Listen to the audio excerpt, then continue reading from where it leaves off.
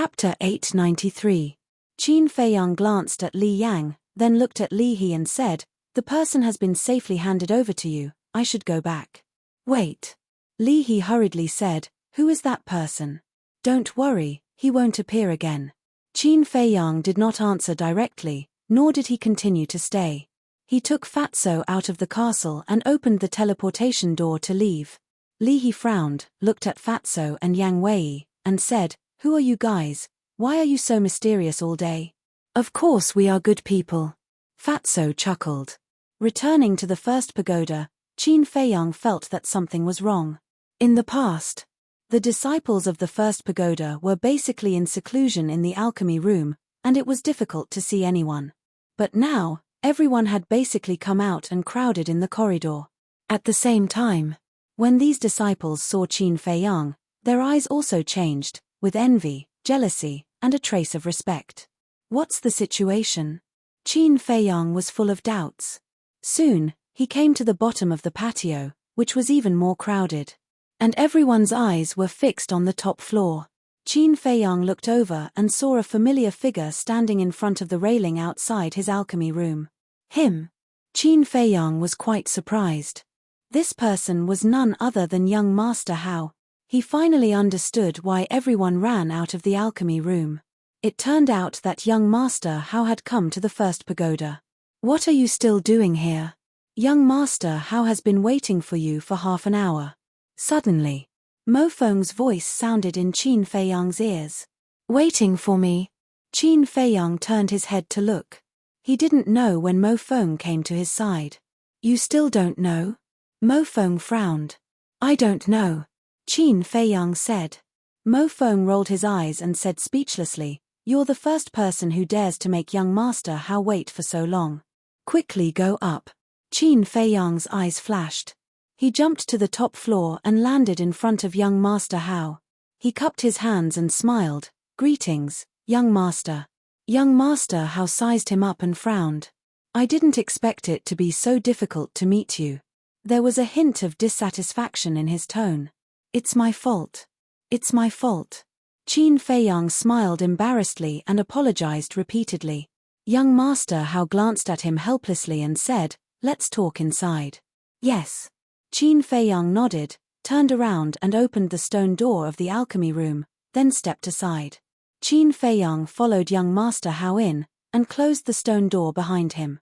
Young Master Hao looked around the alchemy room, then turned to Qin Feiyang and said with a smile, "Thank you so much for today." Qin Feiyang was startled, then said with a faint smile, "It's nothing." "It's nothing." Young Master Hao sighed deeply and said, "It's nothing, but it has fulfilled my long-cherished wish. So I must thank you properly." Qin Feiyang said, "So you're saying that you've successfully seen her true appearance?" "Yes, I've seen her. She's very beautiful." Young Master Hao nodded with a face full of infatuation. "Then congratulations." Qin Feiyang cupped his hands and smiled. Young Master Hao collected himself and said, "Tell me, how do you want me to repay you?" Qin Feiyang hesitated for a while, then made up his mind and said, "I want to become the disciple of the Chief Tower Master." Young Master Hao raised his eyebrows and said in a low voice, "So you came to help me with a purpose?" Qin Feiyang didn't mind at all. He said with a faint smile, "There's no free lunch in this world. You should have heard of this saying. The five-colored crystal was with the Chief Tower Master. Only by becoming his disciple would he have a better chance." Young Master Hao laughed, but it was a sneer. "I've also learned about your situation. Level 11 mind power. And in the Chief Tower, there are plenty of people with stronger mind power than you. What qualifications do you have to become my father's disciple?"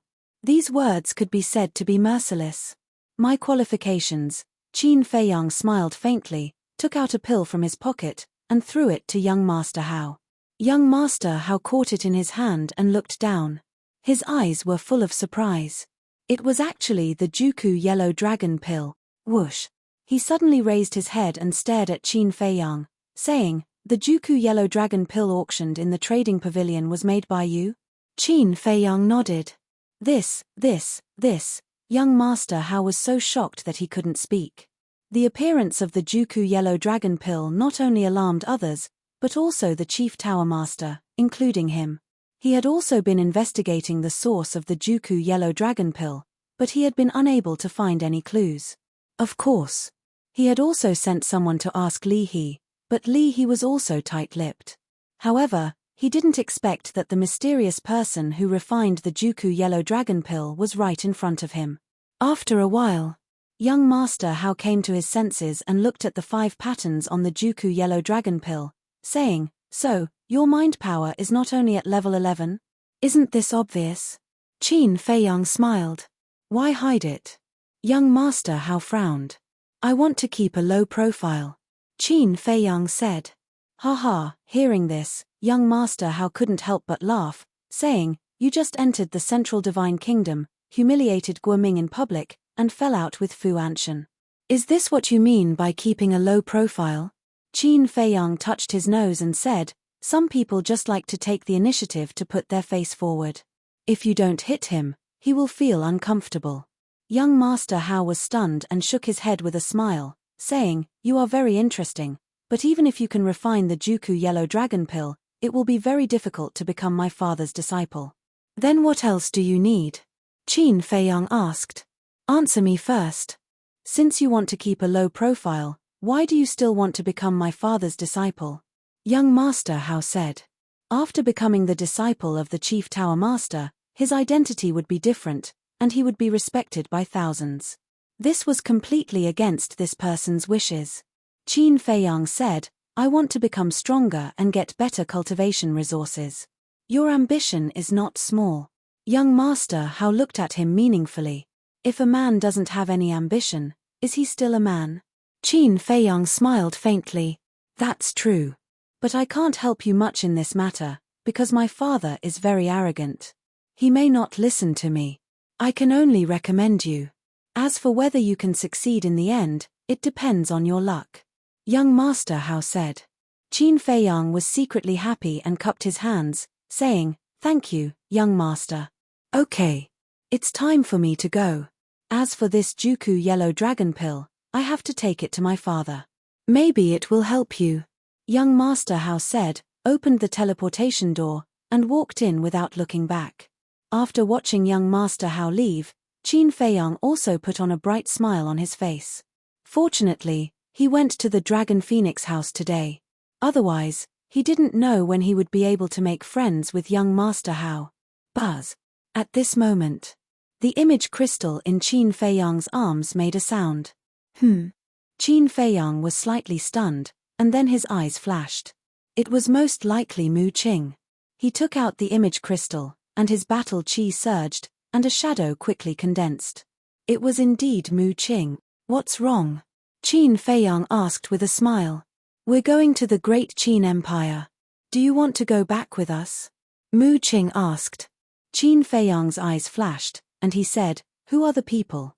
Mu Qing said impatiently, "Don't ask so many questions. Just tell me if you're going or not. It's very dangerous." Qin Feiyang frowned. Of course he had to go back, but he had to be more tactful. Otherwise, with Mu Qing's mind, he would definitely find some clues. Mu Qing said, "We're just going to check out the situation. We won't do anything. What danger can there be?" "I see." Qin Feiyang pondered for a while and nodded. "Go, when do we set off?" "Wait for us at the Black Cloud Mountain tomorrow morning." After Mu Qing finished speaking, the shadow quickly disintegrated. "Us." Qin Feiyang was stunned, and then he smiled. These 2 words revealed a lot of information. Because, if Mu Qing was alone, he would definitely say, "Wait for me at the Black Cloud Mountain," instead of saying, "Wait for us at the Black Cloud Mountain." In other words, Mu Qing was not the only one on this trip to the Great Qin Empire. Next, Qin Feiyang walked into the cultivation room, took out the soul refining technique, sat cross-legged on the ground, and continued to comprehend. A day passed quickly.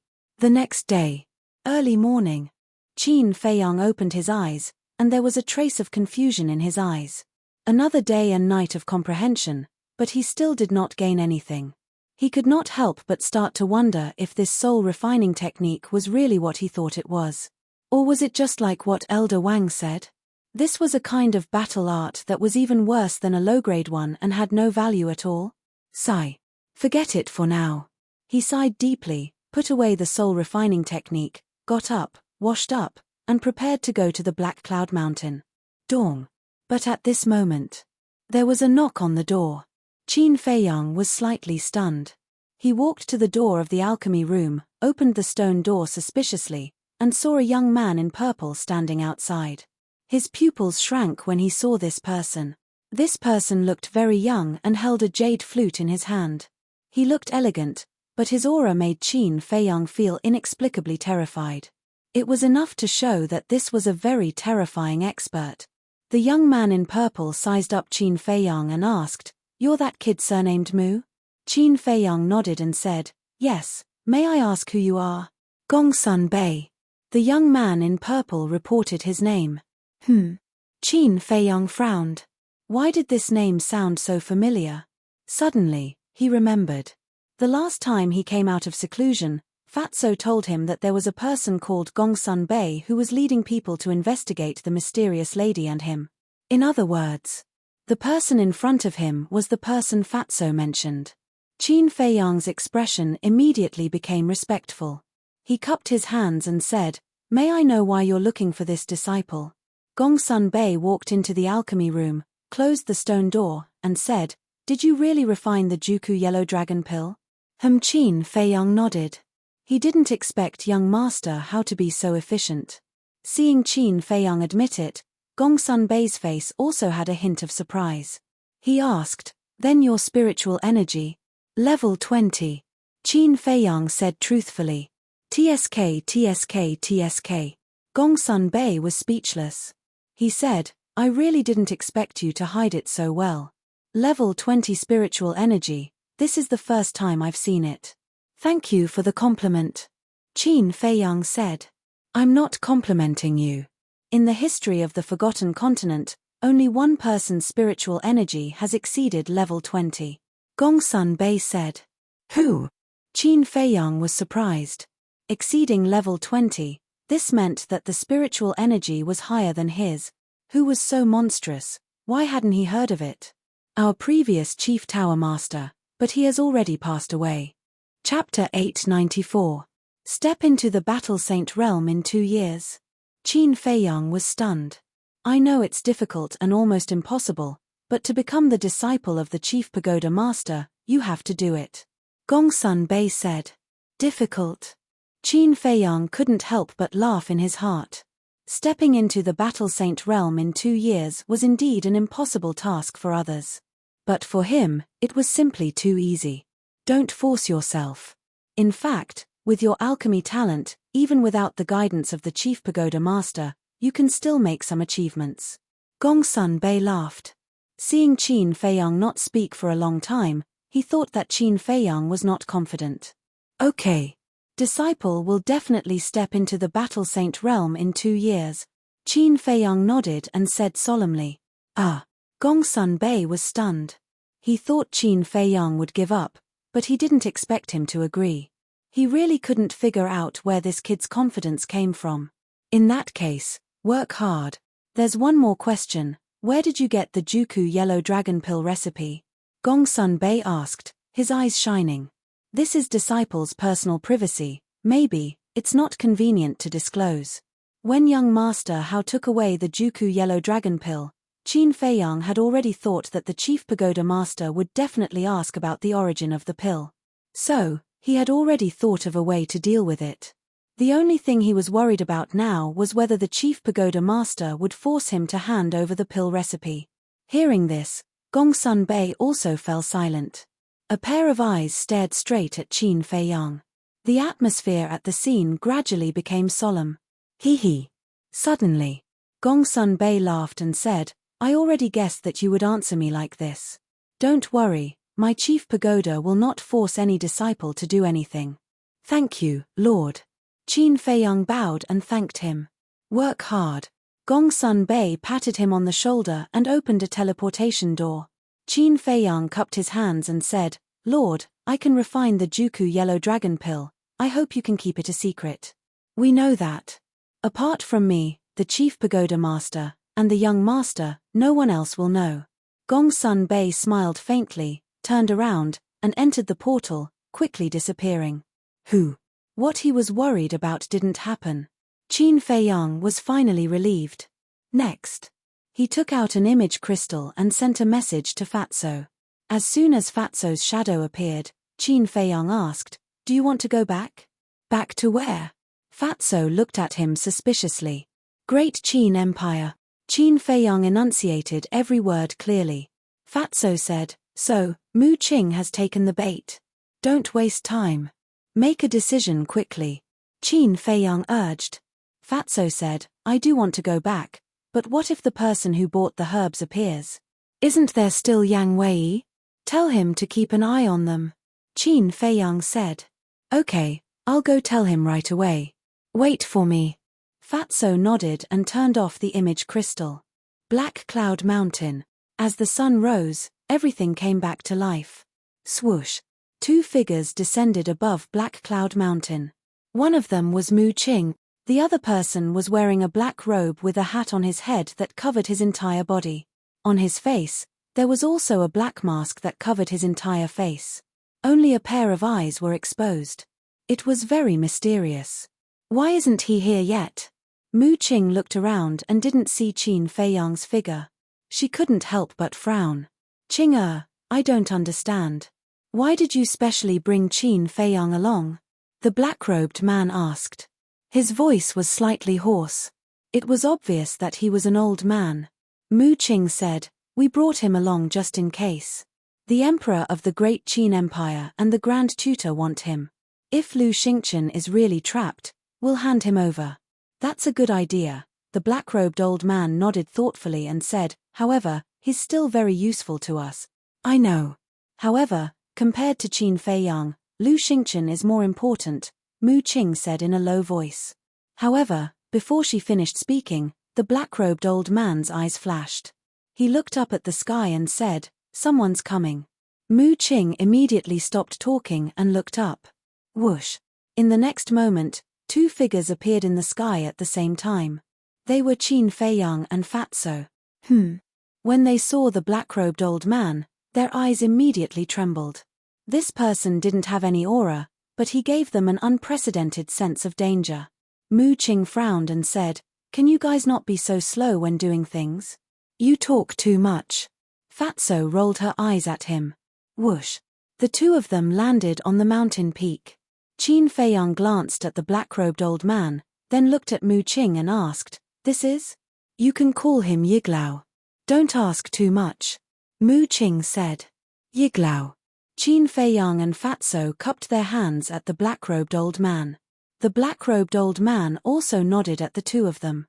Mu Qing looked around and said respectfully, "Yiglao, please open the space-time gate." Boom.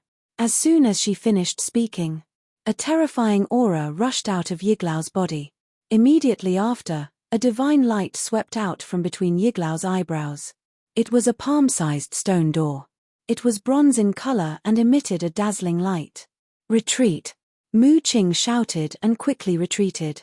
Qin Feiyang and Fatso looked at the space-time gate in surprise and retreated into the distance. The black-robed old man asked, "Are we going directly to the imperial capital or somewhere else?" "Let's go to the imperial capital," Mu Qing said without hesitation. Fatso said, "No, let's go to Cloud State first." Mu Qing turned to look at Fatso and raised her eyebrows slightly. "It's time to settle some scores," Fatso said in a deep voice. His eyes flashed with a shocking cold light. Qin Feiyang glanced at him, then looked at Mu Qing and said, "Let's go to Cloud State first." He knew why Fatso wanted to go to Cloud State first. Kill the governor of Cloud State. Perhaps this was the main reason why Fatso returned to the Great Qin Empire. Mu Qing glanced at the two of them and said, "I think I need to make it clear to you that the spacetime gate can only be used once a day. Don't you still have a fake spacetime gate? When we go to Cloud State and fulfill Fatso's long-cherished wish, we can use the fake spacetime gate to go to the imperial capital. It won't take much time," Qin Feiyang said. "So troublesome." Mu Qing grumbled in annoyance and nodded to the black-robed old man. The black-robed old man said, Give me the coordinates. Qin Feiyang immediately gave the coordinates of Cloud State to the black-robed old man. The black-robed old man raised his arm and pointed his index finger at the spacetime gate. A dazzling battle aura gushed out from his fingertip and poured into the spacetime gate. When the battle aura surged, the three of them felt a mighty divine aura surging out in all directions. This is, Qin Feiyang's eyes widened. He had encountered such a divine aura before. It was when he faced the Imperial Advisor. Didn't you say that your Mu family doesn't have any fake gods? Then who is he? He looked at Mu Qing, his eyes shining. Mu Qing glanced at him coldly and said nothing. She then looked at the black-robed old man. Qin Feiyang raised his eyebrows and looked at Fatso. He didn't continue to ask. Clang. Suddenly, a loud sound exploded in this place. It was like rolling thunder, shaking the sky and the earth. The palm-sized spacetime gate began to expand in the wind, emitting a dazzling light. It was like a scorching sun descending, and gradually filled with a wisp of divine aura. As the spacetime gate grew bigger, the divine aura became more terrifying. The mountains, rivers, and earth began to tremble. The fierce beasts in the mountain stream crawled on the ground in fear. Qin Feiyang glanced at the trembling mountains and looked at the back of the black-robed old man. There was an imperceptible light in the depths of his eyes. Regardless of whether he could save his mother this time, at least he had figured out the foundation of the Mu family. Suddenly, he noticed that the black-robed old man's body was also trembling slightly, as if he was a little weak. What's going on? Qin Feiyang looked at Mu Qing. It takes a lot of energy to revive the spacetime gate. Yiglao can only barely revive it. Mu Qing said in a low voice. There was a trace of worry between her eyebrows. Time passed breath by breath. Yiglao trembled more and more violently. Moreover, his body had also become thinner. This was caused by excessive consumption of blood and qi. Fatso said, if he can't be revived, I'm afraid he will be sucked dry by the spacetime gate. Don't worry. Although it's difficult, he can still be revived. Because last time, when Shuai and I went to the Nine Nether Underworld, it was Yiglao who revived the spacetime gate. But after that, he needs to recuperate. Mu Qing said. Qin Feiyang and Fatso looked at each other. They didn't expect that it would be so difficult for a fake god to revive a divine artifact. Revive. About 100 breaths. Yiglao suddenly shouted. The spacetime gate, accompanied by a loud sound, expanded to several feet high, releasing a shocking aura. At this moment, the void shattered, and the earth sank. The Black Cloud Mountain also shattered in an instant, turning into ashes. Let's go. Following closely, Yiglao shouted in a low voice, turned into a stream of light, and rushed into the spacetime gate without looking back. Is he going too? Qin Feiyang asked. Nonsense. The Imperial Preceptor already knows that you are in the Forgotten Continent. The teleportation altar in the Butterfly Valley must be heavily guarded. If Yiglao doesn't go, how can we come back? Mu Qing rolled her eyes at him and rushed towards the spacetime gate. Qin Feiyang and Fatso looked at each other and quickly followed. Finally, the three of them entered the spacetime gate one after another. And at this moment, the golden figure that appeared again and again appeared in the distant void, looking at the spacetime gate. The golden light enveloped his entire body. His face couldn't be seen clearly, and it was impossible to guess what he was thinking at this moment. When the spacetime gate disappeared, he disappeared without a trace again. At the same time, Cloud State, above the city. Boom. Clang. A series of loud sounds suddenly resounded. In the sky, the wind and clouds were surging. What's going on? The people in the city gathered on the streets, looking at the sky. Look, that void is broken. Suddenly, someone pointed to a certain place in the sky, only to see that the void there was crazily cracking inch by inch. The void is broken. Could it be that some rare treasure has appeared? Chapter 895. The wind howled and the void cracked. It was a terrifying scene. Everyone thought that some kind of supreme treasure had appeared in this world. Whoosh. 11 figures flew into the sky and stood above the city. The leader was a white-haired old woman. She was as thin as a match and her eyes were sunken. There was a hint of viciousness between her eyebrows. She was the Yoon State Mansion Master. The 10 people behind her were men and women. All of them looked middle-aged and their auras were very powerful. There was no doubt. They were the 10 commanders of Yoon State. The 11 of them stood in the sky and looked at the broken void. Their eyes were filled with shock. Clang. Suddenly, accompanied by an earth-shattering boom, a bronze stone door appeared in the shattered space. The stone door shone brightly and illuminated the sky. What a powerful aura! That must be a treasure. Everyone stared at the stone door and their eyes were filled with greed. The Yoon State Mansion Master and the 10 commanders looked at each other with greed in their eyes. However, just as they were about to rush in, 4 figures appeared in the stone door. There are more people. Everyone was once again bewildered, their gazes firmly fixed on the 4 figures. The 4 figures walked out step by step and their faces became clearer. Finally, the 4 of them walked out of the stone door and stood in the sky. The leader was an old man in a black robe and a black mask on his face. He looked mysterious. The other 3 were young and they also had an extraordinary aura. Who are they? What a terrifying aura. Everyone's pupils shrank when they looked at the 4 of them. The Yoon State Mansion Master and the 10 commanders were even more shocked. Due to the fact that they were stronger than the others, they were able to sense the danger brought forth by those 4 people even more. Especially the old man in the black robe. In the eyes of the Yoon State Mansion Master and the others, he was like the god of death. They're finally back. One of the young men in white looked at the sky and muttered to himself. Yes, everyone is here. One of them nodded and glanced at the 4 of them. His eyes were filled with coldness. Who are you? The Yoon State Mansion Master swallowed and asked carefully. Who are we? The young man in white mumbled. We are your nightmares. The Yoon State Manor Lord frowned. What did he mean by that? Why couldn't he understand? Don't worry. You'll understand soon. The white-robed young man grinned. He took out a facial restoration pill and threw it into his mouth. The young man next to him chuckled and swallowed a facial restoration pill. Immediately, their appearances quickly changed. A short while later, 2 familiar faces and 2 familiar figures appeared in the sight of the Yoon State Mansion Master. Qin Feiyang. Situ Tianyu. It's you. The Cloud State Mansion Master's expression changed drastically. The 10 commanders also turned pale with fright. The city was in an uproar. They still remembered clearly that when Qin Feiyang and his group broke into the Cloud State, they destroyed the 3 superfamilies of the state capital, the Xia family, the He family, and the Yuan family. That battle had even alarmed the prefecture lords of the various states. The past was still vivid in his mind.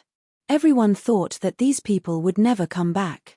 Who would have thought that a few years later, they would actually appear again?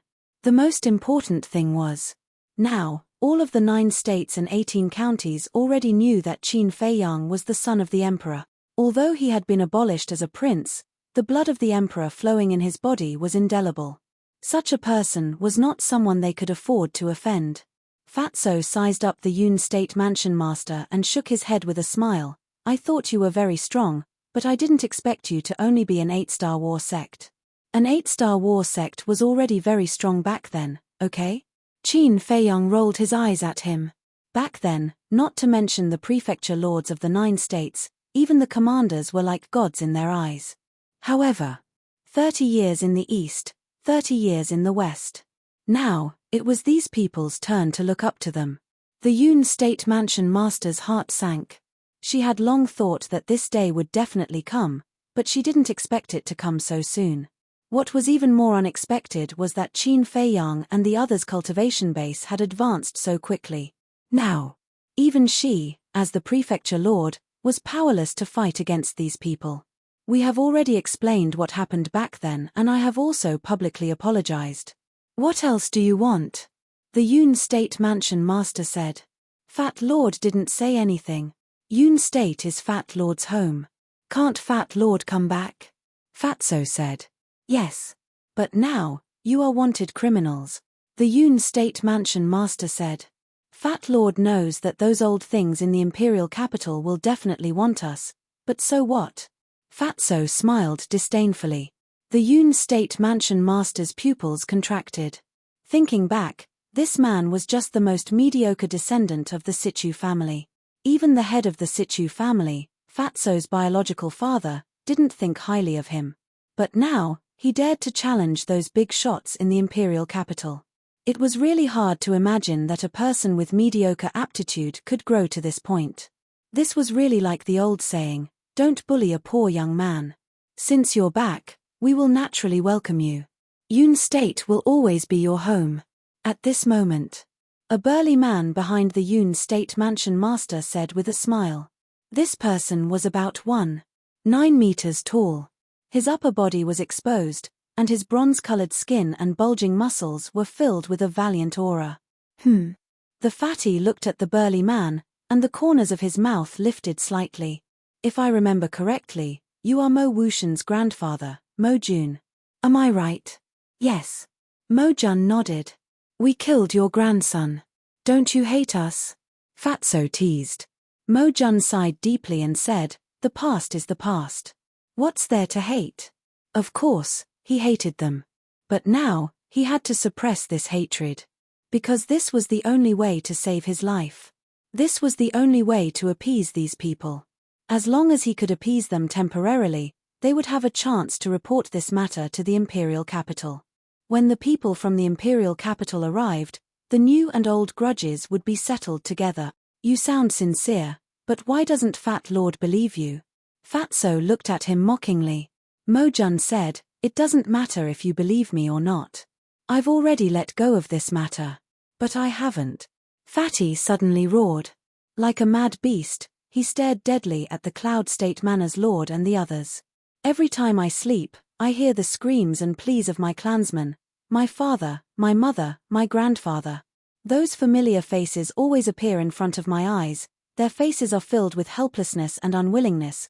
They seem to be asking me why the Situ clan is so loyal to Yoon State, the Mansion Master, and the Great Qin Empire. But why did they end up like this? Do you know how I've been through all these years? Every day feels like a year, and I'm living a life worse than death. I've been thinking, why is the heavens so unfair? Not only were the good people framed and slaughtered, but they also had to bear the infamy for more than 10 years while the bad people were able to live freely in the world. In the end, I finally found the answer. This is the way of the world. You can't blame others, you can only blame yourself for being too useless. That's why I have to learn to be strong and become stronger. I want to trample all those who humiliated me under my feet."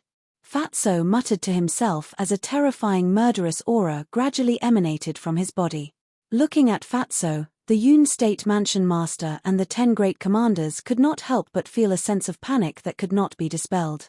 The Yoon State Mansion Master said, "I'm very sorry about what happened to your Situ clan. But at first, I didn't know it was the He clan who framed you. Then why didn't you investigate clearly before giving the order?" Fatso roared. The Yoon State Mansion Master panicked. "Fat Lord, let me tell you, why didn't you investigate?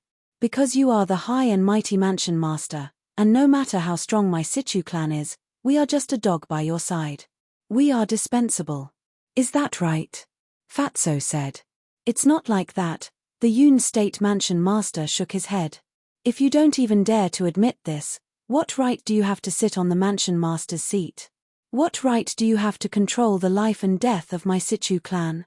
You don't know right from wrong and don't understand reason. You bastards, all of you will die today." Fatso was furious, and the aura of a 9-star battle master erupted like a volcano. At the same time, he activated the dragon transformation art and transformed into his battle form. "Run!" The Yoon State Mansion Master roared. With the cultivation of a 9-star battle master and the enhancement of a perfect battle art, no one in the entire Yoon State could match him. "No one can leave!" Fatso roared, and like a violent beast, he crossed the void and landed in front of a commander with one step. No. He was now a dragon-shaped violent beast. The fan-sized dragon claw reached out and crushed the commander's head. Blood splattered across the sky. Too strong. Seeing this scene, the other 9 commanders trembled in fear. Their faces were pale, and they couldn't summon the slightest bit of courage to fight. The souls of my Situ clan need your blood as a sacrifice. Fatso's killing intent erupted. He attacked with both hands and instantly killed 2 more commanders. Blood dyed the void red. This. The people in the city below were scared out of their wits. In their eyes, the 10 commanders were invincible. But at this moment, in front of Situ Qianyu, they were like clay chickens and pottery dogs, unable to withstand a single blow. His strength was too terrifying, wasn't it? How many years had it been, and he had become so strong? How did he do it? In the blink of an eye, another 6 commanders had lost their lives. Until now, only the Yun State Mansion Master and Mo Jun were still alive. The entire city was dead silent. The Yun State Mansion Master and Mo Jun were also drowned in deep fear. Revenge breeds revenge. When will it ever end? Let go, child. At this moment, a sigh was heard. An old man with mottled white hair flew over from afar and landed in front of Fatty. He looked even older than the Yun State Mansion Master, but his aura was stronger than the Yun State Mansion Master. 9-star Battle Master. You are. Fatso frowned. Chapter 896. So it's you. Fatso suddenly realized and said, "Are you planning to help them?" The old man said, "I won't help anyone, I'm just here to resolve this hatred. The seed of hatred has already sprouted, it's not something you can resolve just because you say so. Fat Lord also wants to ask you, what were you doing when they massacred my Situ family? Since you're so kind, shouldn't you come out and stop them?" Fatso said. This old man did stop them, but when this old man received the news and rushed over, it was already too late. The old man sighed. Ridiculous. Fatso was so angry that he laughed and landed in front of Mo Jun's body and mind tightened. Just as he was about to escape, Fatso's arm shot out and grabbed his neck. "Lord, save me." Mo Jun hurriedly called for help. "No one can save you now." Fatso sneered and looked at the old man. "Back then, you didn't help my Situ family. Now, I advise you, it's best not to interfere." After saying that, his 5 fingers began to close, and Mo Jun gradually entered a suffocating state. "Lord, I don't want to die yet, save me." Mo Jun looked at the Yun State Mansion Master and screamed. However, the Yun State Mansion Master did not have any reaction. If there was a way, she would have done it long ago and would not have waited until now. "Oh right, I still have a trump card in my hand." Suddenly, she seemed to have thought of something and hurriedly looked at Fatso and shouted, "Let him go immediately, or I'll kill Situ Hai." "Uncle Hai!" Fatso was shocked. He stared at the Yun State Mansion Master and said angrily, "What did you do to Uncle Hai?"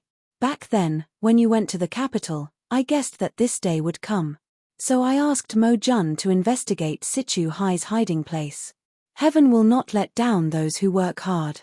Last year, we finally found his whereabouts and found the cemetery where your clansmen were buried. At that time, we caught him. As for his safety, it's fine now, but if you dare to continue to be presumptuous, then it's hard to say." The Yun Prefecture Master sneered coldly. Fatso's eyes darkened as he let go of Mo Jun. Mo Jun immediately ran towards Yun State's Manor Lord, his entire body drenched in cold sweat. Fatso said, "Hand over Uncle Hai, and Fat Lord will leave your corpses intact. No, you have to promise me that you will never hurt us again and never step into the cloud state again. Then, I will return Situ Hai to you." The governor of Yun State said. Fatso's eyes flickered as he struggled. In the end, he nodded and said, "All right, I promise you. Let him go immediately. It's impossible to release him now. Because I can't believe your words. You guys leave first. Later, I will open the portal and send Situ Hai to the capital of the spiritual state. You guys can go there and find him." The governor of Yun State said. She was also stalling for time. As long as she could trick Qin Fei Yang and the others into going to the spiritual state, she would have time to report this to the imperial capital. "Haha, old witch, do you think Fat Lord is an idiot? Are you that gullible?" Fatso laughed. Then, he looked at Qin Fei Yang and nodded to Qin Fei Yang. Qin Fei Yang smiled. With a thought, the double-winged snow eagle appeared. Qin Fei Yang said, Imprison everyone in the capital. Understood. The double-winged snow eagle chuckled. The terrifying Saint Aura was like a raging wave, instantly enveloping the entire capital. Everyone was imprisoned at this moment. The pupils of the former governor of Yun State contracted. It was actually a saint beast. They even had a saint beast by their side. What had these people experienced all these years? At the same time, the governor of Yun State and Mo-jun's faces were also full of disbelief. The fear in their hearts was even greater than before. Do you think you can threaten us by taking Uncle Hai away? With a contemptuous smile, Fatso walked step by step to the governor of Yun State. What do you want to do? The governor of Yun State was completely scared. He wanted to run, but he was imprisoned by the majesty and couldn't run. Fatso said, I'll give you one last chance. Tell me where Uncle Hai is. The governor of Yun State was so scared that he couldn't even speak. You're not going to say it? Then go to hell. A cold light flashed in Fatso's eyes. He suddenly raised his dragon claw and directly punched the head of the governor of Yun State. Blood splattered all over Mo-jun, who was beside him. Immediately, Mo-jun's entire body was cold, his face was pale, and his soul was scared away. Shua. Fatso turned to look at Mo-jun and chuckled. Are you going to say it or not? That smile, in Mo-jun's eyes, was like the god of death waving at him. I'll say it. Facing Fatso's bloody methods, his inner defense finally collapsed. Where is he? Fatso asked. He's in the governor's backyard. We didn't hurt a single hair on him. Instead, we treated him like a guest and treated him well. Can you do me a favor and let me go? I swear, I will be honest in the future and never go against you again. Mo-jun begged.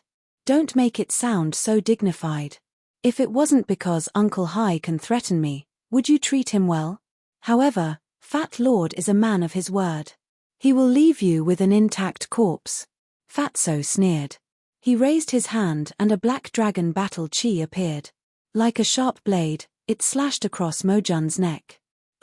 Mo-jun immediately screamed. Blood spurted out from the wound on his neck. Soon, he breathed his last and died. And Fatso's face didn't have the slightest hint of joy. Instead, there was a trace of disappointment that couldn't be removed. He stood in the air for a long time without saying a word. Qin Feiyang walked forward and asked, the murderer and accomplice are both dead, why are you still so depressed? Yeah, they're all dead. I should be happy, but I just can't feel happy. Fatso raised his head and looked at Qin Feiyang, his eyes full of confusion. Qin Feiyang smiled and said, it's emptiness, right? It's like you've lost your goal and have no motivation. Fatso nodded. I can understand. All these years, the only thing that can keep you moving forward is the hatred in your heart. And now that you've taken your revenge, you feel like you're missing something in your heart? Qin Feiyang said. Yes, it's the feeling. Fatso said. Qin Feiyang immediately slapped Fatso's head and said angrily, are we still brothers? You've taken your revenge, but what about me? Fatso was slightly stunned. That's right. His revenge had been taken, but his boss's revenge hadn't been taken yet. His boss's matter was equivalent to his matter. That's right. He had to pull himself together and continue to fight. However, his head still hurt a little. What does your revenge have to do with Fat Lord? Don't mess with me. He glared at Qin Feiyang and snorted. Then, he turned and flew toward the central city with a smile on his face. Qin Feiyang shook his head and laughed. He glanced at the previous mansion master and said lightly, you don't have to report this to the imperial capital, because we'll be there soon. With that, Qin Feiyang nodded to the double-winged snow eagle. The double-winged snow eagle understood and immediately withdrew its holy aura. I'm old and can't care so much. It's the world of you young people now. The old man glanced at Qin Feiyang and the other two, then turned and left with a sigh. Mu Qing, who hadn't spoken since the beginning, frowned and said, now that you're done, can we go to the imperial capital? Qin Feiyang pondered and said, I have to go to the spiritual state again. Wait for me here. The spiritual state? Are you crazy? There must be people from the imperial capital in the spiritual state now. Mu Qing said angrily. I know, but I have to go and find out the situation. After Qin Feiyang finished speaking, he opened a teleportation gate and walked in with large strides. This bastard really does things his own way. Mu Qing was quite angry. Don't worry, we have to wait until tomorrow to open the portal and return to the Forgotten Continent. The black-robed old man said telepathically. The portal behind him had already been retracted into his body when Fatso went on a killing spree. Mu Qing raised her eyebrows and turned to look at the black-robed old man. She asked in a low voice, Ancestor, are you okay? I'm fine, just overused my divine power. I just need to rest for a while. The black-robed old man said. Mu Qing said worriedly, Can you take it when we open the portal tomorrow? The black-robed old man thought for a moment and said, By tomorrow, my divine power should have recovered a lot. It shouldn't be too big of a problem. That won't do. Let's stay a few more days. We'll go back when your divine power has completely recovered. Mu Qing said. Okay, you arrange it. The black-robed old man smiled. From this conversation, it could be seen that this person trusted and doted on Mu Qing a lot. Spiritual State Capital. East City Treasure Pavilion. In a lounge, a dignified woman in white was sitting at a desk with her head lowered and writing something. Swoosh. Suddenly, a young man in white descended into the lounge. The woman in white frowned and looked up at the young man. At that moment, she froze there, her expression was full of disbelief. Aunt Shui, it hasn't been long since we last met. Don't tell me you can't recognize me. Qin Feiyang grinned. That's right. This woman in white was Luo Qingzhu's mother, Luo Qianxue. Is it really you? Luo Qianxue's body trembled. She put down the pen in her hand, looked at Qin Feiyang, and slowly stood up. It's the real deal. Qin Feiyang said with a smile. Luo Qianxue immediately walked in front of Qin Feiyang. Looking at the familiar but weather-beaten face in front of her, tears couldn't help but fall from her eyes. That was the love and care of a mother for her son. But suddenly, Luo Qianxue seemed to have thought of something and bowed. Greetings, Your Highness. Aunt Shui, what are you doing? I already said that in front of you, I am your son. Qin Feiyang quickly bent down and helped Luo Qianxue up. Okay. No matter what, as long as you come back safely. Luo Qianxue was very happy and excited. She took Qin Feiyang's hand and walked to the side of the coffee table to sit down.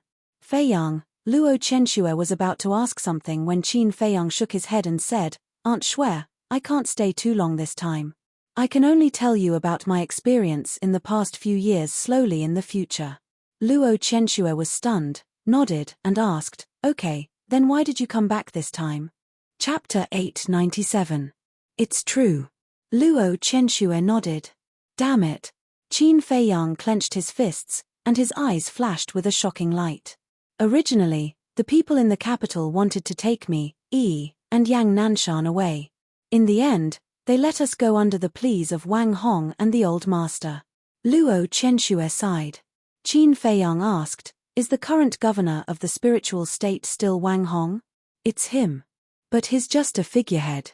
Now, there's a large group of invincible black army guarding the city. They won't leave until they catch you. Luo Qianxue said. Qin Feiyang blamed himself. It's all my fault. Don't say that. Whether it's me or the old master, we all treat you as our own child. As long as you're fine, we'll be at ease. Luo Qianxue patted the back of Qin Feiyang's hand and comforted him. But Aunt Shui, I can't be at ease. Qin Feiyang lowered his head, his face full of pain. If Luo Qianxue scolded him or beat him up, he would feel better. But the more she did, the more guilty he felt. Okay, don't blame yourself. Life is short. What you need to do now is to stay alive. Only when you're alive will there be hope. Luo Qianxue touched Qin Feiyang's head dotingly and said. Okay. Qin Feiyang nodded, suppressed his emotions, and asked, Where's Yin Yuanming? Why don't I see him? He's at the auction house. If you want to see him, I'll call him over now. Luo Qianxue said. No need. The fewer people who know about my return, the better. Qin Feiyang waved his hand and smiled. After a moment of silence, he asked, "How's Yi?" "That girl is working very hard. Since you left, she has been in seclusion. Now, it's said that she has suddenly become a 9-star combat emperor." "Oh right, there's another little girl. She's on very good terms with Yi now. Yang Nanshan likes her a lot too. I asked Yang Nanshan last time. He said that the girl was your little girlfriend. Is that true?" Luo Chenxue looked at Qin Feiyang curiously. "Little girlfriend?" Qin Feiyang was stunned. Why didn't he know that he had a little girlfriend? Suddenly, a peerless beauty appeared in his mind, and he hurriedly asked, "What's her name? What does he look like?" "She's called Yu Er. She has long golden hair and always wears a light golden dress. Anyway, she's very pretty," Luo Chenxue said. "That's her." Qin Feiyang smiled bitterly. "Is she really your little girlfriend?" Luo Chenxue was surprised. "I guess so." Qin Feiyang sighed deeply and asked, "Is she also in the temple?" "Yes. Furthermore, her cultivation speed is not the slightest bit inferior to Yi's. Right now, she and Yi are known as the twin prides of the inner palace," Luo Chenxue said. "What's the point of this?" Qin Feiyang sighed inwardly. The person that Luo Chenxue was talking about was definitely the mermaid princess. In order to follow in his footsteps, she actually left the Sea of Despair. Didn't she know how dangerous it was for people on land? If her identity was exposed, not only would she suffer, but the entire mermaid clan would also be implicated. Was it worth it to take such a huge risk for him? What a silly woman. I can't tell. He's usually an honest child, but he's actually hiding a little beauty in the dark. How is it? When are you going to bring her to see me personally? Luo Chenxue didn't know about this and teased. "She's in the city now. You can see her anytime you want. Do you still need me to bring her here?" Qin Feiyang smiled bitterly. "How can it be the same?" Luo Chenxue said with a straight face. Yes. When I have time, I'll definitely bring her to see you personally." Qin Feiyang was rather helpless. Luo Chenxue shook her head and laughed. She said with a serious face, "Let's stop joking. What do you plan to do next?" Qin Feiyang said, "I'll go to the imperial capital later and see if I can save my mother. As for the future, let's talk about it later. Going to the imperial capital with your current strength, isn't it like sending a lamb to a tiger's den?" Luo Chenxue was shocked. "I know, but I can't control myself. If I don't go, I'm afraid I can't cultivate in peace," Qin Feiyang said. Luo Chenxue fell silent. After a long while, she smiled and said, "If you want to go, then go. But remember, you must survive." "Okay." Qin Feiyang nodded. He took a deep look at Luo Chenxue and stood up resolutely. He opened the portal and left. Yunju. In the sky above the city, Fatso had already returned. Beside him was a skinny old man in black. It was Sichu Hai. "Greetings, Your Highness." Seeing Qin Feiyang appear, Sichu Hai immediately bowed. Back then, when he learned that Qin Feiyang was the son of the emperor, he was also greatly shocked. It was only then that he understood why Fatso would follow this person so loyally. Qin Feiyang smiled and said, "I'm no longer Your Highness. Elder, you don't have to be so polite." No. Even if you're no longer Your Highness now, I should thank you for taking care of Qianyu all these years," Sichu Hai said. Qin Feiyang smiled and didn't say anything else. "Can we go now?" Mu Qing looked at them and said impatiently. "Let's go," Qin Feiyang said. "Wait." Sichu Hai quickly reached out his hand and turned to Fatso. He said, "Qianyu, come with me. I want to talk to you privately." "Okay." Fatso nodded and followed Sichu Hai to the side. Sichu Hai turned around and glanced at Qin Feiyang. He said through voice transmission, "Qianyu, I know there are some things that I can't say, but I really can't hold it in." "What?" Fatso was puzzled. "Although everything you have today is because of Qin Feiyang, you've been at his beck and call all these years. It can be said that you've repaid him a lot." Sichu Hai thought to himself. Fatso raised an eyebrow and said, "What are you trying to say?" What I'm trying to say is that now that he's going against the emperor, he won't have a good ending. It's best that you leave him. Sichu Hai said. Uncle Hai, you're asking me to be an ungrateful person, Fatso said angrily. This isn't being ungrateful. It's being sensible. You're the only heir left in the Sichu family. Nothing can happen to you. Moreover, who's the emperor? He's the ruler of the great Qin Empire. You can't fight against him at all. So, Tianyu, listen to my advice and leave him. I believe Qin Feiyang can understand you. Sichu Hai tried his best to persuade him. Shut up. Fatso was angry. I, Fatso, may not be a powerful person, but I still know the word loyalty.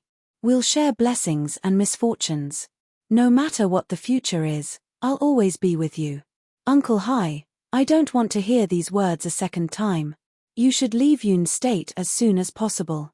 The death of the Yun State Mansion Lord will be known by the people in the imperial capital sooner or later. When they investigate, you'll be the first to be taken away.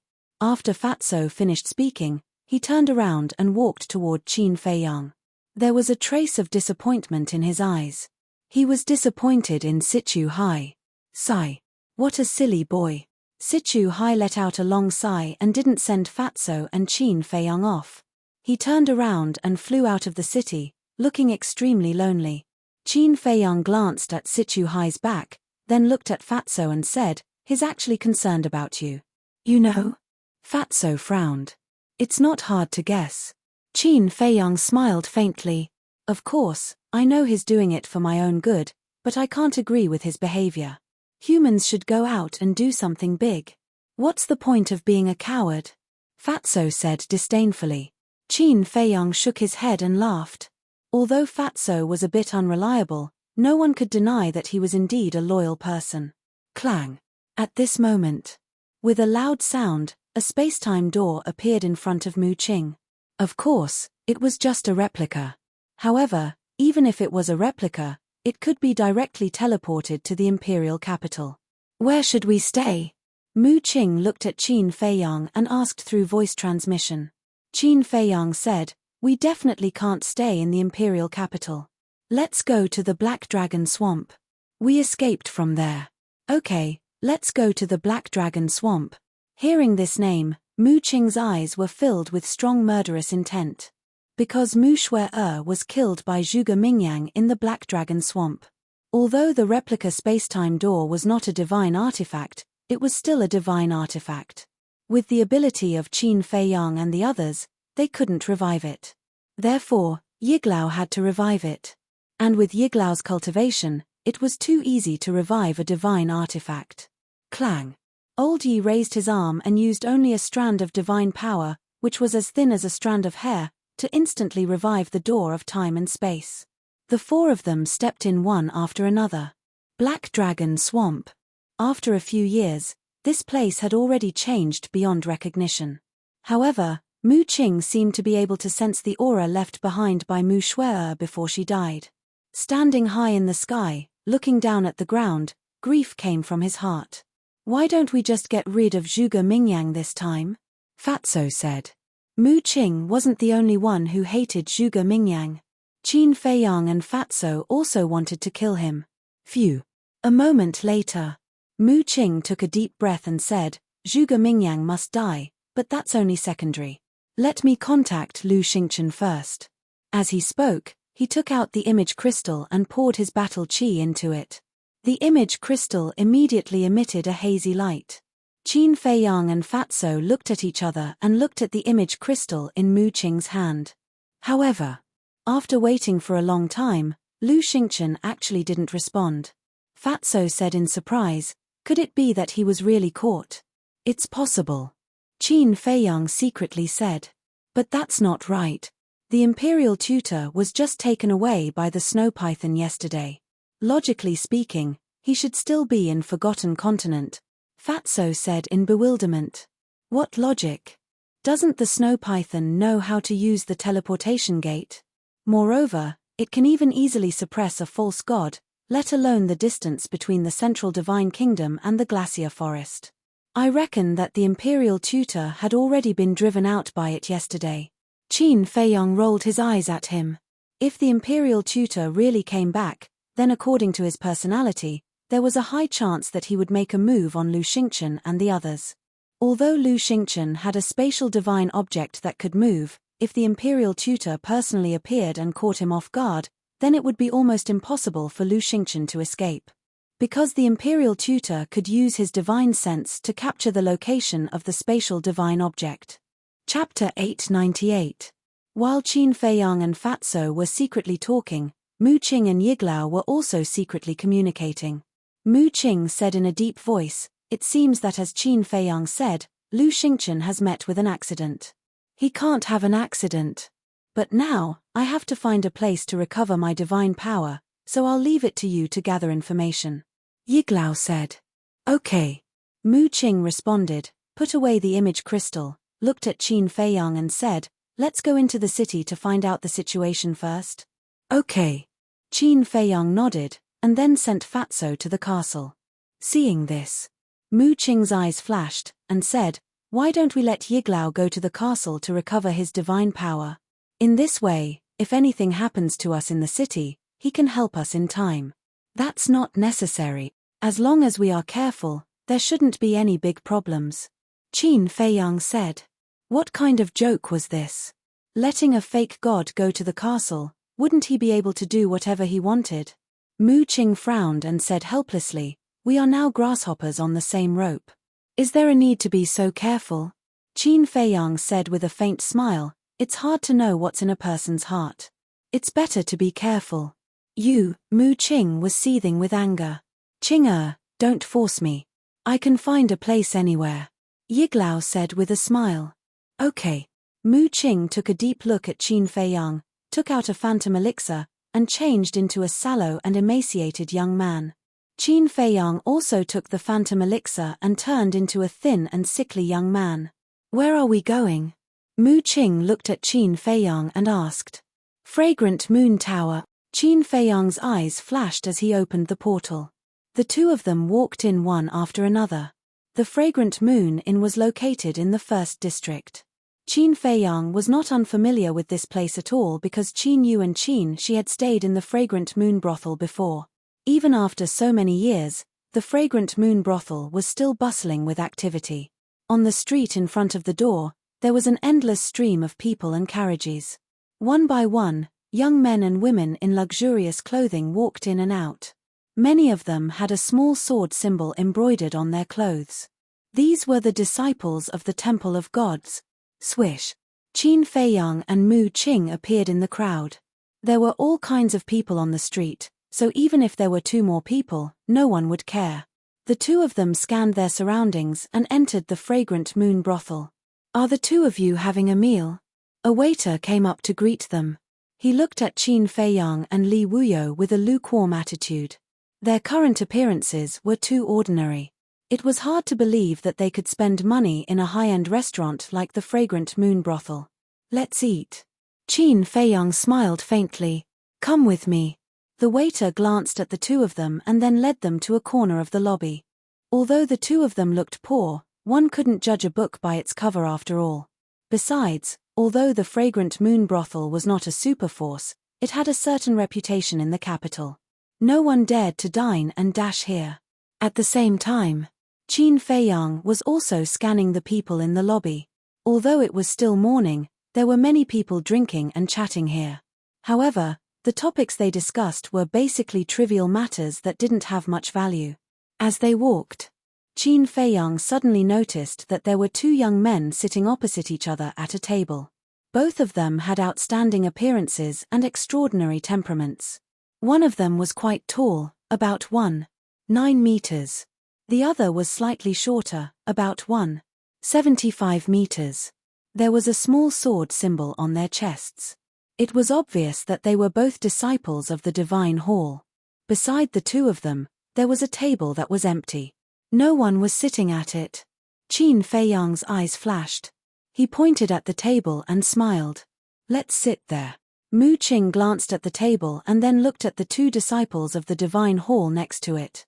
He immediately understood Qin Feiyang's intention. He shrugged and said indifferently, "Anything is fine." The waiter led the two of them over. What would you like to order? After Qin Feiyang and Mu Qing took their seats, the waiter asked with a smile. Qin Feiyang smiled and said, 2 pots of wine first and a few dishes to go with the wine. That's all. Okay. Wait a moment. The waiter shouted, then turned around and ran away in a hurry. Mu Qing glanced at the 2 disciples of the Divine Hall and then looked at Qin Feiyang. He smiled and said, I haven't been to the capital for many years. I wonder if there have been any changes. As he spoke, he winked at Qin Feiyang. Qin Feiyang understood and whispered, I heard that all the princes were killed. I don't know if it's true or not. Although he deliberately lowered his voice, the 2 disciples of the Divine Hall next to them still heard it clearly. The 2 of them couldn't help but turn to look at Qin Feiyang and Mu Qing, frowning slightly. Qin Feiyang and Mu Qing pretended not to see it and continued their discussion. After a while, the waiter brought 2 pots of wine and 4 dishes. He put them on the table and then turned to leave. The 2 disciples of the Divine Hall were still paying attention to Qin Feiyang and Mu Qing. Qin Feiyang and Mu Qing looked at each other with an imperceptible smile in their eyes. Then, the 2 of them drank and discussed as if nothing had happened. You two, just have a few words. Don't keep talking. The short young man finally couldn't help but turn to Qin Feiyang and Mu Qing and whispered. Qin Feiyang and Mu Qing looked at the man suspiciously. The short young man said, I'm doing it for your own good. If you continue to talk, you may die. Qin Feiyang and Mu Qing looked at each other, their eyes full of surprise and doubt. Mu Qing whispered, Brother, what do you mean? The tall young man rolled his eyes and said, It means that the topic you are talking about is already a taboo in the capital. Taboo? So the princes were really killed? Qin Feiyang said in surprise. Shut. The 2 disciples of the Divine Hall suddenly changed their faces and hurriedly made a gesture to Qin Feiyang to keep quiet. Qin Feiyang also immediately covered his mouth, pretending to be frightened and glancing around. Let me tell you, the short young man wanted to say something, but he stopped and waved his hand. Forget it, I won't say anything. If you want to die, continue your discussion. Brother, what's going on? Don't keep us in suspense. Qin Feiyang transmitted his voice with a curious expression. How about this? A few days ago, we happened to get a spiritual sea pill. If you two are willing to tell us, we'll give it to you for free. Mu Qing offered a tempting offer. A spiritual sea pill. The 2 disciples' eyes lit up. Although they were disciples of the Divine Hall, the spiritual sea pill could repair their sea of qi. It was extremely precious for them. The 2 disciples looked at each other and pondered for a moment. The tall young man asked, Do you really have a spiritual sea pill? Mu Qing took out a spiritual sea pill from his Chenkuan bag, shook it, and quickly put it away. The spiritual sea pill only had 1 stripe. Even so, the 2 disciples were still tempted. The short young man looked around and whispered, We can't talk about this here. After all, there are too many people here. Understood. Understood. Mu Qing nodded repeatedly. Then, he and Qin Feiyang looked at each other. A glint flashed in their eyes. Then, they looked up at the busy waiter and waved at him. Come here. The waiter trotted over and asked with a smile, Sir, what can I do for you? Arrange a private room for me. In addition, the previous expenses of the 2 guests here will also be charged to me. Mu Qing pointed at the 2 disciples of the Divine Hall and smiled. They had heard of it. The 2 disciples were overjoyed. The 2 of them were disciples of the Sacred Hall, so this sort of expenditure was nothing to them. However, they were very satisfied with Mu Qing's attitude. A private room? But the waiter was stunned. Are you afraid that we don't have the money to pay? Mu Qing raised his eyebrows. He took out the spiritual sea pill and shook it in front of the waiter.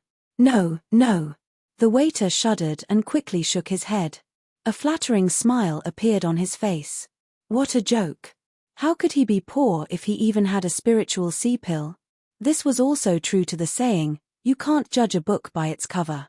Fortunately, they did not offend them before.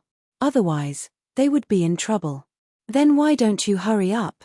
We still have to entertain our distinguished guest. Mu Qing said with a sullen face. Hearing the words distinguished guests, the two disciples of the divine hall also stood up. The smiles on their faces were even brighter. The waiter also looked at the two people with a surprised look. They actually knew disciples of the divine hall? All the more reason to treat them with respect. 4 young masters, please follow me. The waiter smiled flatteringly and quickly led the 4 people upstairs. Soon, they entered a private room on the 4th floor. Qin Feiyang said a few words to the waiter and then let him leave. Mu Qing immediately took out the spiritual sea pill and handed it to the 2 people with both hands. The short young man took it with a smile. He shook his head and said with a smile, I didn't know that the 2 of you were rich. Rich? Qin Feiyang and Mu Qing looked at each other. However, with their wealth, they were indeed worthy of the title of local tycoons. Please sit down. Qin Feiyang stretched out his hand and said with a smile. The 4 people sat in a circle. After a while, the waiter brought 4 jars of the fragrant Moon restaurant's best wine and more than a dozen delicious dishes. How generous. The 2 disciples of the divine hall looked at the dishes on the table and laughed happily. The dishes on the table were estimated to cost at least hundreds of thousands of gold coins. Come, come, come. Don't be polite. Let me propose a toast to the 2 of you. Next. Qin Feiyang and Mu Qing did not ask anything. They just drank with the 2 of them. After the 4 jars of wine were finished, they ordered another 4. In the end, the 2 disciples of the divine hall were a little drunk. It was also at this moment that Qin Feiyang and Mu Qing looked at each other. A cunning smile flashed across their eyes. Qin Feiyang asked calmly, Brothers, are the princes really dead? Dead. The eldest prince, the 2nd prince, and the 15th prince are all dead. They were killed by a man named Qin Feiyang. Feng Yun and Lin Dian, the 2 sons of Marquis, also died in his hands. He is really a killer. By the way, do you know who Qin Feiyang is? He is the 14th prince who was destroyed and expelled from the imperial capital. A few years ago, he came back to take revenge. It is said that he even fought with the emperor. He is extremely cruel. Now, only a group of princesses are left in the imperial palace. But I heard that His Majesty and Empress gave birth to a Ryuko last year. Chapter 899. Another Ryuko? Qin Feiyang furrowed his brows. Mu Qing was also a little surprised. She smiled secretly and said, Congratulations, you have another brother, and he is your biological brother from the same father and mother. Qin Feiyang's face darkened. My mother's position as the empress has already been abolished. Don't you know? Mu Qing was slightly taken aback. She smiled bitterly and said, Don't mention it. I really forgot. The current empress seems to be the first prince's mother? Yes. Qin Feiyang secretly responded. Mu Qing's eyes flashed. She smiled and said, Then I'm afraid no one can take away her position as the empress. Because there was a saying in the royal family. A mother's status depended on her son, and now, all the children of the emperor were princesses. It was impossible for a princess to inherit the throne. So, the Ryuko born by the emperor and empress would definitely be the future crown prince. If there were no accidents, he would definitely become the future emperor of the great Qin Empire.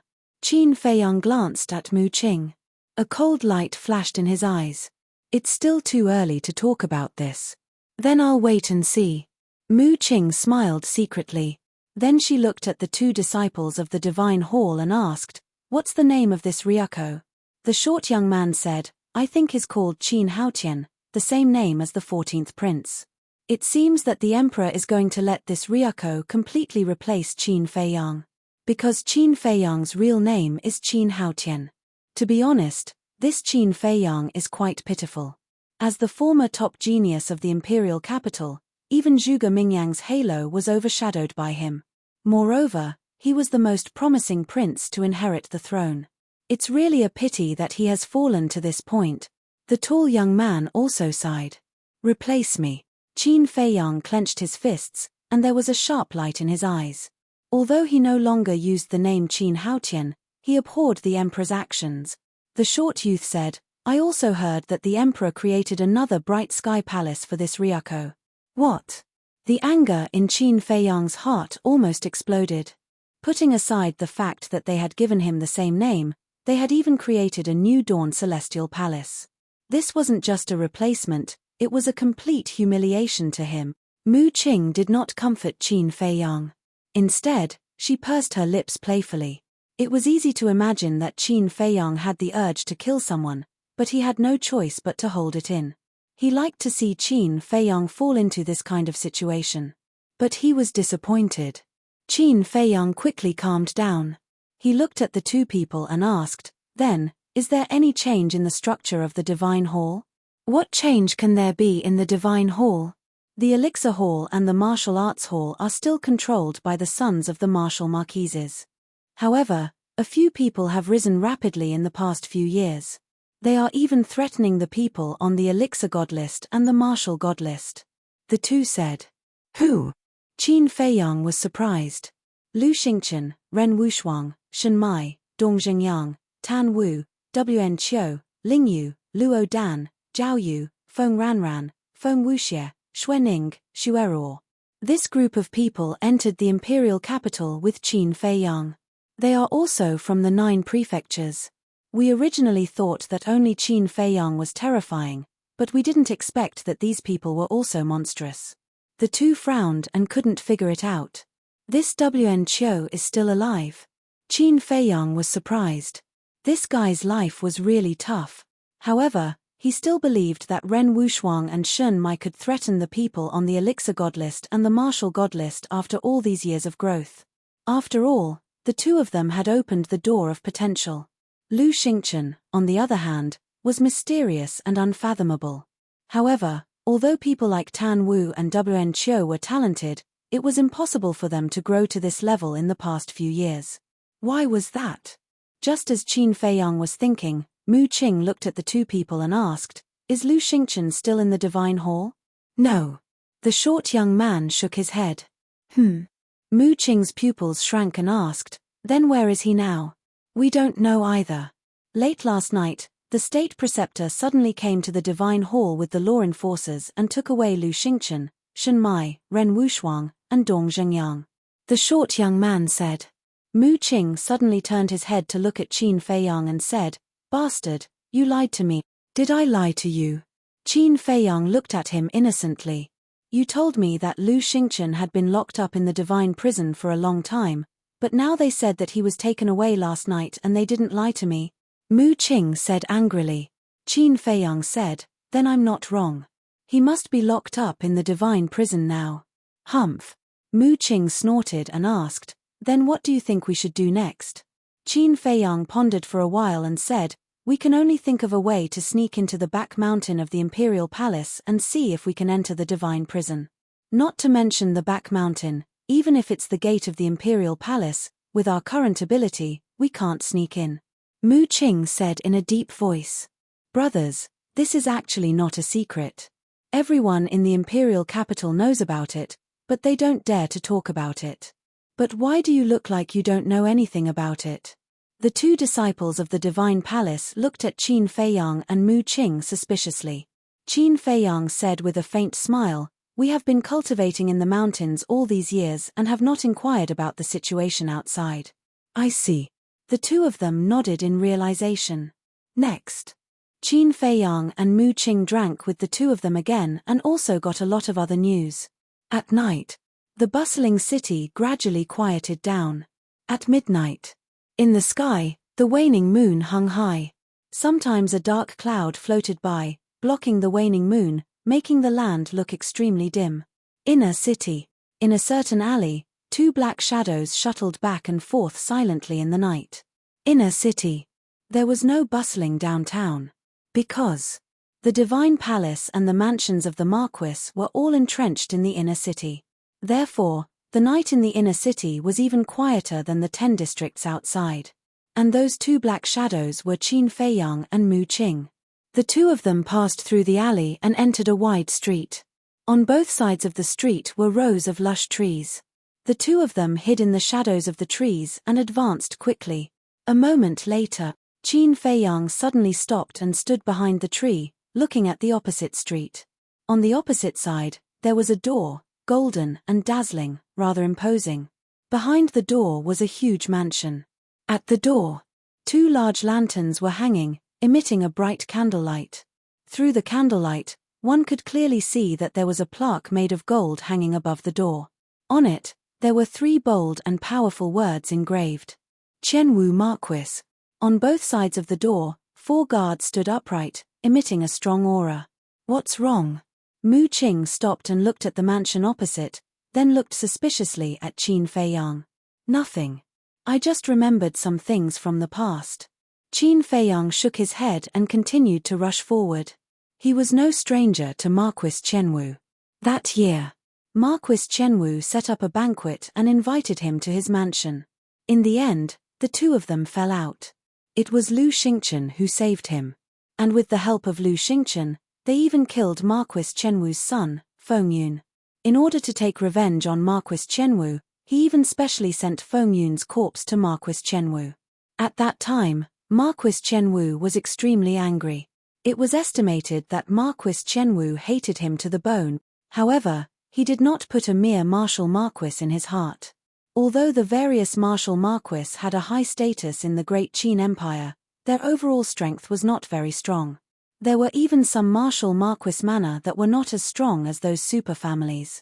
And the reason why they were able to occupy the inner city and have such a high status was completely because of their ancestors. Their ancestors were all people who accompanied the first-generation emperor to conquer the world. About an hour later, Qin Feiyang and Marquis Qianwu passed through the inner city and stopped behind a big tree and looked ahead. In front of them was a wide street and opposite the street was a plaza. The plaza was very big and brightly lit, but there was no one in sight. And at the end of the plaza, there was a tall city wall. The city wall was completely black and tens of meters tall. It emitted a cold aura like a black python that extended to the ends of the earth. And in the middle of the plaza, there was a city gate with 2 grand words above it. Imperial Palace. That's right. This was the gate of the Imperial Palace. But at this moment, the city gate was tightly shut and there were 10 black armored guards standing on both sides. It was the invincible Black Army. Judging from the aura they emitted, they were all battle saint. Moreover, on the city wall, there was an invincible Black Army soldier every 5 meters. And in the middle of the city gate, one could clearly see a tall and sturdy man sitting cross-legged. He was also wearing black armor, but the aura he emitted was more than 2 times stronger than the other soldiers of the invincible Black Army. Do you see that? With such tight security, even a fly can't fly in, let alone 2 people like us. Mu Qing glanced at the gate of the Imperial Palace and said in a deep voice. Qin Feiyang remained silent and looked at the tall and sturdy man. Did you hear what I said? Mu Qing frowned and looked in the direction of Qin Feiyang's gaze. His body trembled slightly and he said to himself, who is he? The deputy commander of the invincible Black Army. Qin Feiyang said. Mu Qing rubbed his forehead and said, the deputy commander is personally guarding the gate of the Imperial Palace. The chances of sneaking in are even slimmer. You're right. It's impossible to sneak in. We have to think of another way. Qin Feiyang said in a low voice. The guards at the gate of the Imperial Palace were not the scariest thing. The scariest thing was the back of the mountain. Because the Kirin army was guarding the back of the mountain. The Kirin army was even stronger than the invincible Black Army. The Kirin army. Suddenly, Qin Feiyang seemed to have thought of something and his eyes shone with a thoughtful light. I've got an idea. After a while, Qin Feiyang withdrew his gaze and turned to look at Mu Qing with a smile. What idea? Mu Qing looked at him expectantly. In the back of the Imperial Palace, other than the Emperor and the State Preceptor, the commander and deputy commander of the Kirin army can also enter freely. And they don't have to report to anyone. If we can persuade one of them, it will be easy to enter the back of the mountain. Chapter 900. Convince them. Mu Qing was speechless. It was not hard to imagine that the commander and deputy commander of the Kirin army were the confidants of the emperor. To convince them, it was better to just barge in. Qin Feiyang laughed. I know it will be hard to convince them, but I am confident. Are you sure? Although Qin Feiyang looked confident, Mu Qing was still doubtful. Follow me. Qin Feiyang turned and walked down the left side of the street. Mu Qing chased after him and asked suspiciously, "Where are we going?" The commander and deputy commander of the Kirin army, although they have been staying in the imperial palace, they still have family. Qin Feiyang said. So that's how it is. Mu Qing nodded. After about 100 breaths, the two of them entered an alley and entered the opposite street. Then Qin Feiyang stopped in the middle of the street and looked around. One after another, huge mansions were situated on both sides of the street in picturesque disorder, but they were all Wu government. Mu Qing stood silently at the side. Seeing Qin Feiyang not moving, she frowned. Do you remember? I went there a few times when I was young. It should be around here. Qin Feiyang muttered. When you were young? Mu Qing's forehead was filled with black lines. When Qin Feiyang was young, it was before he was 10 years old. After so many years, everything had changed. How could she find it? This bastard, he was indeed unreliable. I remember, the commander's mansion of the Kirin army is beside a crossroad. On both sides of the mansion's door, there are 2 stone-carved Daotai. Qin Feiyang said. Crossroad Daotai. Mu Qing scanned the 2 sides of the street, pointed to the right, and said, "There is a crossroad there. Let's go and take a look." Qin Feiyang said. The two of them silently sneaked over. Before they even got close, they saw 2 Daotai statues in front of the gate of a mansion. The 2 stone sculptures were vivid and lifelike. Their mouths were wide open and their eyes were glaring furiously, exuding a menacing aura. Right here. Qin Feiyang stopped under a big tree on the side of the street. Like a ghost, he looked at the mansion across the street. There were 4 guards standing guard in front of the door. They were all dressed in black, and their eyes were looking straight ahead. His aura wasn't very strong. He was a 5-star war ancestor. Above the door, there were 6 large golden words. The Kirin army commander's office. Every stroke of the words was like an iron hook, emitting a shocking murderous aura. Mu Qing swallowed and sent a voice transmission. How's the commander's cultivation? I don't know. But one thing is for sure, it's definitely a battle emperor. So, remember to be careful. Qin Feiyang secretly warned. Mu Qing nodded. However, as if he suddenly thought of something, his expression changed slightly, and he said in surprise, "Are you going to break in like this? Do you think I'm stupid?" Qin Feiyang rolled his eyes at him. Although the Chilean army's commander wasn't in the mansion, one didn't need to think to know that there was definitely a powerhouse keeping watch inside the mansion. Breaking in like this was simply courting death. Then what are you going to do? Mu Qing asked. I remember that the Kirin army commander has a daughter who is about the same age as me. What's her name? I don't have a deep impression. I forgot. In short, if we can get her, the Kirin army commander will naturally take the initiative to come to us. I just don't know if she's in the mansion now. Qin Feiyang said. Mu Qing's eyes lit up, and he asked, "Do you still remember where she lives?" I've only met her a few times.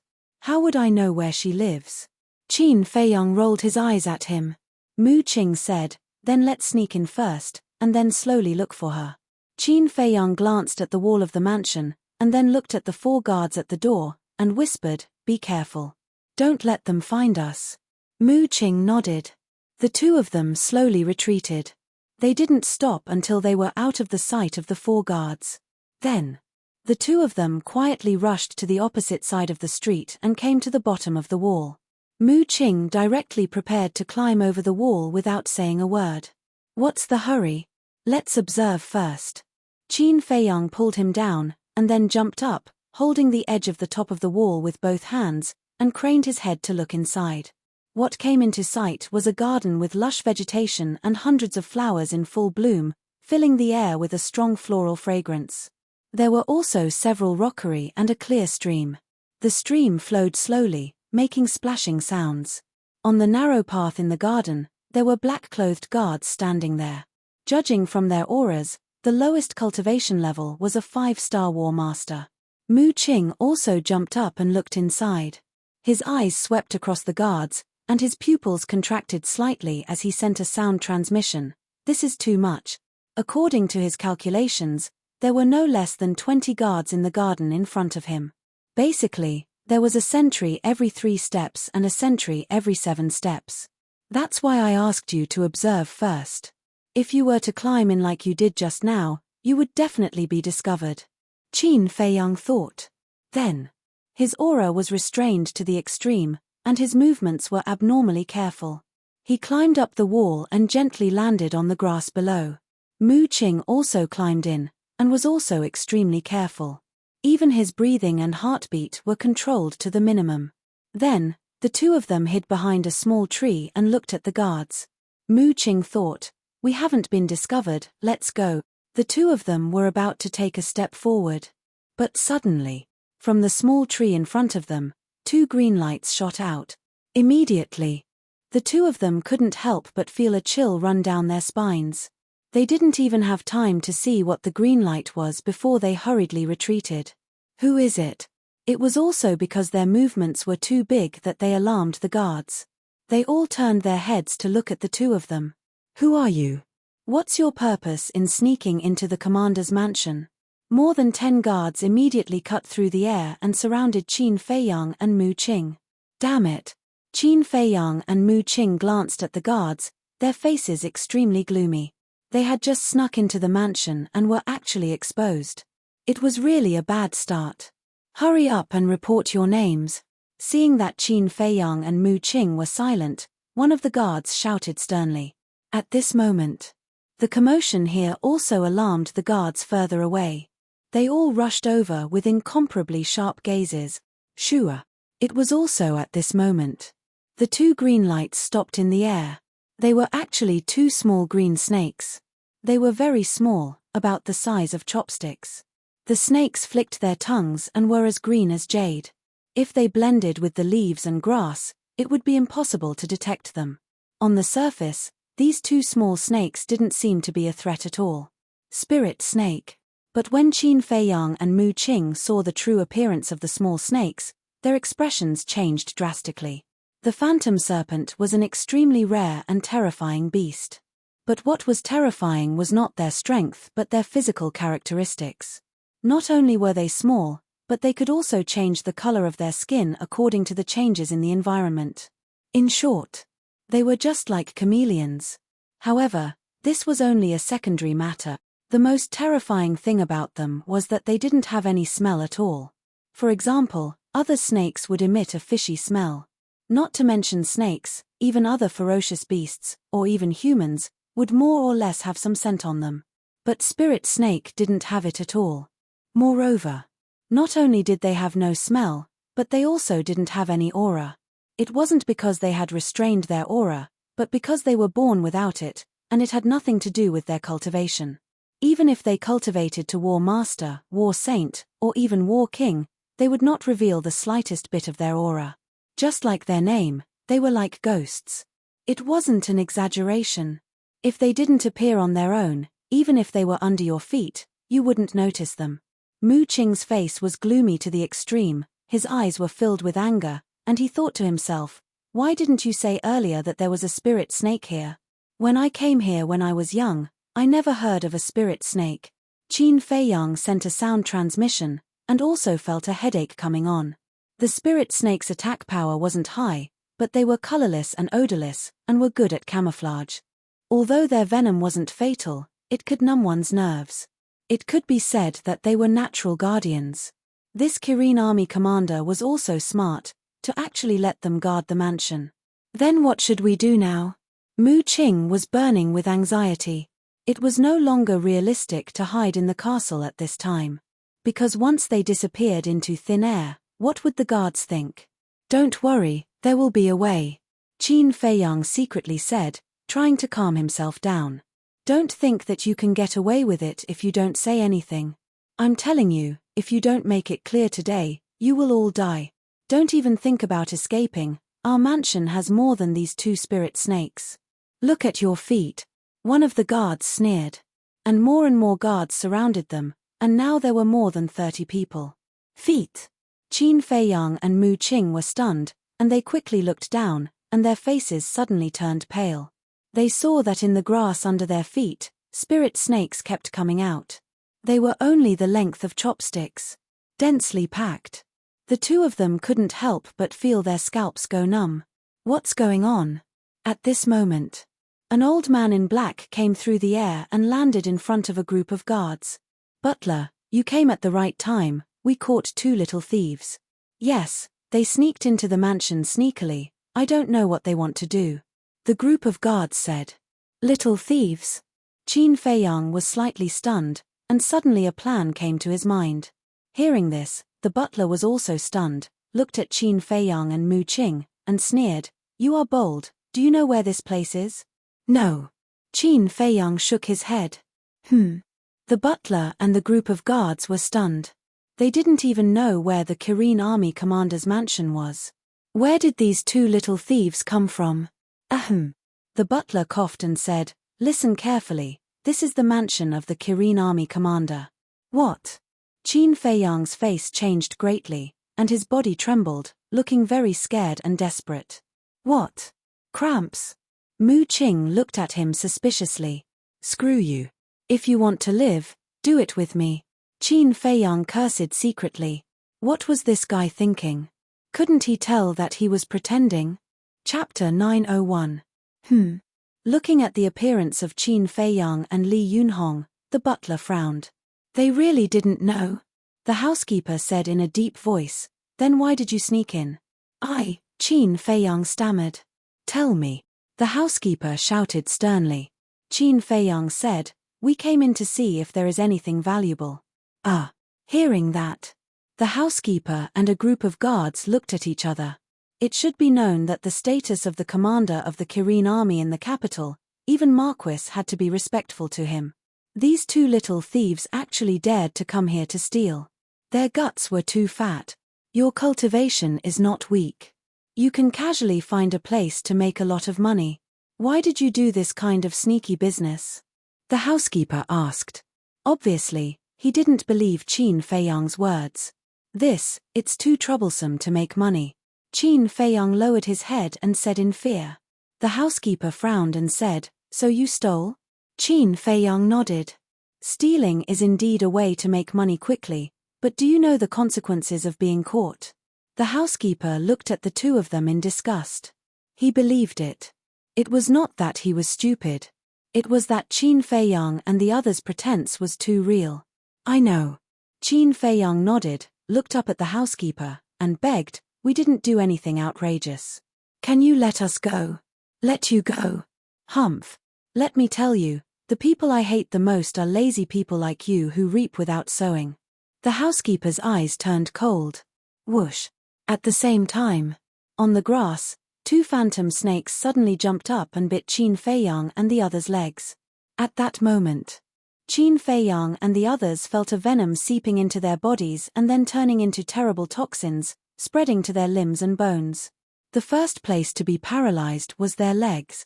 Now, it was a little difficult for them to take a step. "This is bad," Mu Qing mumbled.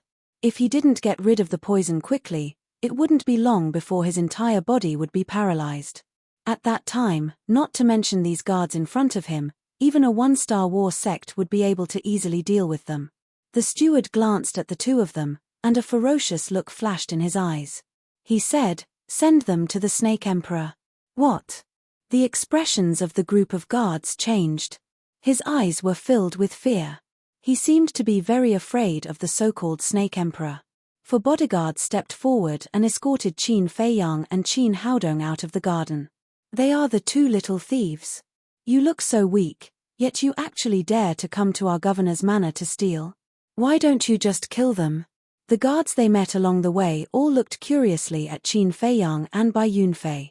When they found out that Qin Feiyang was going to be given to the Snake Emperor, all of them turned pale with fright. Looking at the expressions of these people, Qin Feiyang and Bai Yunfei became more and more bewildered. The four guards carried the two of them through layers of halls and arrived outside a dark forest. There were no guards here. The poison in Qin Feiyang and Bai Yunfei's body had already spread to their arms. Mu Qing glanced at the small forest and asked, "Four big brothers, what is the Snake Emperor?" "You'll know later." The four of them sneered and carried the two of them into the small forest. Ding dong. Walking and walking. A burst of melodious zither music floated into the ears of Qin Feiyang and Bai Yunfei. The sound of the zither came from behind the small forest. Who's playing the zither? The two of them were surprised. Miss, one of the guards said expressionlessly. Qin Feiyang and Bai Yunfei looked at each other. This was really a case of wearing out iron shoes in a fruitless search, only to find it without any effort. Soon, they walked out of the small forest and a lake entered their line of sight. The lake was about a few 100 feet in front of the small forest. The light of the waning moon spread down, and the lake was rippling with layers of light. Except for the melodious zither music, there was no other sound here. It was dead silent. But the sound of the zither was still farther across the lake. The four guards didn't continue to move forward. They stopped in front of the lake and looked at it. By now, Qin Feiyang and Bai Yunfei had been paralyzed except for their heads.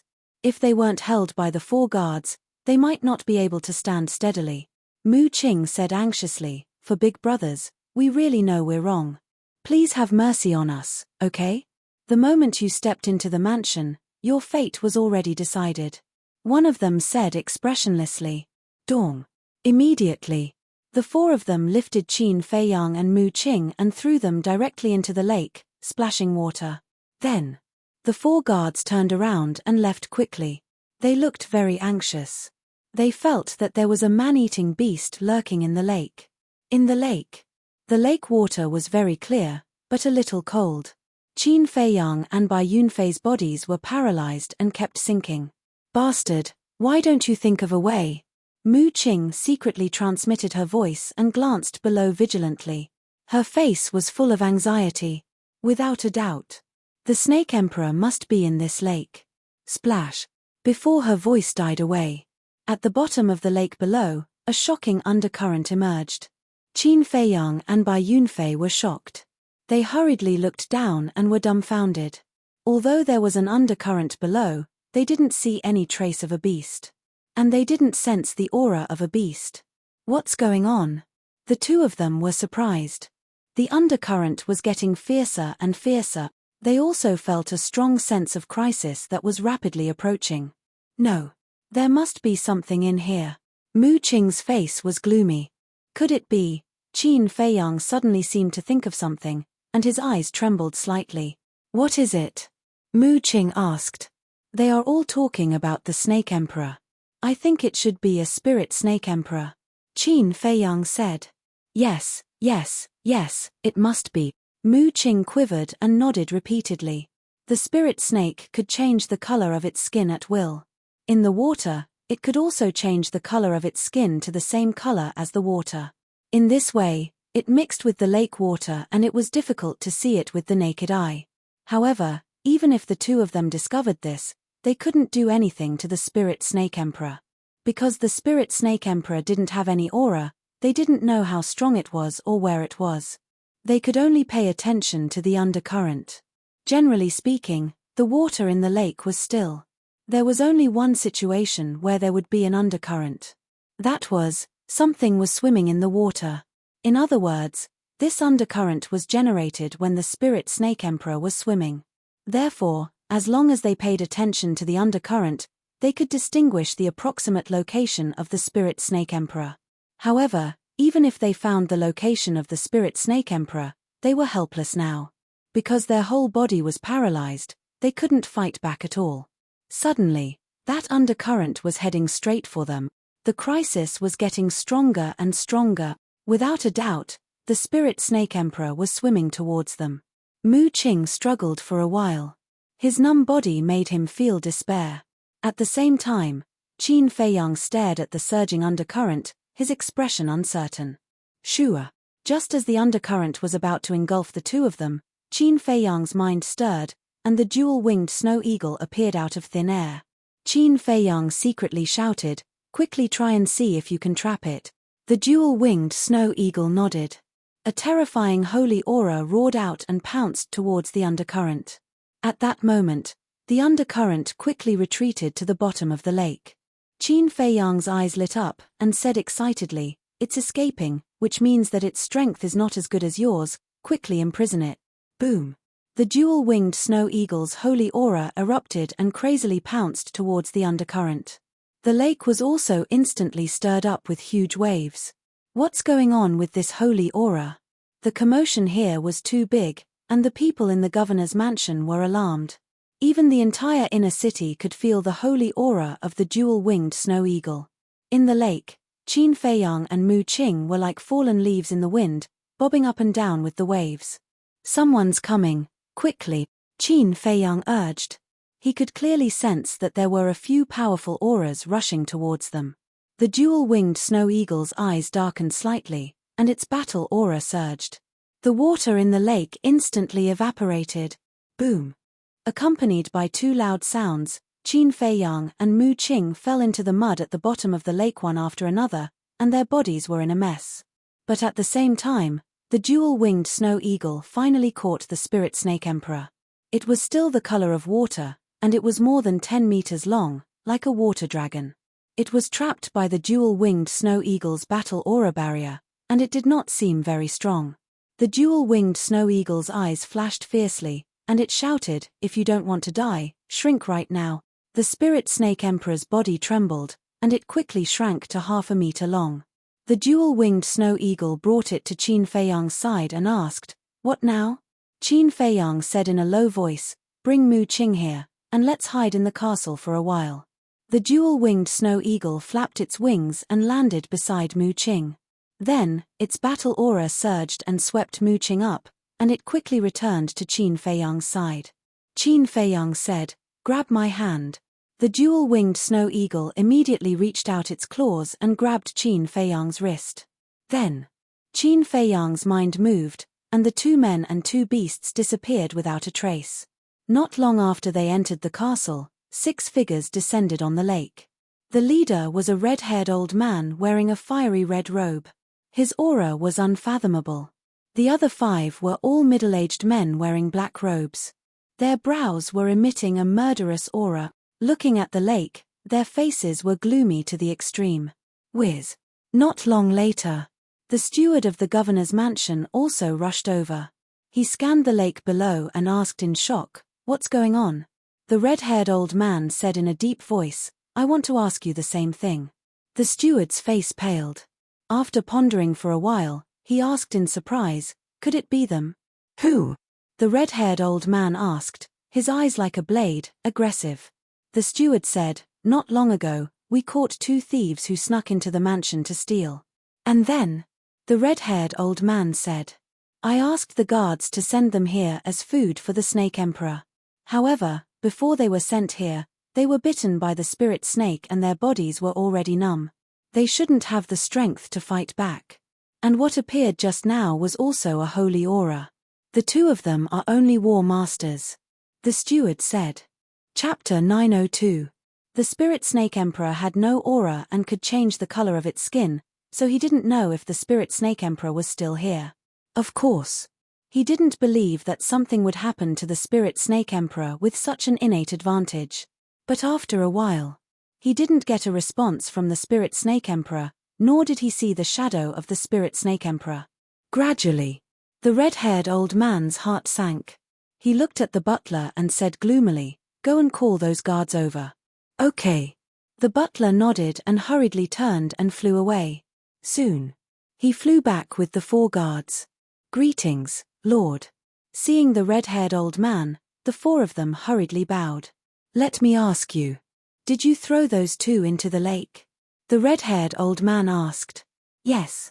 We only left after watching them sink into the lake." The 4 of them nodded. The red-haired old man said, "Did they do anything unusual on the way?" "No. They were all under our control. If there was anything unusual, we would definitely have noticed," the 4 guards said. "Damn it." The red-haired old man's eyebrows were suddenly filled with anger. "What's wrong?" The butler looked at him suspiciously. "I don't think they are here to steal at all. They are here specifically for the spirit snake emperor," the red-haired old man said in a deep voice. The butler said, "You mean, the spirit snake emperor has been taken away by them?" "That must be the case." The red-haired old man nodded. His eyes flashed coldly as he ordered, "They shouldn't have escaped in such a short time. Immediately seal the mansion and don't let anyone suspicious go." The butler asked, "Should we report this matter to the commander?" Of course. The spirit snake emperor was tamed by the commander with great difficulty. How can it be taken away by others? The red-haired old man said coldly, then looked at the 5 burly men and said, "You guys stay here." The 5 of them nodded. Then the red-haired old man turned and left. The butler immediately led the 4 guards to make the arrangements. The peaceful commander's mansion suddenly became lively. At the same time, it was filled with an aura of mutual hostility. Soon, another white figure came from the opposite side of the lake and stopped in front of the 5 middle-aged men. "Greetings, miss." The 5 of them bowed respectfully. This was a girl in the prime of her youth. Her pure white dress was like snow, and her black hair danced in the wind. Her facial features were exquisite, and her skin was like jade. She was like a fairy that had descended. The woman glanced at the lake below and asked suspiciously, "What happened?" One of the middle-aged men said, "Someone kidnapped the spirit snake emperor." The woman frowned. "Miss, those 2 people haven't been found yet. It's too dangerous for you to live there alone. How about I send someone to protect you?" The middle-aged man said. "It's all right." The woman smiled, turned around, and left. From beginning to end, she appeared very calm. In the meantime, inside the castle, Qin Feiyang and Mu Qing had taken the detoxification pill. Most of the toxins had been removed, and they could move their limbs. With Lu Hong's help, Qin Feiyang stood up and looked at the Spirit Serpent Emperor. Spirit Serpent Emperor was still trapped in the battle chi boundary. Its eyes seemed to be formed by water as it stared at the double-winged snow eagle in horror. "Do you want to die?" Qin Feiyang asked. The Spirit Serpent Emperor shook its head like a rattledrum. "What a coward."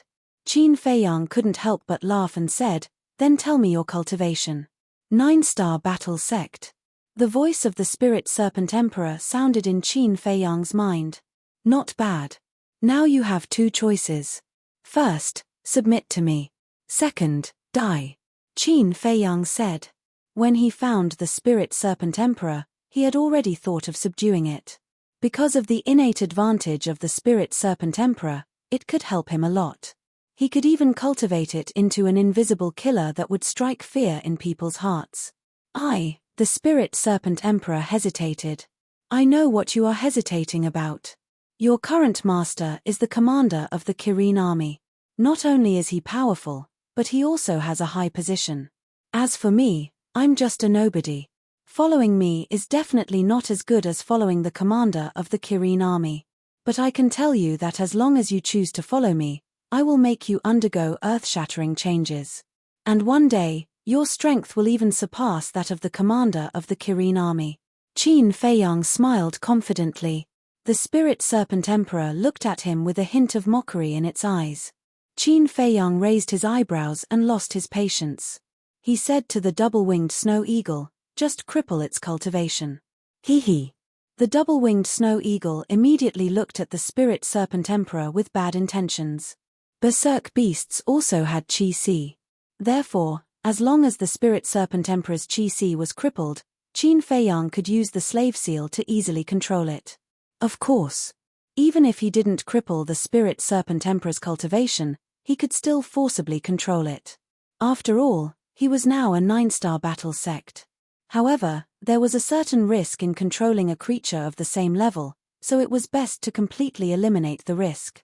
After the double-winged snow eagle crippled the Spirit Serpent Emperor's cultivation, Qin Feiyang formed a seal with both hands.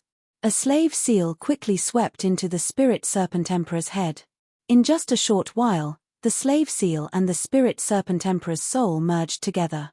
The Spirit Serpent Emperor immediately felt that there was an additional shackle on its soul. "What did you do to me?" It stared at Qin Feiyang in shock and anger. Qin Feiyang ignored it and said to Fatso, "Give it the Spirit Sea pill." "Okay." Fatso ran to the front of the Spirit Serpent Emperor and laughed, "Boss has already controlled your soul. If you dare to betray Boss, no matter where you run to, Boss can directly erase your soul with just a thought." "What?" The Spirit Serpent Emperor's expression changed. Take it. Fatso took out a Spirit Sea pill and threw it over. The Spirit Serpent Emperor swallowed it in one gulp and looked at Qin Feiyang with fear. At the same time, the double-winged snow eagle also retracted its battle chi. The Spirit Serpent Emperor landed on the ground and sized up the ancient castle. Suddenly, its gaze locked onto Wolf King, its heart filled with bewilderment. At this moment, Mu Qing, who was at the side, frowned. After the double-winged snow eagle caused such a ruckus, the governor's mansion is now on full alert. How are we going to kidnap that young lady? Qin Feiyang remained silent. Fatso suddenly said, "Why do I think that young lady isn't very afraid?" Everyone looked at him suspiciously. "Didn't you hear? Just now, someone said that they would send someone to protect her, but she refused. This means that she's not worried at all. Could it be that she's very strong?" After Fatso finished speaking, he couldn't help but look at the Spirit Serpent Emperor. Qin Feiyang and the others also turned their heads to look at the Spirit Serpent Emperor. The Spirit Serpent Emperor shrunk its neck and said, "Miss is only a war emperor." What? A mere war emperor dares to be so conceited? It can't be that she didn't sense Old Eagle's aura before, right? Wolf King was shocked. Is that possible? Everyone in the governor's mansion was shocked by this emperor's aura, let alone her. The double-winged snow eagle rolled its eyes. Then why is that? Wolf King was suspicious and puzzled. The Spirit Serpent Emperor said, "She might be having a secret rendezvous with that man again." Rendezvous? Qin Feiyang and the others were stunned. "Who is it?" Fatso asked curiously. "It's a man called Wn Chou. He goes to look for Miss every now and then. I've seen him a few times." The Spirit Serpent Emperor said. "Wn Chou?" Qin Feiyang and the others looked at each other. What's going on? He actually got together with the daughter of the Kirin army's commander? This guy is quite capable. Qin Feiyang asked, "Does the commander know about this?" "Yes. But the commander doesn't allow them to be together. Because the commander investigated Wn Chou and found out that he doesn't have a good character." The Spirit Serpent Emperor said. Qin Feiyang said, "So they have been having secret rendezvous behind the commander's back?" "Yes. In the past, Miss lived in the backyard with many maids. But because of this, she fell out with the commander and moved to the back of the mountain alone. Everyone thought that Miss was just angry with the commander, but in fact, she wanted to find a quiet place to meet Wn Chou." The Spirit Serpent Emperor said. Qin Feiyang said, "In other words, everyone in the governor's mansion doesn't know about this yet?" "Yes, only I know. Several times, I lay next to them and watched them have secret rendezvous." There was a hint of vulgarity in the Spirit Serpent Emperor's tone. Ah! Qin Feiyang and the others were stunned, and their faces twitched. They couldn't tell that this guy was a peeping Tom, however, it was quite capable. If it were anyone else, they wouldn't be able to do it. Fatso asked, "Then why didn't you tell the commander about this?" "I don't want to be a busybody," the Spirit Serpent Emperor said indifferently. "Wn Chou, I really don't know why that woman would fall for Wn Chou." Qin Feiyang shook his head. He knew Wn Chou too well. Not only was his character bad, but he was also a shameless villain. Mu Qing smiled and said, "Actually, this is good news. Yes. We don't need to take any more risks. As long as we catch Wn Chou, this lady will naturally come to us." Qin Feiyang nodded. Fatso said, "There are people guarding outside now. How are we going to leave the commander's mansion?" "Don't worry. When they can't find us in the mansion, they will naturally leave." Qin Feiyang smiled faintly.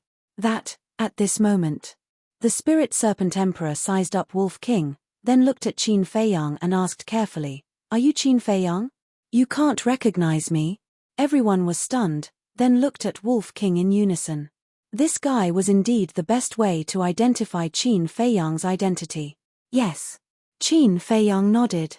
"It's true." The Spirit Serpent Emperor was stunned and said in disbelief, "You actually dare to come back?"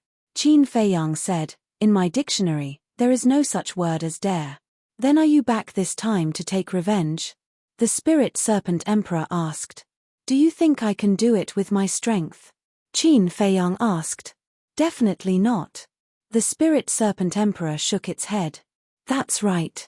Chapter 903. About 1 hour later. The people in the governor's residence searched every corner, but they couldn't find Qin Feiyang. Hence, they expanded their search to the entire inner city.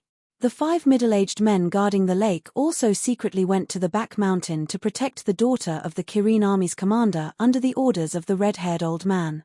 Qin Feiyang wouldn't let go of such a good opportunity. He left the ancient castle alone, opened the teleportation door, and left the governor's residence silently. Divine Palace. On a small path, a skinny white-clothed young man suddenly appeared in the void. It was Qin Feiyang. Compared to the governor's residence, the Divine Palace was easier to sneak into. First, Qin Feiyang knew the coordinates of every place in the Divine Palace. It was very convenient for him to come and go. Second, there were too many disciples in the Divine Palace.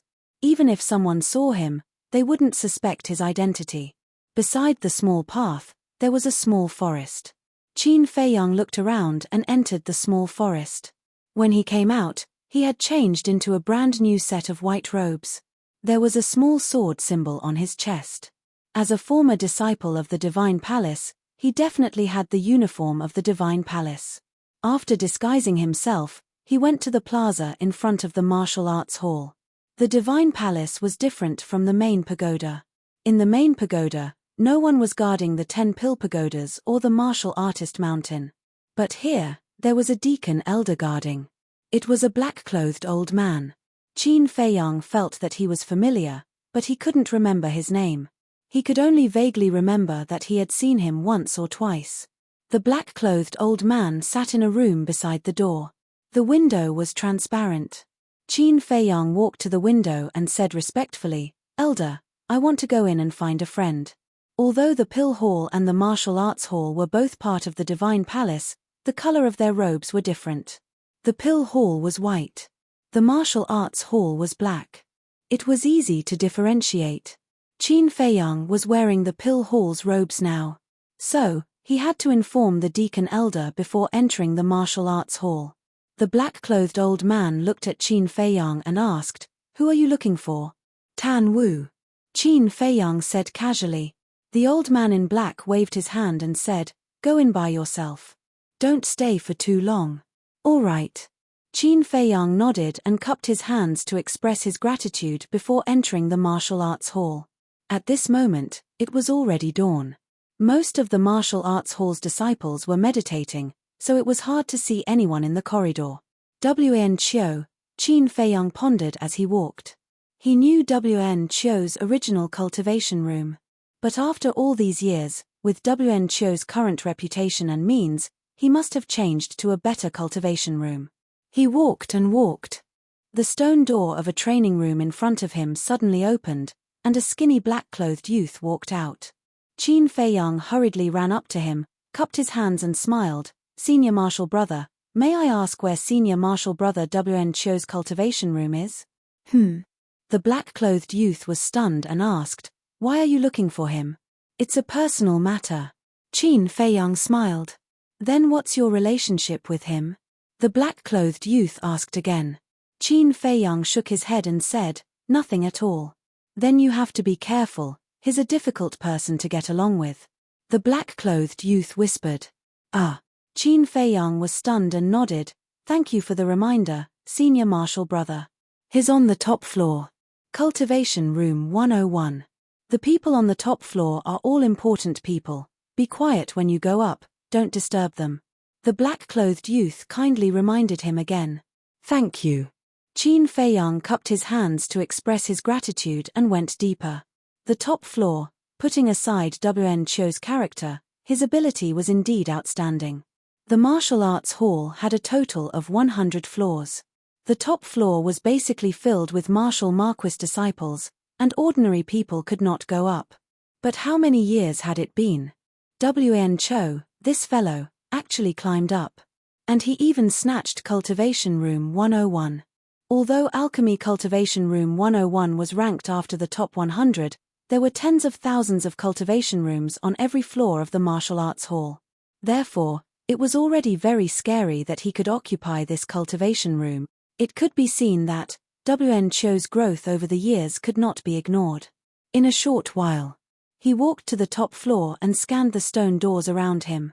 Suddenly, his gaze locked onto a stone door opposite him, and the words 101 were engraved on it.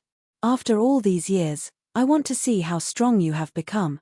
Qin Feiyang muttered to himself, strode to the stone door, and knocked on it. Very soon, the stone door opened slowly. A red-haired youth entered Qin Feiyang's line of sight. This person was tall and straight, and his eyebrows were like swords. He was dressed in a black robe, and his serious face was especially cold. Who else could it be but WN Cho?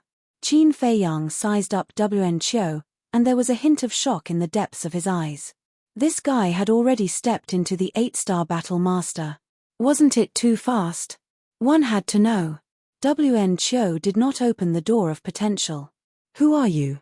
At the same time, WN Cho was also sizing up Qin Feiyang and asked. Qin Feiyang said calmly, "My name is Li Feng, and I'm here to talk to you about something." Li Feng? WN Cho frowned and said, "I don't know you. I'm not free." After saying that, he was about to close the stone door. Qin Feiyang said meaningfully, "I'm here to talk to you about the Kirin army commander." "Are you sure you're not free?" WN Cho's pupils shrank, and then he retreated to the side. Qin Feiyang walked into the cultivation room. WN Cho immediately closed the stone door. "Come in and sit." Following that, he led Qin Feiyang to the lounge. But when he reached the door of the lounge, he suddenly turned around and stretched out his arm like an eagle's claw, grabbing Qin Feiyang's neck. However, this sudden turn of events did not cause Qin Feiyang to panic. His eyes narrowed slightly, and a dangerous signal passed through him. WN Cho said in a deep voice, "Tell me, what do you know?" "I know a lot. For example, you guys secretly met somewhere behind the Kirin army commander's back. If I'm not wrong, you just came back from that place not long ago." Qin Feiyang laughed. "How do you know?" WN Cho's eyes trembled as he shouted. The hand that grabbed Qin Feiyang also increased in strength, and the look in his eyes was rather sinister. "Because I was also at the commander's residence at that time."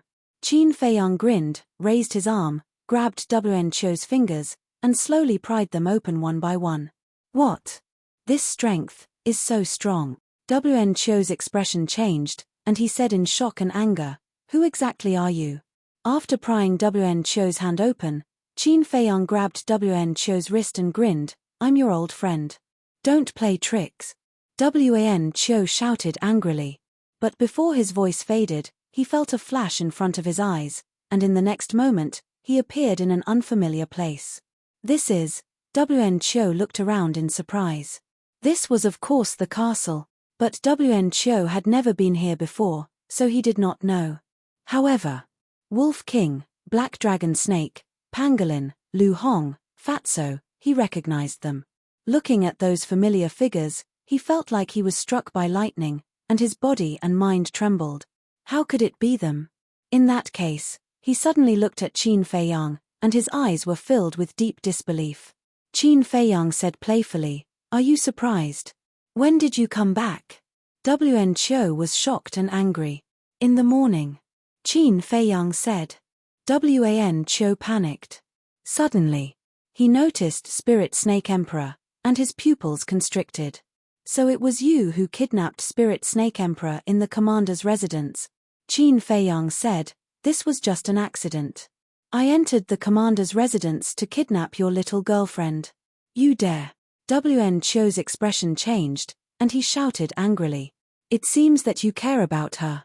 But I believe that you only care about her identity and status," Qin Feiyang said. WN Cho suddenly looked as if his tail had been stepped on, and his face was full of gloominess. "It seems that I'm right. You want to use her family background to achieve your ambition. Don't misunderstand, I'm not mocking you. On the contrary, I admire you. When you first entered the temple, you curried favor with Lin Dian and the other marquises' sons, and later on, you curried favor with the princes. And how long has it been, and you actually got together with the daughter of the commander of the Kirin army? I really have to admit that I did underestimate you in the past. Qin Feiyang smiled faintly. Wan Chou's face darkened, and said, then why are you looking for me now? What do you think? Qin Feiyang smiled mockingly. Wolf King, Fatso, and the others also looked at him with evil intentions. Wan Chou's face could not help but turn pale. At this time, Mu Qing raised her eyebrows, and said, don't waste time, hurry up and act. Act. Wan Chou looked at them in surprise. Qin Feiyang glanced at Wan Chou, then looked at Fatso and Wolf King, and said, watch him. The man and the beast nodded.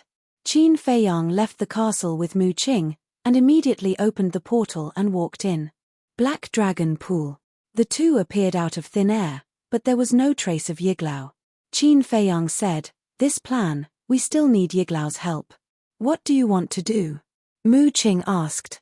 It's definitely impossible to get the commander of the Kirin army to sincerely help us. The only way is to control his life. Qin Feiyang said. I see. Mu Qing suddenly understood, took out the image crystal, and was about to send a message to Yiglao. How's the investigation going? But at this time, Yiglao rushed out of the jungle below the mountain stream, landed in front of the two, and asked. Not good. Mu Qing said in a low voice. Yiglao's eyes darkened slightly, and said, I just heard you say that you want to ask the commander of the Kirin army for help. Yes. Because only he can freely enter the prison of God. Qin Feiyang nodded, and then took Wan Chou out of the castle.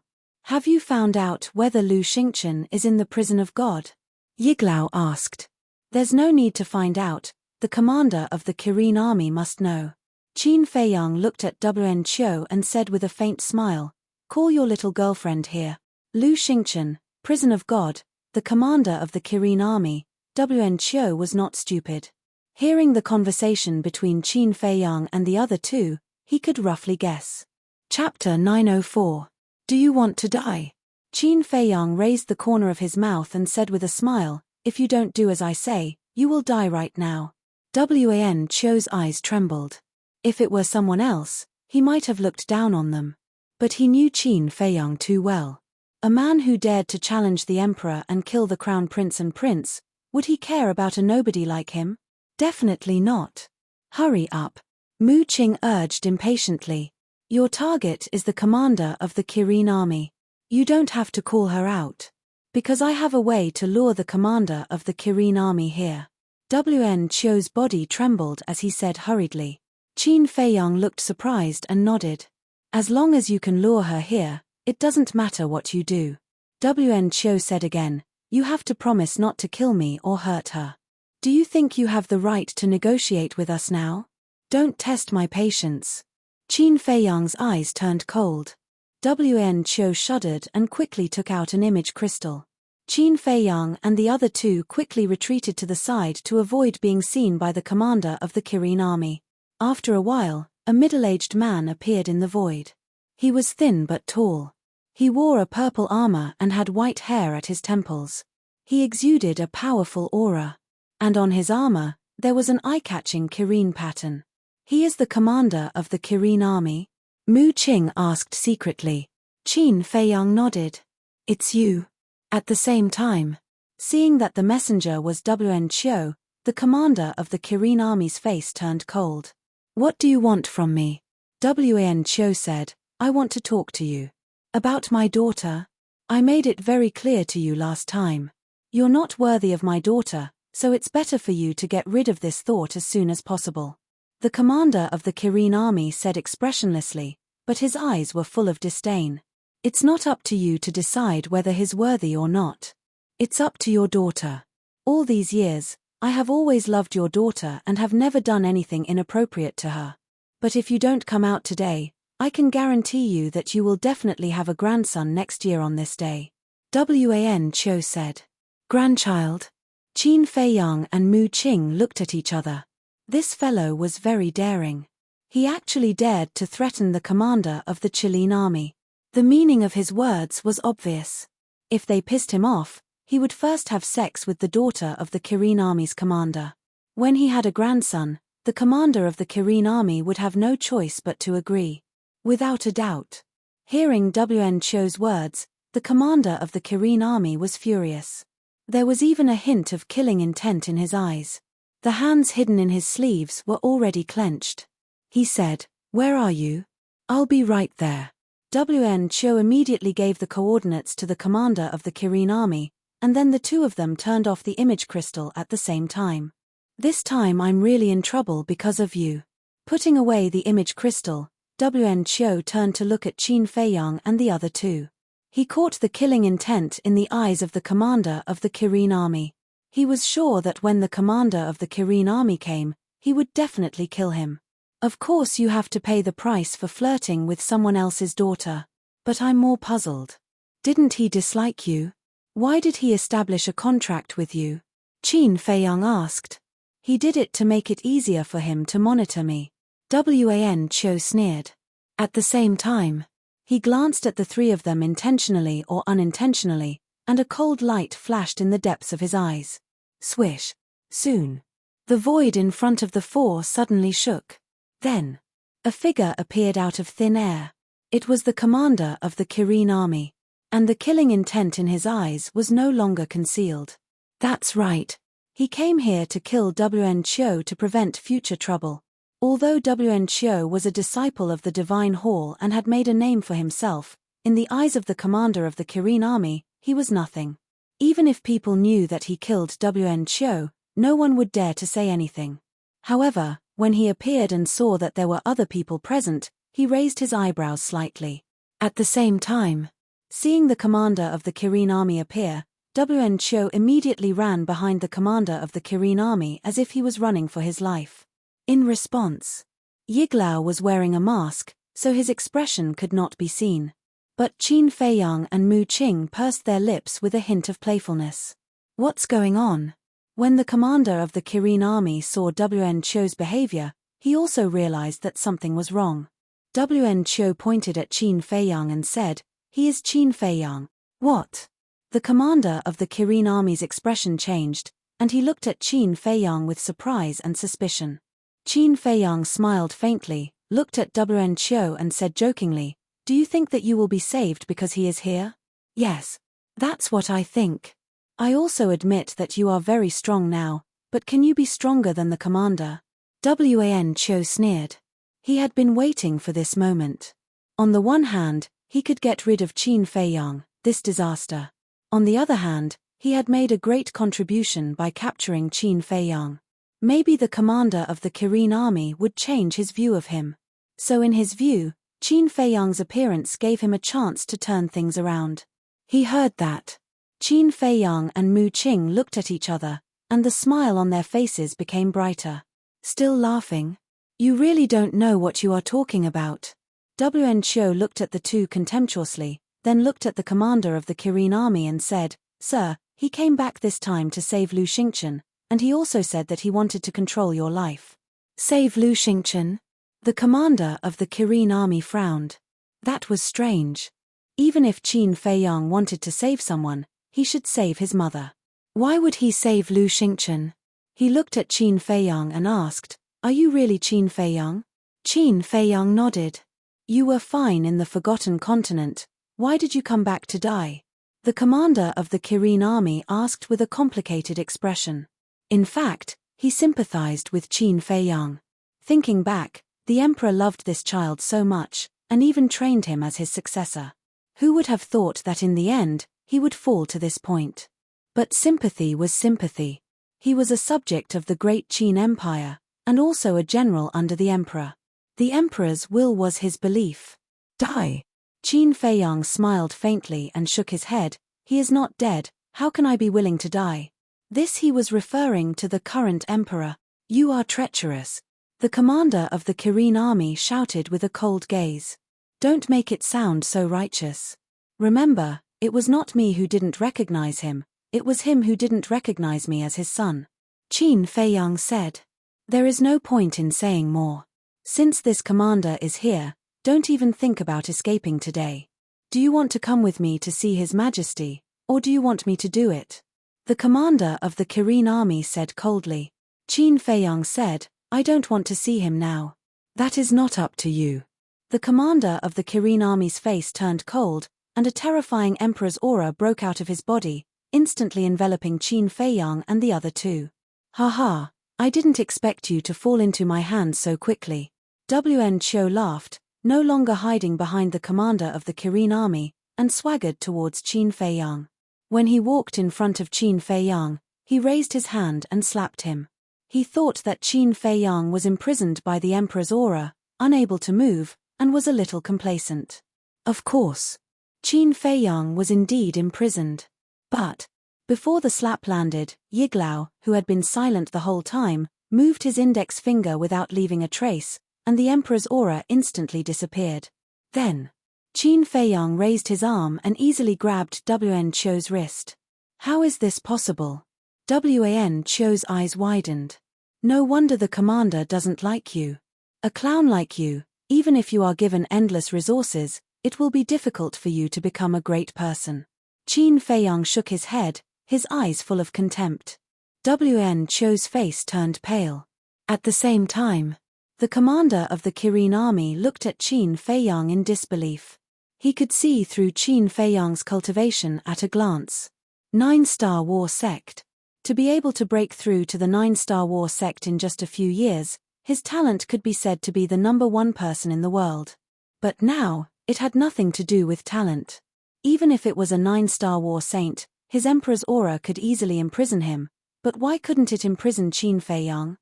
Could it be that there was a war emperor hidden here whose cultivation was even stronger than his? With that thought, he hurriedly looked at Mu Qing and Yiglao seriously. Mu Qing was fine. His cultivation was even weaker than Qin Feiyang's. But when he looked at Yiglao, he was shocked to find that he couldn't see through Yiglao's cultivation. There was no aura on his body, just like an ordinary person. At that moment, the commander of the Kirin army realized that something was wrong and immediately retreated, his face solemn. "Sir, save me." Seeing this, Wen Qiu was anxious. Even the commander of the war emperor was so panicked. One could imagine how strong the old man was. "He can't even protect himself, how can he save you?" Qin Feiyang shook his head with a smile, looked at Yiglao and said, "Please help me cripple the cultivation of the Kirin army commander." Cripple his cultivation? The commander of the Kirin army's face turned pale. Wen Qiu's eyes widened in anger, seriously wondering if there was something wrong with his ears. Yiglao didn't make a move, looked at Qin Feiyang and asked, "Will crippling his cultivation help our plan?" "Yes." Qin Feiyang nodded. "Good." Old Yi didn't hesitate any longer.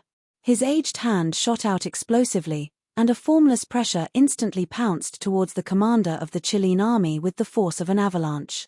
This pressure, the commander of the Kirin army trembled both physically and mentally. He often interacted with the Imperial Preceptor, so he was quite familiar with the Imperial Preceptor's aura and pressure. At this moment, the old man's pressure was comparable to the Imperial Preceptor's. In other words, this old man was a false god. How was it possible that Qin Feiyang had a false god with him? He looked at Qin Feiyang in shock and made a prompt decision to take out a portal. However, before the teleportation portal could be opened, Old Yi's aura surged and trapped him in the void. Then, Yiglao pointed his index finger in the air, and a divine light burst out from his fingertip, illuminating the sky and earth. Whoosh! Accompanied by an ear-piercing sound, a divine light pierced through the sky and instantly pierced through the energy reserve of the commander of the Kirin army. That heart-wrenching pain made the commander of the Kirin army let out a painful howl. "Commander, you..." Wen Qiu saw this scene and was scared out of his wits. Crippling the commander of the Kirin army with a wave of his hand, wasn't this strength too terrifying? The commander of the Kirin army glanced at Wen Qiu with disgust, then stared at Yiglao and said, "As a false god, your status in the Forgotten Continent must be high. Why are you helping Qin Feiyang?" False god. Wen Qiu's body shook violently. It was a false god. No wonder Qin Feiyang dared to come back. He had found such a powerful backer. He also finally understood why Qin Feiyang had been smiling. Because he was confident. Not to mention the commander of the Kirin army, even if the Imperial Preceptor and the Emperor came in person, they probably wouldn't be able to stop Qin Feiyang. Now that he thought about his previous actions and thoughts, even he felt that he was an ignorant and foolish clown. He was desperate. Right now, even Qin Feiyang could easily kill him, not to mention that there was also a false god. Facing the commander of the Kirin army's questioning, Yiglao was silent for a moment, then said indifferently, I helped him because we have the same goal. What is your goal? I don't believe that you only want to save Lu Xingchen. The commander of the Kirin army said. Although Lu Xingchen was talented, he was only a disciple of the temple. Was there a need to make such a big fuss? Even a false god was here. Therefore, he suspected that Qin Feiyang had other motives for bringing people back. But Yiglao didn't answer him, and fell silent again. Qin Feiyang also let go of Wen Qiu's wrist, and his hands began to form seals. A slave seal quickly formed, then turned into a ray of light, and disappeared into the head of the commander of the Kirin army. The slave seal tore open the sea of consciousness, and rushed toward the soul of the commander. He felt that his head was about to explode, and the pain was unbearable, and his face was distorted. However, this pain quickly disappeared. But the commander of the Kirin army didn't feel relieved, and his face was gloomy. This was because he could clearly sense that his spiritual sea was different from before. However, he couldn't pinpoint exactly what was different about it. What did you do to me? Chapter 905. This is an enslavement seal that can control your soul. From now on, you must obey my orders unconditionally. Otherwise, I can kill you with just a thought. Qin Feiyang was too lazy to say more and only explained a little. But even just a few words were enough to make the commander of the Kirin army despair. Mu Qing and Yiglao's pupils also shrank slightly, looking quite wary. Qin Feiyang then looked at Wan Qiu. Wan Qiu's body and mind trembled. He hurriedly waved his hand and said, I was just joking. Don't take it seriously. Joking? Qin Feiyang's lips curled slightly. Yes. I was really joking. You are so powerful and talented. How would I dare to go against you? Wan Qiu nodded, his face full of flattery. He was like a mangy dog, wagging its tail in front of its master. Do you know how disappointed I am with your current performance? After all, you were once my #1 enemy. While I wanted to kill you, I also respected you. But I didn't expect you to be such a coward. Qin Feiyang shook his head and sighed deeply. These words came from the bottom of his heart, without the slightest pretense. Thinking back to the 9 underworlds, Wan Qiu was such a powerful person. But since entering the divine palace, he had changed. Fawning over the powerful, cowardly and incompetent. He had no backbone or pride at all. The current Wan Qiu was no longer worthy of being his enemy. And hearing Qin Feiyang's words, Wan Qiu fell silent, with a sadness that could not be dissolved in his heart. Backbone, pride, dignity, who didn't want these things? But the world was like this. In the face of great power and influence, these so-called pride were like dead wood, unable to withstand a single blow. If he wanted to live, he had to abandon these. Even if he was unwilling. In the end, Wan Qiu closed his eyes and murmured, Kill me, I only ask that you give me a quick death. Qin Feiyang raised his arm. Battle chi surged from his fingertips and a destructive wave spread out. Wait. Mu Qing suddenly reached out to stop Qin Feiyang. She looked at Wan Qiu and said with a smile, I think we can keep him. Qin Feiyang raised his eyebrows. Think about it. If it were someone else, would he be able to make the daughter of the Kirin army fall in love with him? Mu Qing asked. Qin Feiyang froze for a moment, then shook his head. That's right. He still has his redeeming qualities. Mu Qing said. In your opinion, this is his redeeming qualities. But in my opinion, he is just trying to cling to the powerful, which is a sign of incompetence. Qin Feiyang said expressionlessly. Battle chi gushed out from his fingertips and swept toward Wan Qiu's eyebrows like lightning. Seeing this, Mu Qing raised her eyebrows and looked a little pale. Then she secretly winked at Yiglao. Yiglao immediately raised his old arm and waved it gently. The battle chi that was about to enter Wan Qiu's eyebrows disintegrated in an instant. Qin Feiyang suddenly turned his head and looked at the two of them. His eyes were quite sharp. But the two of them ignored him. Mu Qing looked at Wen Qiu and said lightly, "You can go, but remember what you should say and what you shouldn't say." Wen Qiu opened his eyes and stared at Mu Qing in disbelief. "If you don't go, I'll regret it." Mu Qing frowned. "Thank you." Wen Qiu bowed and thanked her. Then he glanced at Qin Feiyang, who looked as gloomy as still water. Then he quickly opened a portal and ran in without looking back. Qin Feiyang glanced at Wen Qiu's back and looked at Mu Qing gloomily. "Do you know the consequences of doing this?" "Don't worry. He definitely won't leak our information," Mu Qing said confidently. "That'd better be the case. Otherwise, not only him, but also you won't have it easy," Qin Feiyang said word by word. His eyes were full of coldness. "Watch your words," Yiglao said in a slightly unfriendly tone. "Don't act like an old man in front of me. If you piss me off, I'll still destroy your Mu family." Qin Feiyang looked at old Yi and didn't avoid his gaze. The corner of his mouth also curved into a cold smile. "Destroy my Mu family? Ha ha.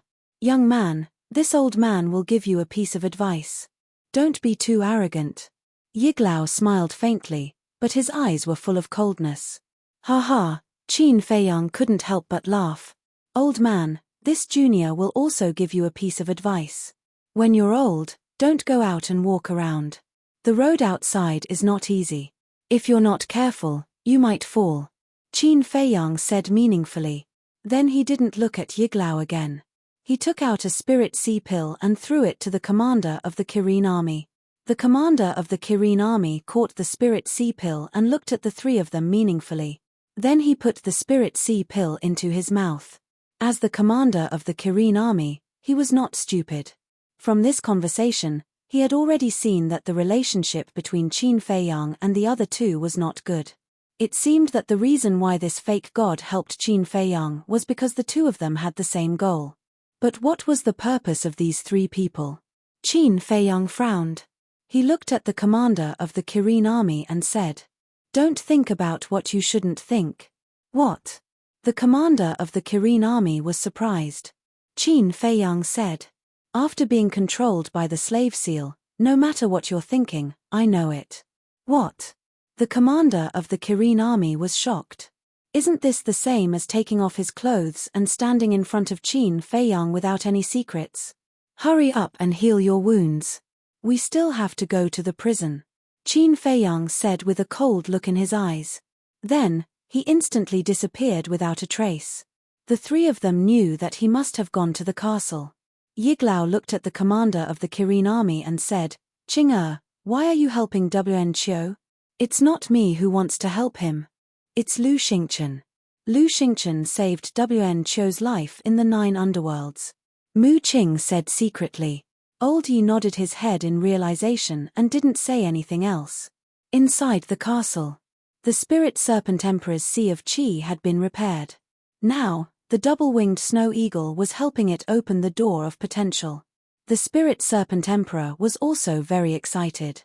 Qin Feiyang glanced at the Spirit Serpent Emperor and then looked at Fatso.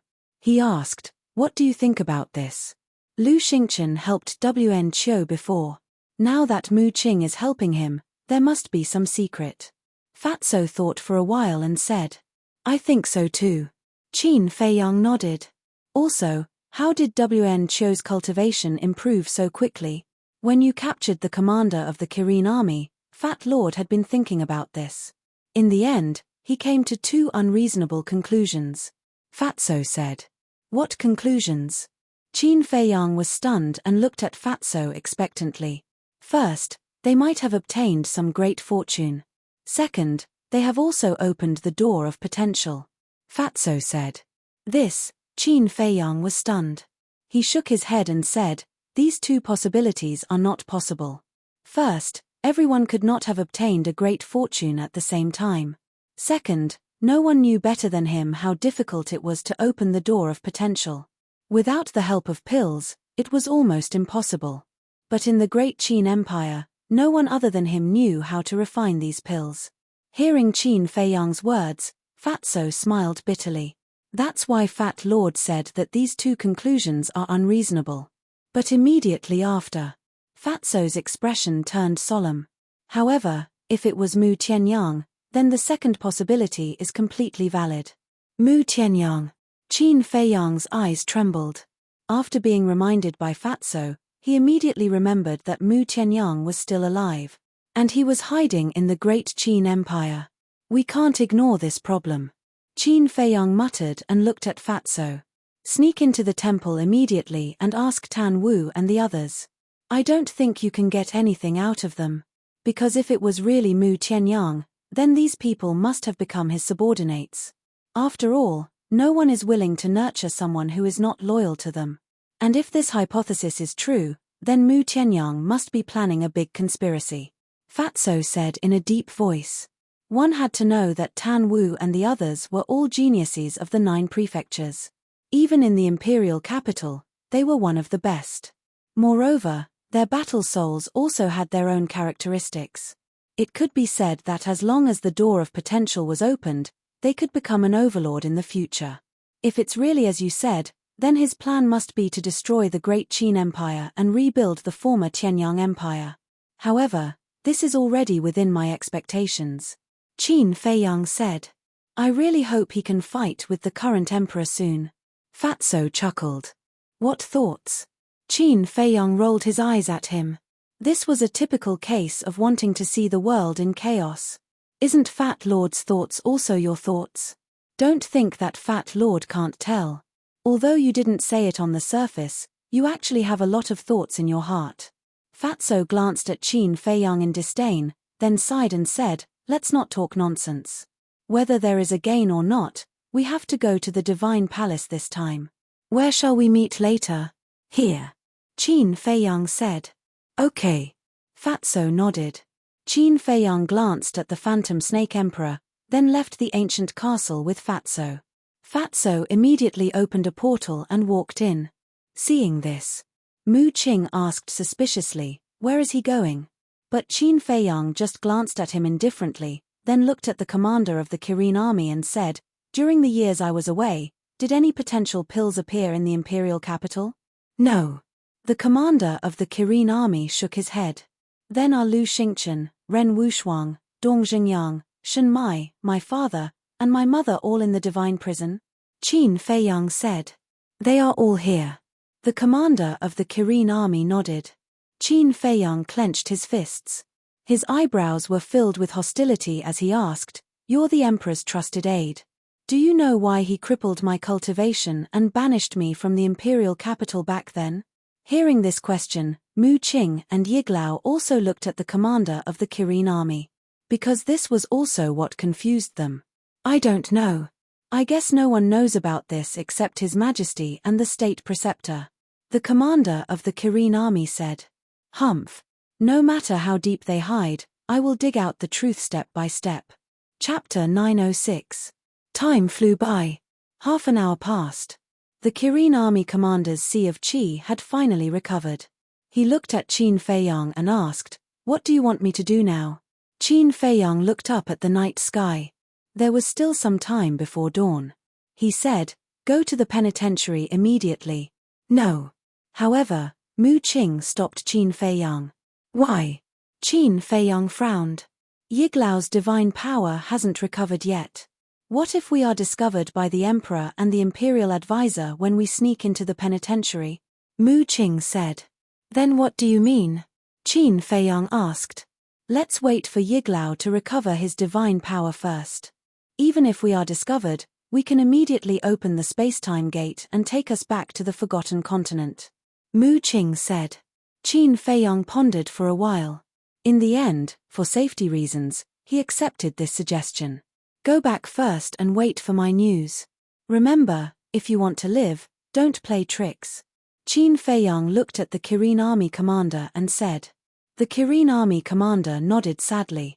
After establishing a contract with Qin Feiyang, he would open the space-time gate.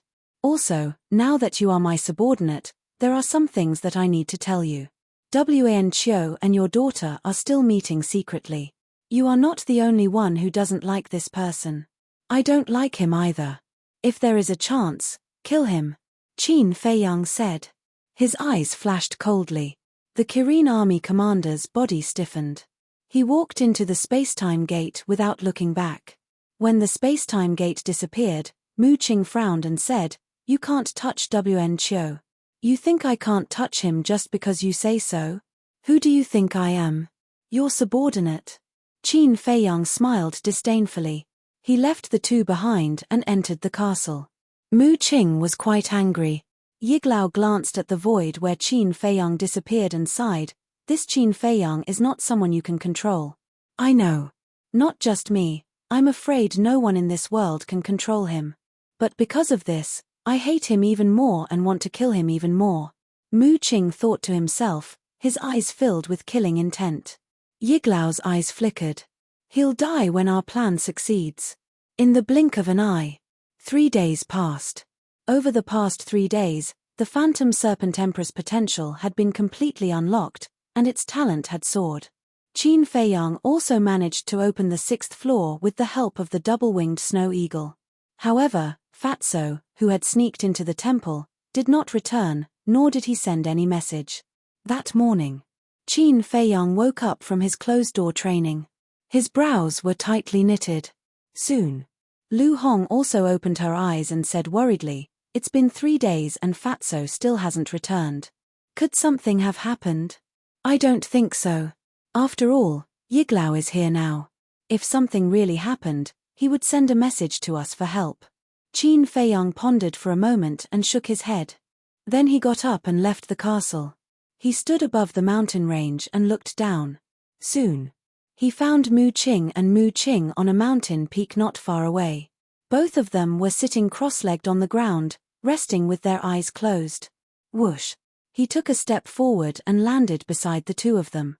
He asked, "Are you done?" "Almost." Yiglao opened his eyes and said. Mu Qing also opened her eyes. She got up and looked at Qin Feiyang. This time, Yiglao must go to the castle. "Impossible," Qin Feiyang said flatly. "Why are you so stubborn? If Yiglao doesn't go to the castle, who will help us if something happens to us in the divine prison?" Mu Qing said angrily. Qin Feiyang said, "He is a fake god. He must have other ways. But don't forget that the national preceptor is also a fake god." Mu Qing shouted. "No way." Qin Feiyang shook his head. There was no room for negotiation. What a joke. All his important things and important people were in the castle. If he let Yiglao enter the castle, wouldn't it be tantamount to letting a wolf into the house? Mu Qing was unable to restrain her anger and was about to curse out loud. But at this moment, Yiglao reached out to stop Mu Qing and said with a faint smile, "Qing, don't force me." But Mu Qing's face was full of worry. "It's okay. I can also hide my cultivation and enter the divine prison with the commander of the Kirin army." Yiglao waved his hand and said with a smile, "That's the only way." Mu Qing sighed helplessly, then looked at Qin Feiyang and said coldly, "You'd better not go too far." "Too far?" Qin Feiyang was so angry that he laughed. The castle was his. It was his freedom and his right to decide whether or not he wanted to enter the castle. How could this be considered overboard? He was too lazy to care about it. He took out the image crystal and sent a message to the commander of the Kirin army. In less than 10 breaths, the commander of the Kirin army came, looking more haggard than before. It seemed that he had suffered a lot in the past 3 days.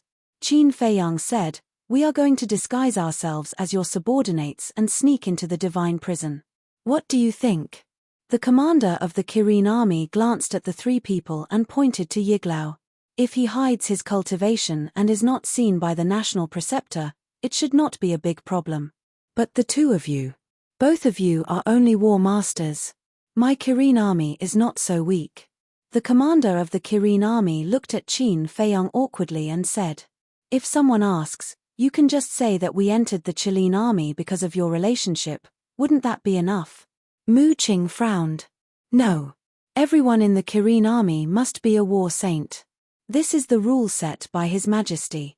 After the commander of the Kirin army finished speaking, he looked at Qin Feiyang and said, "If you have to disguise yourself as the Kirin army, you can barely do it.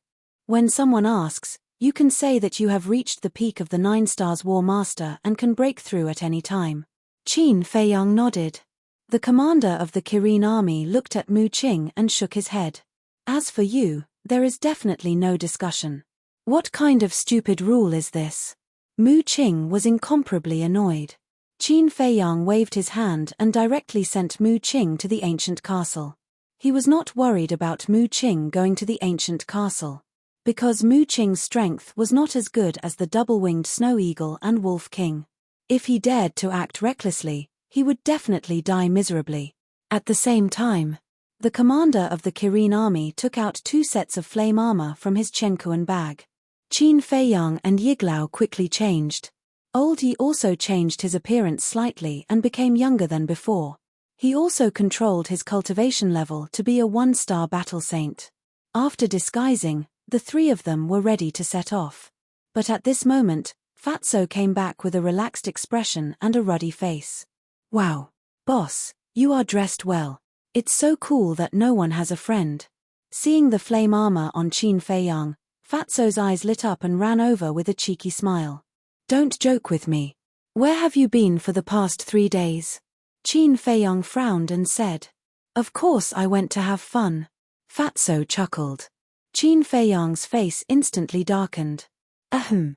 Seeing that the situation was not good, Fatso quickly coughed and transmitted his voice. I went to find Tan Wu and the others, but no one was willing to tell me.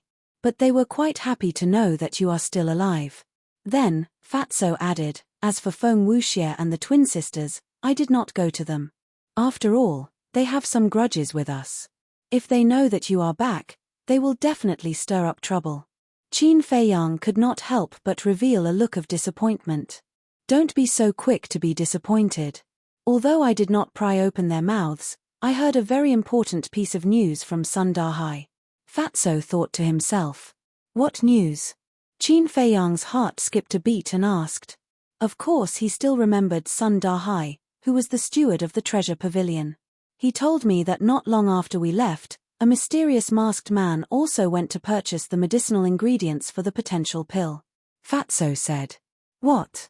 Qin Feiyang's pupils constricted as he thought to himself, in that case, Mu Tianyang has already entered the capital. Definitely. Because only Mu Tianyang has the pill formula for the potential pill. And Sun Dahai also showed me the list left behind by that person when he purchased the medicinal ingredients. I found that there were even medicinal ingredients for the small creation pill and the 9-turn dragon blood pill. Fatso said. How many times has he appeared? Qin Feiyang said in a deep voice. Not many. He only appears once a year. Fatso said. Could it be that the transformation of Tan Wu and the others is really related to Mu Tianyang? Qin Feiyang frowned. Suddenly, he realized a very serious problem and hurriedly said to himself, Sun Dahai also knows that I'm back? Don't worry, he won't talk nonsense. Because he said that the grudge between you and the Emperor is your family's matter. As a businessman, he can't meddle in it. Fatso laughed. That's good. Qin Feiyang heaved a sigh of relief, and then looked at Fatso suspiciously, and said to himself, it won't take 3 days to find out this information, right? Fat Lord went to purchase medicinal ingredients. The medicinal ingredients of the treasure pavilion in the major cities, including the treasure pavilion in the major cities outside the imperial city, have all been plundered by Fat Lord. The only regret is that I didn't find the dragon blood. Fatso laughed secretly. You're quite capable. Qin Feiyang was surprised. Of course. Fatty couldn't stop smiling proudly. Okay, don't be so smug. Hurry up and organize those medicinal ingredients. I'm going to the prison of gods right away. Qin Feiyang rolled his eyes at Fatso, and then sent Fatso to the castle. Old Yi and the commander of the Chilean army could tell that the 2 of them were exchanging flirtatious glances. They were definitely discussing something in secret. But they were very tactful and didn't disturb them, nor did they ask any questions. Can we go now? The commander of the Kirin army asked. Qin Feiyang nodded. The commander of the Kirin army immediately opened a portal and took the lead to walk in with Yiglao. Phew. Qin Feiyang took a deep breath and steadied his mind. Then, he followed him in. Although he was born in the imperial palace, he had never been to the prison of gods. The imperial palace. Majestic palaces stood tall and magnificent, with dragons and phoenixes carved on them, showing a strong emperor's aura. In the deepest part of the imperial palace, there was a mountain ridge that was hundreds of meters tall. On the mountain ridge, there were no lush trees, only patches of green grass. It was like a green divine python lying prone on the ground. At the peak of the mountain, numerous guards were standing straight and upright. They were wearing flaming armor, with the symbol of a Kirene engraved on their chests, and held a halberd in their hands. Each of them was exuding a terrifying saint aura. That's right. They were the Kirene army of the imperial palace. This mountain ridge was the boundary between the imperial palace and the back mountain. The Kirene army was guarding this forbidden area. Behind the mountain ridge was a vast and boundless mountain range. The mountains overlapped each other, looking majestic and magnificent. Ancient trees towered from the ground to the sky. Vines were as vigorous as dragons. All kinds of ferocious beasts and birds were galloping and roaring in the mountain stream. There were saint beasts and even emperor beasts, and their terrifying aura shrouded the area. Chapter 907. Swish. Suddenly, 3 figures descended in the air in front of the mountain ridge at almost the same time. Who? The Kirene army immediately became vigilant. But when they saw that it was the commander of the Kirene army, they all bowed and saluted. The commander of the Kirene army asked, "Have there been any abnormalities here in the past few days?" "No." One of them shook his head. The commander of the Kirene army said, "Even so, we can't be careless. We must be careful." "Yes, sir." A group of Kirene army bowed and replied. Then, the commander of the Kirene army turned into a stream of light and entered the forbidden area behind the mountain, flying deep into the forest. Qin Feiyang and Yiglao followed closely behind him. That person's cultivation, why is he only a 9-star war sect? Suddenly, one of the Kirene army looked at Qin Feiyang's back, his eyes filled with astonishment. What? The others were stunned, and they all raised their heads to look at Qin Feiyang. Was it really a 9-star war sect? Strange, how could a 9-star war sect enter our Kirene army? Someone whispered, his face full of suspicion. Are you stupid? This person must have something to do with the commander. That's right, it's not like there haven't been people who entered our Kirene army through the back door. And his following beside the commander. Their relationship is definitely not shallow. So, when we have time, we have to go and curry favor with him. There is a need for that. A group of people were discussing in a low voice.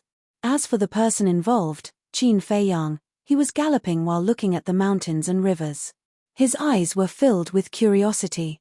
The commander of the Kirene army looked back at him and sighed, "Do you have to make such a fuss with His Majesty?" Qin Feiyang was stunned, his gaze instantly turned cold, and said, "It's not me who wants to make trouble, it's him. No matter what, you are still father and son. If you have anything to say, you can say it face to face." The commander of the Kirene army said, "Back then, when I entered the imperial palace, I wanted him to give me an explanation, but did he give me one? If he had told me everything back then, I might have forgiven him. But now, I can't. As for the father and son you mentioned, I would like to ask you, do you think this kind of relationship is reliable in the royal family?" Qin Feiyang said. Alas, the commander of the Kirene army sighed. After serving the emperor for so many years, he naturally knew what kind of place the emperor family was. This is a world of power and desire. There were traps everywhere. Danger lurked everywhere. The slightest carelessness would cause one to fall into eternal damnation.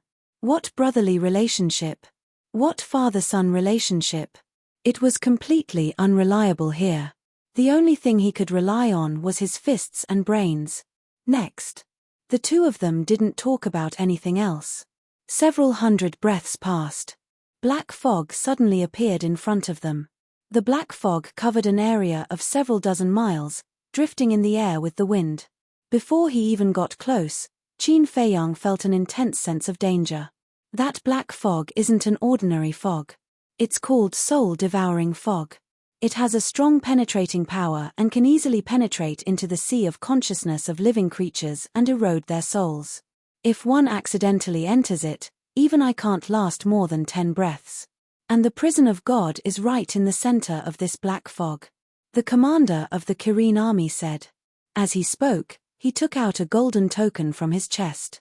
The token was as big as a palm and seemed to be made of gold. A lifelike 5-clawed golden dragon was carved on it.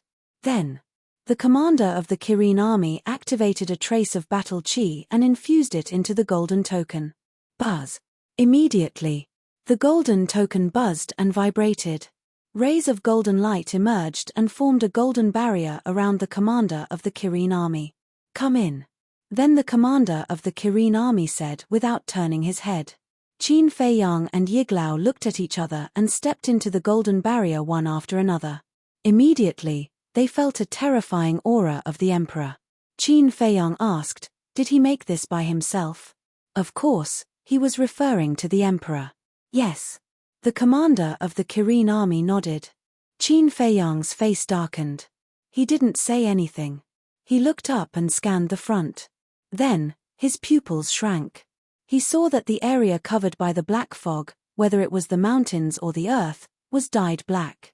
Moreover, he couldn't find a single ferocious beast or bird within his line of sight. Not even a blade of grass. It was completely bare. It gave people the feeling that they had come to a dark hell. Soon, led by the commander of the Kirene army, the three of them entered the black fog. The black fog seemed to have its own consciousness. The moment the three of them entered, it surged toward them but was blocked by the golden barrier. However, the black fog, was eroding the golden barrier, making a sizzling sound. Qin Feiyang looked at this scene and couldn't help but worry. Don't worry, this golden barrier can last for an hour, and the prison of God is just a dozen miles away. It can definitely hold on. The commander of the Kirene army said. Just as the commander of the Kirene army was speaking, Yiglao extended his hand out of the barrier and the black fog immediately rushed toward his hand. Qin Feiyang could clearly see that the black fog was rushing toward the paws of Yiglao's hand. A moment later, Yiglao retracted his arm and said, the corrosive power of this black fog is very strong. At least a 9-star war emperor can withstand it. What? Qin Feiyang's eyes trembled. Only a 9-star war emperor could withstand it. Wasn't this too terrifying? At the same time, the commander of the Kirene army glanced at Yiglao, his eyes full of envy. A false god was indeed powerful. Like him, his cultivation wasn't very weak, but if he didn't have this token given by the emperor, he wouldn't dare to set foot in this place. Dozens of breaths passed. That's the prison of God. The commander of the Kirene army looked forward and said. Qin Feiyang immediately looked over and saw a huge mountain standing on the ground a few miles away. The mountain was tens of thousands of feet high and was completely black, towering into the clouds. From afar, it looked like an ancient ferocious beast lying in the black fog, releasing a cold aura. However, Qin Feiyang didn't see the so-called prison of God. Up there. The commander of the Kirene army pointed to the top of the mountain. Qin Feiyang looked over and his eyes suddenly burst out a bright light, like 2 bright moons. On the top of the mountain, there was an ancient pagoda. The ancient pagoda was hundreds of feet high and was completely black. It was surrounded by black fog and filled with a gloomy aura. Looking at the ancient pagoda, one would feel a deep sense of fear. However, Qin Feiyang was very excited. Because he would be able to see his mother soon. You'd better control your emotions. Because the guards of the prison of God are 2 9-star combat emperors. They have seen countless people and if you're not careful, they will discover your flaws. The commander of the Kirene army noticed the change in Qin Feiyang's emotions and hurriedly sent a message to him. 2 9-star combat emperors. Qin Feiyang's eyes trembled slightly and he quickly suppressed his emotions. Whoosh. The commander of the Kirene army glanced at him and saw that Qin Feiyang had calmed down. He then led the two of them to fly against the wind and towards the top of the mountain. On the top of the mountain, there was a square that was about 100 feet wide. It was paved with a kind of black stone and was obviously there for many years. Whoosh!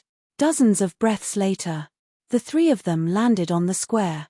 Opposite the square was the ancient pagoda. The ancient pagoda had a total of 10 floors.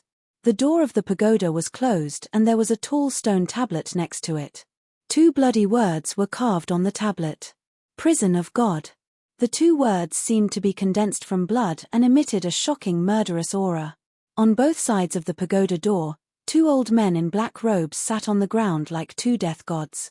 Their eyes were closed and there was a cold indifference between their brows.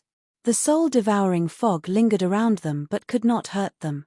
Greetings to the 2 ancestors. The commander of the Kirin army looked at the 2 of them in fear and bowed. Qin Feiyang and Yiglao also bent down and lowered their heads with a respectful expression. What's the matter? One of them opened his eyes and looked at the commander of the Kirin army and asked. The commander of the Kirin army said, I want to interrogate Lu Xingchen and the others. The old man nodded and glanced at Qin Feiyang and Yiglao. He raised his eyebrows slightly and sized up Qin Feiyang for a moment before saying, he's just a 9-star war master. He's the child of a distant relative of mine. He came to me a few days ago and wanted to find a job in the Imperial Palace, so I let him enter the Kirin army. Although his current cultivation is only at the 9-star war master, he has already stepped into the peak of the 9-star war master and will soon break through to the battle saint realm. The commander of the Kirin army's body and mind tightened as he hurriedly explained.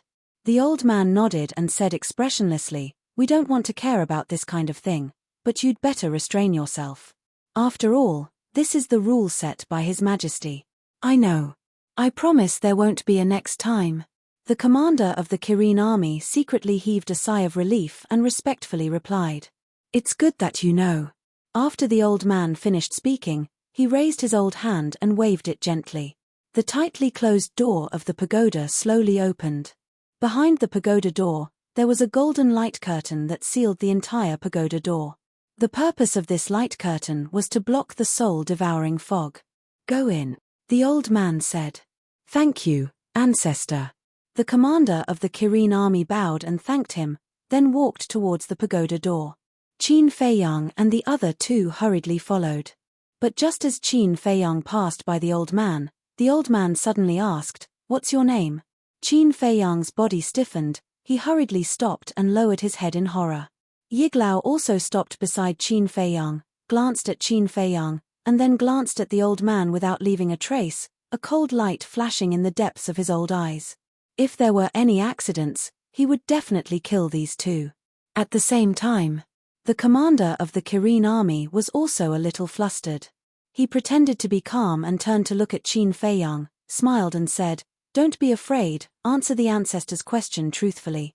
Then, he looked at the old man again and smiled apologetically. Ancestor, this is the first time he has seen such a strong person like you, so he is a little scared. Don't take it to heart. That's too cowardly. The Kirin army can't have such a coward. The old man glanced at Qin Feiyang and said. The commander of the Kirin army nodded and said, yes, yes, yes, I will train him well. Then he looked at Qin Feiyang and shouted, hurry up and answer the ancestor's question. No need to answer, go in. Chapter 908. Qin Feiyang and the other 2 passed through the golden light curtain and appeared in a dim corridor. The corridor stretched to the end of the other side. On both sides, there was a stone door every 10 meters. Every stone door was tightly shut, and there was a number on each door. Boom. Just as Qin Feiyang was sizing up these stone doors, the pagoda doors behind him suddenly closed. Phew. That scared me to death. My heart almost jumped out of my chest when the patriarch asked for your name. The commander of the Kirin army patted his chest and turned to look at Qin Feiyang. His face was full of fear. Indeed. His question was too unexpected. Yiglao nodded. One of you is a combat emperor and the other is a fake god. How can you be scared by this? You're too useless. Qin Feiyang looked at the 2 of them with disdain. We're useless. The 2 of them looked at each other with anger in their eyes. Since you're so powerful, why do you look so scared? The commander of the Kirin army said. Can't you tell? I'm just faking it. Qin Feiyang sneered. Ah. The commander of the Kirin army was stunned. If I appear too calm, then it will really be suspicious. Qin Feiyang glanced at him indifferently and then glanced at the stone doors on both sides of the corridor. Heard about it. The commander of the Kirin army and Yiglao looked at each other with a hint of fear in their eyes. That person just now was a genuine 9-star combat emperor. If it were other young people, they would definitely be scared out of their wits. But this person was so calm. This kind of calm temperament really made people feel scared. Suddenly, the two of them felt a cold current appear again. The temperature here dropped sharply as if it was winter. The two of them looked at Qin Feiyang again. They found that Qin Feiyang's eyes had changed. There was a hint of killing intent in the coldness, like a pair of sharp eagle eyes. The cold current that appeared came from Qin Feiyang's body. "Which cell is my mother locked in?" Qin Feiyang asked in a bone-chilling voice. "The last cell," the commander of the Kirin army said. He led Qin Feiyang to the end of the corridor and stopped in front of the stone door on the left. "Open it," Qin Feiyang said hurriedly as he stared at the stone door. "You have to be mentally prepared." The commander of the Kirin army hesitated. Qin Feiyang nodded. The commander of the Chilean army held the golden token in his hand and faced the stone door of the prison cell. Whoosh! A beam of golden divine light shot out and entered the stone door. Boom! Boom! The stone door slowly. A terrifying wave of destructive energy surged out from the crack in the door. Crack! At the same time, deafening claps of thunder could be heard from behind the stone door. Through the crack, Qin Feiyang could clearly see that there was a sea of purple lightning inside. Without waiting for the stone door to open, Qin Feiyang impatiently rushed in. The scene of the entire cell entered his field of vision. The cell was about 100 zhong wide. There was nothing in it except for the purple lightning tribulation. The bolts of lightning filled every corner of the cell, emitting an apocalyptic aura. These lightning tribulations can even kill a 1-star combat emperor. "You just ran in here like that. Are you tired of living?" At the same time, seeing Qin Feiyang barge into the cell, Yiglao's expression changed drastically. He quickly ran in and shouted angrily. As he spoke, he waved his hand and a divine power barrier was formed, protecting Qin Feiyang. Rumble. Crack. The bolts of lightning struck the barrier ferociously, producing deafening booms. However, Qin Feiyang acted as if he didn't hear Yiglao's scolding. His gaze was fixed on the center of the cell. There, a white-clothed woman was sitting cross-legged. Looking at the white-clothed woman, Qin Feiyang's eyes became misty, blurring his vision. Wasn't that his mother? He remembered clearly. The last time he saw his mother, although she had already taken off her phoenix coronet and phoenix robe, losing her usual elegance, she was still in good spirits. But now, the very old white dress she was wearing had become extremely tattered. Her long black hair was now like straw, yellow and disheveled. Wrinkles began to appear on her youthful face. She looked old and her eyes were dim. She looked worse than a woman in her 40s or 50s. Qin Feiyang felt as if his heart was being cut by a knife. Only a few years had passed and his mother had become like this. He could imagine how much pain his mother had gone through in the years he had left the imperial capital. However, the white-clothed woman didn't seem to notice Qin Feiyang's arrival. She didn't open her eyes. The bolts of tribulation lightning continued to strike her, ravaging her body and tormenting her mind. Alas! The commander of the Kirin army also entered the cell. Standing in the divine power barrier, he looked at the white-clothed woman and finally sighed deeply. He bowed and said, "Greetings, Your Majesty." However, the white-clothed woman still didn't open her eyes, as if she didn't hear him. Her expression didn't change either. "Mother, it's me." Qin Feiyang walked forward step by step and said softly, "Tian-er." The white-clothed woman's body trembled and she finally opened her eyes. However, Qin Feiyang had changed his appearance. Looking at this unfamiliar face, the white-clothed woman quickly calmed down, and her eyes revealed a trace of indifference. "Mother, it's really me." Qin Feiyang quickly took out a face-restoring pill and stuffed it into his mouth. In the blink of an eye, his appearance was restored. "Tian-er." The indifference in the white-clothed woman's eyes instantly melted. 2 drops of clear tears flowed from the corners of her eyes. Looking at the tears in the corners of his mother's eyes, Qin Feiyang's heart collapsed. He quickly ran over and knelt in front of his mother. He raised his hand and slapped his own face. He blamed himself and said, "Mother, I'm useless. I let you suffer here." The white-clothed woman quickly grabbed Qin Feiyang's wrist and shook her head. "Tian, don't blame yourself. It's not your fault, it's my fault. If it weren't for me, you wouldn't be trapped here and suffer the pain of the lightning tribulations." Qin Feiyang was so guilty that he wanted to kill himself in front of his mother to atone for his sins. "Silly child, as long as you can live well, it will be the greatest comfort for your mother." The white-clothed woman reached out and touched Qin Feiyang's face. Her eyes were full of love. Her slightly aged face seemed to have regained its youthfulness, becoming bright and beautiful. Her dim eyes were finally filled with color. "Mother," Qin Feiyang looked at the white-clothed woman. His heart was bleeding. Suddenly, he turned to look at the commander of the Kirin army and shouted, "What are you waiting for? Remove the lightning tribulations for me." The white-clothed woman was stunned. She raised her head and looked at the commander of the Kirin army. There was a trace of suspicion in her eyes. Qin Feiyang saw his mother's suspicion and said with a smile, "Mother, he is now under my control." "Under your control?" The white-clothed woman was surprised. "In the Forgotten Continent, I have mastered a secret technique that can enslave others. Now, I can erase his soul with just a thought." "Mother, you don't have to worry," Qin Feiyang said. "There's such a secret technique." The white-clothed woman was shocked. "I will explain the details to you slowly after we leave the penitentiary," Qin Feiyang said with a smile. He turned to look at the commander of the Kirin army again and said angrily, "Didn't you hear what I said? It's not that I didn't hear it. It's that I can't do it. These lightning tribulations can only be removed by the two ancestors outside." The commander of the Kirin army was in a difficult position. Yiglao looked at the commander of the Kirin army and waved his hand. The divine power barrier suddenly expanded and covered the white-clothed woman. "Hey!"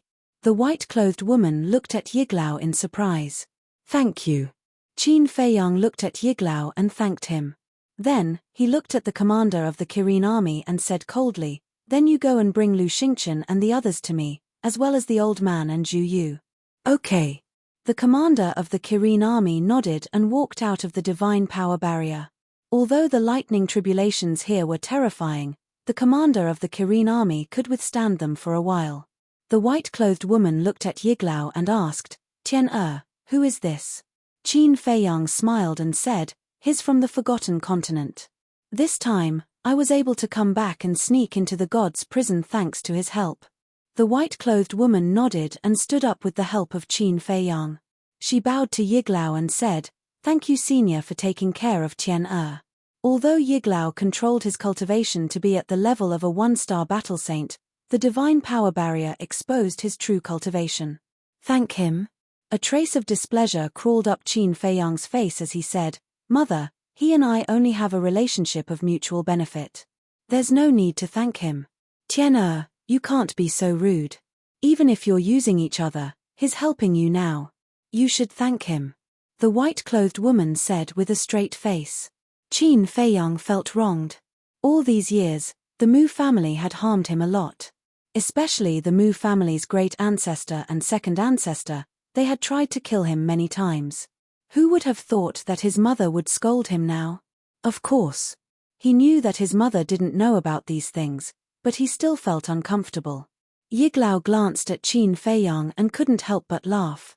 He then looked at the white-clothed woman and cupped his hands and said, "Madam, you're too polite." As little brother Qin Feiyang said, "We're indeed using each other. But if he could see the big picture like you, then there wouldn't be so many conflicts between us." "You're taking advantage of me?" Qin Feiyang raised his eyebrows and glared at Yiglao. Yiglao chuckled and fell silent again. Qin Feiyang glared at him and turned to look at his mother. He frowned and said, "All these years, father, didn't he come to see you?" "No." The white-clothed woman shook her head and looked a little disappointed. "That heartless bastard, I'll make him pay the price sooner or later." Qin Feiyang was burning with anger. No matter what happened, they were still husband and wife. So what if he came to see her? "You can't say that. After all, he's your father." The white-clothed woman sighed. He's so heartless and you're still speaking for him. He's not worthy to be my father. I don't want to be associated with him now. Chapter 909. Looking at Qin Feiyang's eyes and attitude, the white-clothed woman's expression was extremely complicated. She didn't know how to persuade him. Because she knew that what the emperor had done these years had cast a great shadow in Qin Feiyang's heart. This shadow could not be erased for a lifetime. Feiyang. Suddenly, a heavenly voice sounded behind Qin Feiyang. Sister.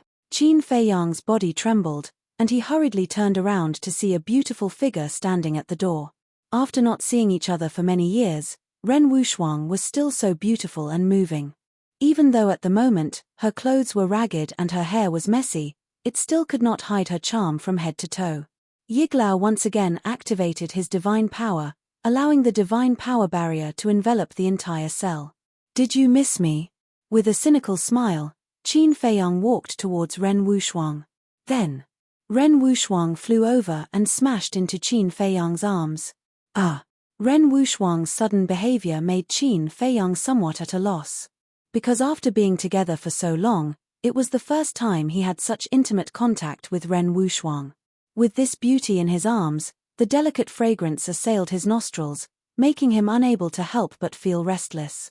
Who has time to miss you? Less narcissism. Ren Wuxuang scolded.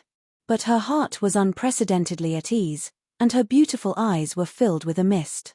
Although she herself was in prison, she was most worried about Qin Feiyang. Because the imperial preceptor had told her that Qin Feiyang did not have a good life in the Forgotten Continent, and was hunted down all day. So, at this moment, when she saw Qin Feiyang in person, her inner emotions could not be controlled. Qin Feiyang was stunned, and then his heart relaxed a lot.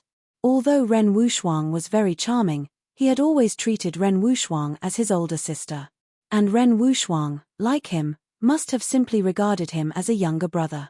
Between siblings, there was nothing wrong with having intimate contact once in a while. He raised his head and gently patted Ren Wuxuang's shoulder. Sis, I'm sorry for making you worry. If you know that I'm worried, why didn't you come back earlier? Ren Wuxuang scolded. Qin Feiyang sighed deeply and said, I also wanted to come back earlier, but, all right. Don't say any more. I know you're in trouble. As long as you're safe, it's fine. Ren Wuxuang smiled and stood up from Qin Feiyang's arms. Looking at Qin Feiyang's face, her expression was full of concern. Qin Feiyang's heart warmed. He hurriedly turned around and pulled Ren Wuxuang to his mother. Mother, let me introduce you. Her name is Ren Wuxuang. She's my sister in the spirit state. Wuxuang greets Auntie. Ren Wuxuang also hurriedly bowed, appearing gentle and polite, decent and generous. Thank you for taking care of Tian in the spirit state. The woman in white grabbed Ren Wuxuang's hand and said with a smile in her eyes. Auntie is too polite. Actually, Feiyang took care of me a little more. Ren Wuxuang scratched her head awkwardly. Qin Feiyang looked at Ren Wuxuang strangely and chuckled. Sis, you weren't so honest before. What did you say? Ren Wuxuang glared at him with her almond-shaped eyes. It was her first time meeting the legendary Empress Dowager. Of course, she had to perform well and leave a good impression. But she didn't expect this guy to be so tactless and expose her in public. He didn't give her any face at all. Qin Feiyang chuckled and decisively took a few steps back. He was quite clear about the character of this tigress. She would flip out whenever she wanted, regardless of whether there was anyone around. Feiyang, you're back. At this moment, another old voice could be heard from behind. Old master. Qin Feiyang's spirit was lifted, and he hurriedly turned to look at the door. The old man was standing outside the door, his clothes were tattered. He looked extremely haggard. However, at this moment, his aged face was glowing and full of smiles. Old master, I'm sorry. It's all my fault. Qin Feiyang strode to the front of the old man and lowered his head with an apologetic expression. Silly boy, what's there to be sorry about? When I learned of your true identity, I guessed that this day would come sooner or later. The old man smiled, his face full of affection. Qin Feiyang asked cautiously, then you don't blame me for lying to you? He remembered that when he and Mu Qing entered the Forgotten Continent, he didn't reveal his true identity to the old man. Of course I do. But now that things have come to this, what else can I say? The old man shook his head and sighed. Then, he looked at the woman in white and bowed. Greetings, Empress. Elder Ren, you're welcome. The woman in white smiled. It could be seen that the old man took care of Qin Feiyang a lot in the spiritual state. As for the people that had taken care of Qin Feiyang, she was very grateful. You're really lucky. I thought you would die in the Forgotten Continent. At this moment, another familiar voice sounded.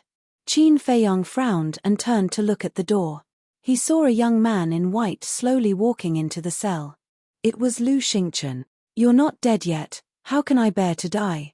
Qin Feiyang smiled faintly. As he spoke, he glanced at Yiglao. However, he found that Yiglao's eyes didn't change much when he saw Lu Xingchen. At the same time, Lu Xingchen also glanced at Yiglao, but his expression didn't change much. Then, he looked at Qin Feiyang and smiled. My life is tough, I'm afraid no one can take it away. That's not necessarily true. Qin Feiyang shook his head and smiled. But he was extremely confused.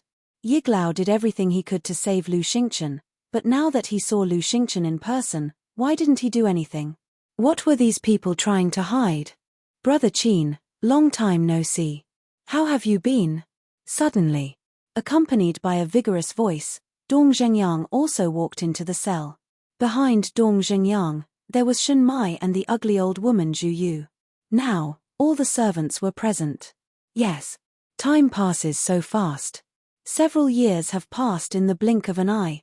Qin Feiyang sighed and then nodded to Shen Mai with a smile. After a few years, this woman had become more mature and feminine. Welcome back. Shen Mai also smiled. Thank you. Qin Feiyang said. Shen Mai smiled, looked at the woman in white and asked, She's your mother, right? Qin Feiyang nodded. Greetings, Auntie. Shen Mai and Dong Zhengyang immediately walked over and bowed. Zhu Yu glanced at Qin Feiyang and was about to bow to the woman in white. But Qin Feiyang blocked in front of her. What's wrong? Zhu Yu looked at him suspiciously. Qin Feiyang bowed deeply and said, First of all, I want to apologize to you. If it wasn't for me, you wouldn't have been locked up here. It's fine. Zhu Yu waved her hand and waited for him to continue. Qin Feiyang pondered for a moment, then sent a sound transmission. The Forgotten Continent is forbidden to enter, but why did you let me in? At first, he didn't know that the Emperor had ordered that no one was allowed to enter the Forgotten Continent. So, when Zhu Yu asked him to go to the Forgotten Continent to snatch the heavenly thunder flames, he didn't suspect anything. But later on, when he found out about these things, he felt that Zhu Yu's purpose was not simple. Later on, when he found out about the secret hidden in the heavenly thunder flames, he was even more convinced that Zhu Yu had other motives. He even suspected that Zhu Yu might also know the secret hidden in the heavenly thunder flames. If that was the case, then Zhu Yu's identity was definitely not as simple as it seemed on the surface. And hearing Qin Feiyang's question, Zhu Yu also replied without hesitation, I just want you to go and gain experience. Gain experience? Qin Feiyang frowned. Gain experience was equivalent to nurturing. In other words, Zhu Yu's words meant that she was nurturing him. However, Zhu Yu privately asked him to go to the Forgotten Continent, which was disobeying the Emperor's orders. This was a capital offense. Risking her head to let him go to the Forgotten Continent to gain experience, how could this be justified? It was reasonable to say that their relationship was especially good. For example, he was some kind of relative of Zhu Yu. But back then, he and Zhu Yu didn't know each other at all. So in Qin Feiyang's view, Zhu Yu's reason was too far-fetched and not convincing at all. Qin Feiyang sighed, Senior, I can basically conclude that you have no ill intentions towards me, and are really doing it for my own good. But it is precisely because of this that you should tell me everything. Zhu Yu was silent. Senior, to tell you the truth, I already know the hidden secret of the heavenly thunder flame. I was also thinking, do you also know? Qin Feiyang said again. Already know? Zhu Yu looked at him in surprise. Yes. Moreover, not only the heavenly thunder flame, The mysterious sky flame and the ice flame are also in my hands now. Qin Feiyang said. This, Zhu Yu was extremely shocked. After a moment, she smiled bitterly and said to herself, I didn't expect you to see through it so quickly, you are indeed extremely smart. But I'm sorry, I really can't say it now, because I don't want to affect you. But there is one thing I can tell you, I do know the hidden secret of the heavenly thunder flame.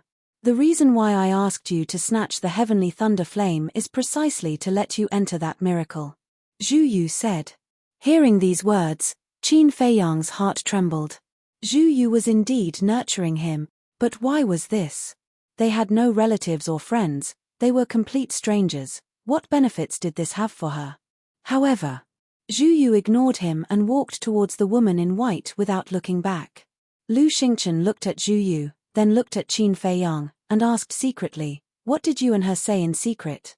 It has something to do with you? Qin Feiyang raised his head and looked at him from the corner of his eyes. All right, pretend I didn't ask. Lu Xingchen shrugged his shoulders with an innocent look on his face.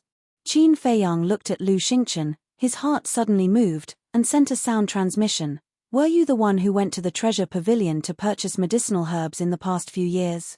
Lu Xingchen was startled, and asked in confusion, in the past few years, I have indeed gone to the treasure pavilion to purchase a lot of medicinal herbs, but why do I not understand what you mean? Qin Feiyang said, the medicinal herbs I am talking about are the potential pill, the potential pill. This. Chapter 9-10. Qin Feiyang sized up Lu Xingchen. Lu Xingchen's emotions were very sincere, and there was no trace of falsehood in them. But he didn't dare to believe Lu Xingchen. Because Lu Xingchen was a person who was better at disguising than him. So he couldn't judge whether Lu Xingchen was telling the truth or not. Cough cough. Suddenly, Yiglao, who had been silent the whole time, put his fist to his mouth and coughed. Everyone was slightly stunned and looked at him. And Dong Zhengyang and the others only noticed this old man now. It was also only now that they realized that the lightning tribulation here was blocked by a barrier. And the owner of the barrier was this old man. Their hearts were suddenly set off by stormy waves. To be able to easily block these lightning tribulations, how strong was this old man's cultivation? At the same time, Yiglao glanced at everyone and said, although this old man doesn't want to ruin the atmosphere of your reunion after a long separation, this old man has to say something. It's not good to stay here for long, it's best to leave immediately. Hearing this, Qin Feiyang suddenly quivered and wanted to slap himself a few times. Where was this? This was the god's prison. He actually had the mood to chat here, wasn't he courting death? If the imperial preceptor suddenly barged in, wouldn't they all be wiped out? Qin Feiyang looked at Yiglao and said, quickly open the space-time gate and return to the Forgotten Continent. Yiglao nodded, and the space-time gate immediately rushed out of his body. Tian I can't leave. But at this moment, the woman in white said, what? Qin Feiyang was stunned. Feiyang, I can't leave either. The old man followed. This, Qin Feiyang looked at the two of them, not knowing what to do for a moment. You know this old man's character. As the former lord of the spiritual state, this old man will never betray the great Qin Empire. The old man said. Qin Feiyang said angrily, it was the emperor who was heartless first. How can this be called betrayal? No matter what, we are all subjects. If you want me to die, I have no choice but to die. What's more, His Majesty only imprisoned us. He didn't say he would kill us. Feiyang, we won't ask what you do. Even if one day, you and His Majesty become enemies, we won't persuade you. But we also hope that you can respect our choice. Old Master said. Qin Feiyang was furious to the extreme. He roared, do you know that this is blind loyalty? The old man smiled and said, even if it's blind loyalty, this old man will not regret it. Qin Feiyang looked at his mother and asked, Mother, what's your reason? If I could leave, I would have left with you last time. The white-clothed woman sighed. Why? Can you tell me? Don't say things like you're still young, and I don't want you to worry. I don't want you to bear too heavy a burden. Now that I've grown up, I can bear it with you. Qin Feiyang roared. Why did he come back this time? Wasn't it to take everyone out of the great Qin Empire? But the two most important people in his life had chosen to stay in the divine penitentiary. How could he not be anxious? Seeing Qin Feiyang's anxious look, the white-clothed woman couldn't help but feel distressed. But sometimes, you can't do whatever you want. Tell me. Otherwise, I'll go find him now. At worst, I'll die, Qin Feiyang said in a deep voice. He was about to lose his mind. This he naturally referred to the emperor. When the white-clothed woman heard Qin Feiyang's angry words, she was a little angry. She said, "Then tell me, can you defeat the state preceptor and your father?" Qin Feiyang fell silent. The white-clothed woman sighed and said, "When you have the strength to defeat them, I will tell you why you can't leave." Lu Xingchen's eyes flashed. He cupped his hands and said, "Your Majesty, I have a question that has been puzzling me. I hope you can answer it for me." "Go ahead." The white-clothed woman looked at Lu Xingchen. "Qin Feiyang's grandfather is your father. Even the emperor is afraid of his strength. Why don't you ask him for help?" Lu Xingchen asked. "Yes. We can go to Grandpa. Mother, give me the coordinates of Grandpa's house. I'll go find him right away." Qin Feiyang quivered and said hurriedly. However, hearing this, the white-clothed woman's face turned cold. She said angrily, "Tian, you're really disappointing me." "Disappointed?" Qin Feiyang looked at his mother suspiciously. What did he do to disappoint his mother?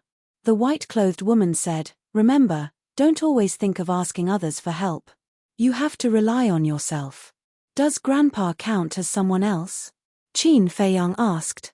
He really couldn't figure out why his mother was hesitating. "Your grandfather is old. We can't let him worry about us anymore, so I won't let you go to him," the white-clothed woman said in a tone that brooked no disobedience. "It's so strange," Lu Xingchen muttered. Logically speaking, with such a big thing happening, even if the white-clothed woman didn't ask for help, Qin Feiyang's grandfather should have received the news. But why didn't he show up? Could it be, suddenly?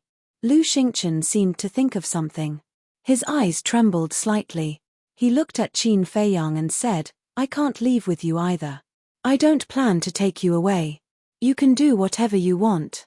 Qin Feiyang said impatiently. "You," Lu Xingchen immediately glared at him and said, "We used to fight side by side. Aren't you afraid of making me sad by saying this?" Qin Feiyang ignored him. Lu Xingchen was very embarrassed. He thought that Qin Feiyang would more or less ask why he didn't leave. But he didn't expect that he didn't ask anything. To be exact, he didn't exist at all. "Why do I have to do this?" He sighed secretly. But Qin Feiyang didn't care about Lu Xingchen, but it didn't mean that others didn't care. For example, Mu Qing, at this moment in the castle, was already anxious to jump over the wall. At the same time, Yiglao also looked at Lu Xingchen. Although he didn't say anything, his confused eyes proved everything. Lu Xingchen certainly noticed Yiglao's eyes, but he just smiled faintly.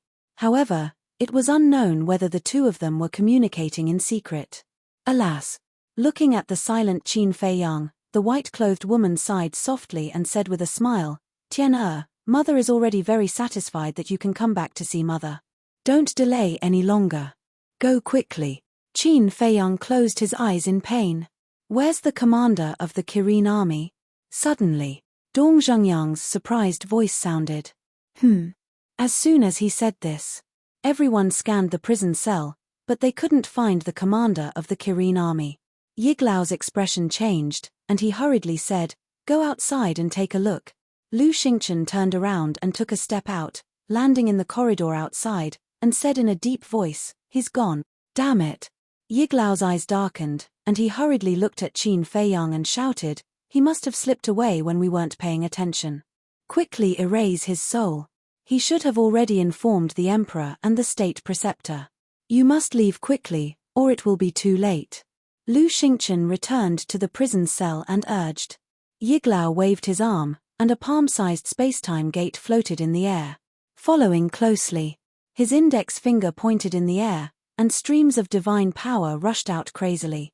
The spacetime gate also suddenly bloomed with dazzling brilliance. Whoosh! It was also at this moment Qin Feiyang finally opened his eyes, and two shocking murderous intents burst out. Ever since he took control of the commander of the Kirin army, it was only at that time that he peeked into the inner thoughts of the commander of the Kirin army. After that, he didn't peek. Because in his opinion, the commander of the Kirin army knew the horror of the slave seal, and shouldn't be rash.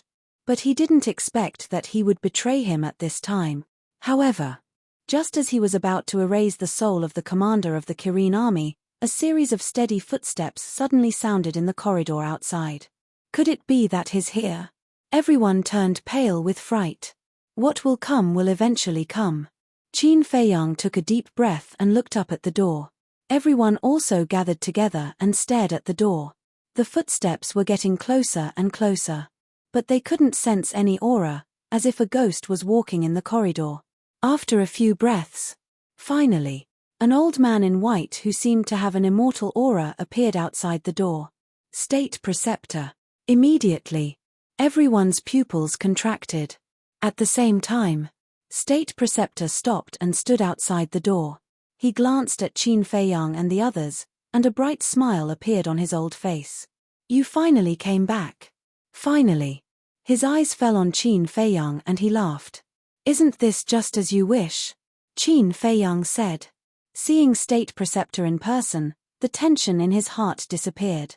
So, are you going to take the initiative to hand over Chang Shui and the castle, or do you want me to do it myself? State Preceptor looked at him with a smile. I want to ask, do you want Chang Shui and the castle, or do you want His Majesty? The woman in white walked out and stood beside Qin Feiyang, looking at State Preceptor and asked, Greetings, Your Majesty.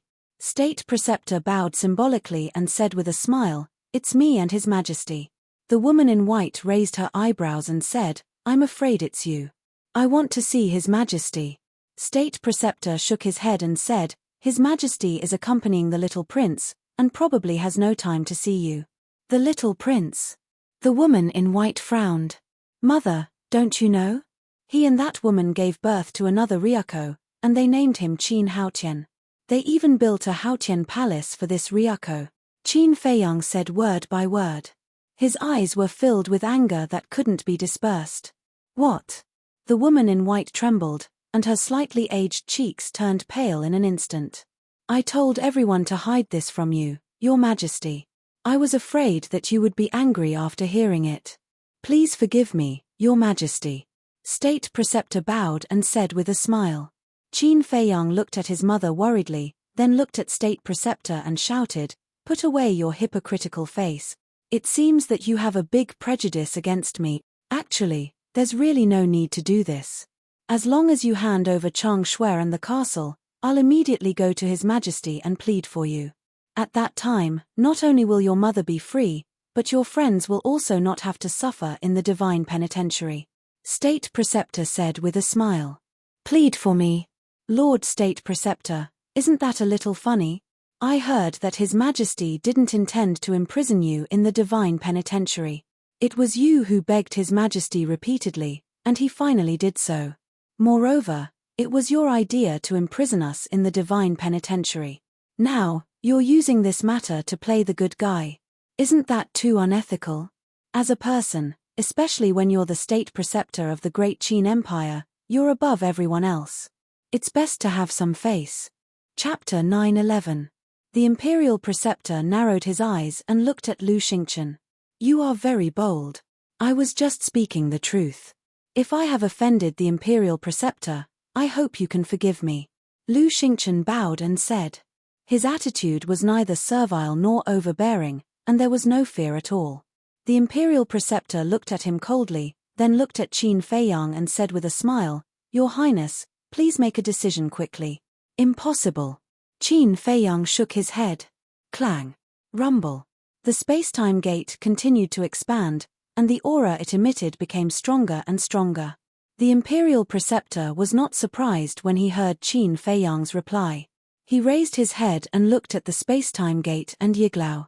His old eyes flashed and he said with a smile, Not bad, you actually invited a false god to help, but, at this point. The Imperial Preceptor's eyes turned cold and he said, Even if a false god helps you, don't think about escaping again without my permission. Boom. As soon as he finished speaking, he raised his hand and waved it. A terrifying divine power surged out and pounced towards Qin Feiyang and the others in the cell. Qin Feiyang and the others did not hide and hurriedly hid behind Yiglao. "Aren't you looking down on this old man too much?"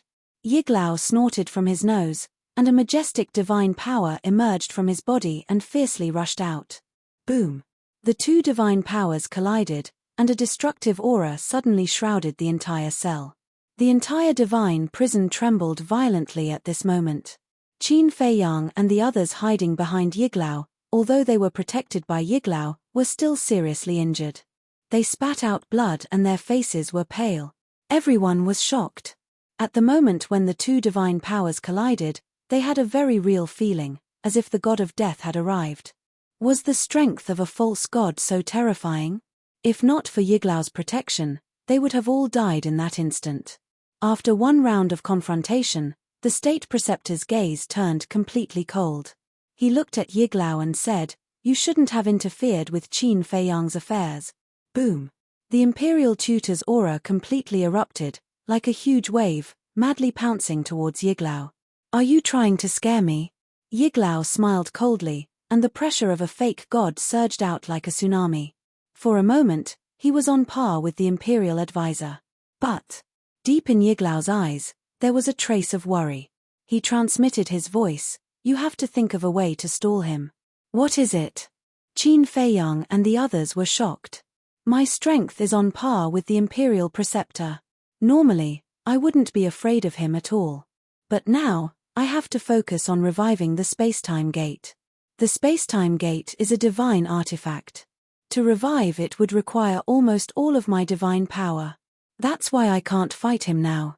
Yiglao transmitted his voice. Everyone's eyes darkened. This was really bad news. Dong Zhengyang secretly said, "Qin Feiyang, Lu Xingchen, why don't we go to your divine artifact?" "No.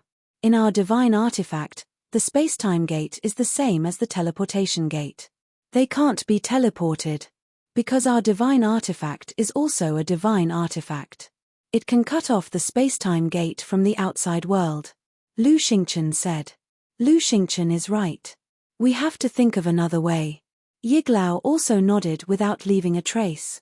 Hearing this, everyone's heart fell to the bottom. Shenmai suddenly said, "Why don't we go to the castle to hide first?" "Yes. Although we can't escape, we can at least share some of the pressure with Yiglao. Let's wait for him to revive the spacetime gate before we come out," Dong Zhengyang suggested. "I think you're scared silly. If we enter the castle, won't he stop Yiglao from reviving the spacetime gate? Is he that stupid?" Lu Xingchen rolled his eyes at him. Dong Zhengyang was also a little annoyed. He frowned and said, "Then what do you think we should do?" Lu Xingchen shook his head and said, "I don't have a choice. We can only rely on Qin Feiyang now." Hearing this, everyone looked at Qin Feiyang in unison. Looking at everyone, Qin Feiyang fell into a struggle and self-blame.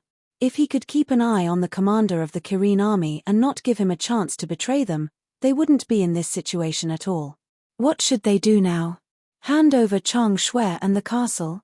But he couldn't do it. Besides, even if he did, the state preceptor might not keep his promise and let everyone go. At this moment, everyone was at a loss. But there was one person who was very calm. She was Qin Feiyang's mother. She glanced at everyone and then looked at Qin Feiyang. A gentle light flashed in her eyes. Then, she took a step forward and stood in front of Yiglao.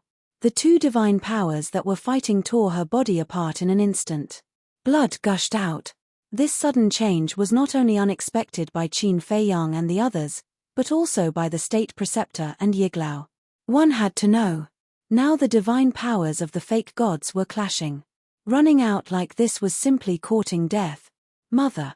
When Qin Feiyang saw this scene, he suddenly turned pale with horror and rushed to the woman in white without hesitation.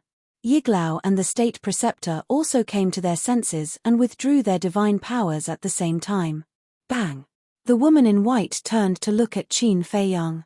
Her body was stained with blood, which was tragic and beautiful. And her eyes were unprecedentedly bright and clear. There was a trace of relief, as well as an apology and encouragement to Qin Feiyang. It was as if she was saying to Qin Feiyang, "I'm sorry, I can't accompany you in the future. You must live well." Then, she slowly fell to the ground. When she fell to the ground, there was no blame or injustice on her blood-stained face. There was only a bright smile. That smile was brighter than the sun, enough to make the world pale. "Mother," Qin Feiyang quickly rushed forward and hugged his mother in his arms. Looking at his mother's broken body and her beautiful face, his heart felt like it was being twisted by a knife. He was in so much pain that he wanted to die. Yiglao said, "She's not dead yet. Maybe she can still be saved. Quickly give her the heart protection pill, spirit sea pill, and essence soul pill." That's right. Although it was only a moment before, although the woman in white's cultivation was also very strong, Yiglao and Yiglao were both fake gods. Under the fake god realm, all living beings were like ants. The divine power of the two not only tore her body, but also shattered her sea of chi, sea of consciousness, and internal organs. It could even be said that there was not a single place that was intact. It was also because the injuries were too serious that Yiglao said that maybe she can be saved. What he meant was that the chances were not high. In the blink of an eye, hearing Qin Feiyang's words, Qin Feiyang immediately entered the castle and looked at Fatso anxiously. "Quickly give me the pill, use it. It can definitely pull Auntie back from the gates of hell." Fatso pointed to the space above the altar where the 6-word divine art was placed. There, a cluster of green flames floated. It was the size of a palm and exuded a majestic vitality. Qin Feiyang looked up and his eyes immediately lit up with ecstasy. He nodded and said, "Yes, use it."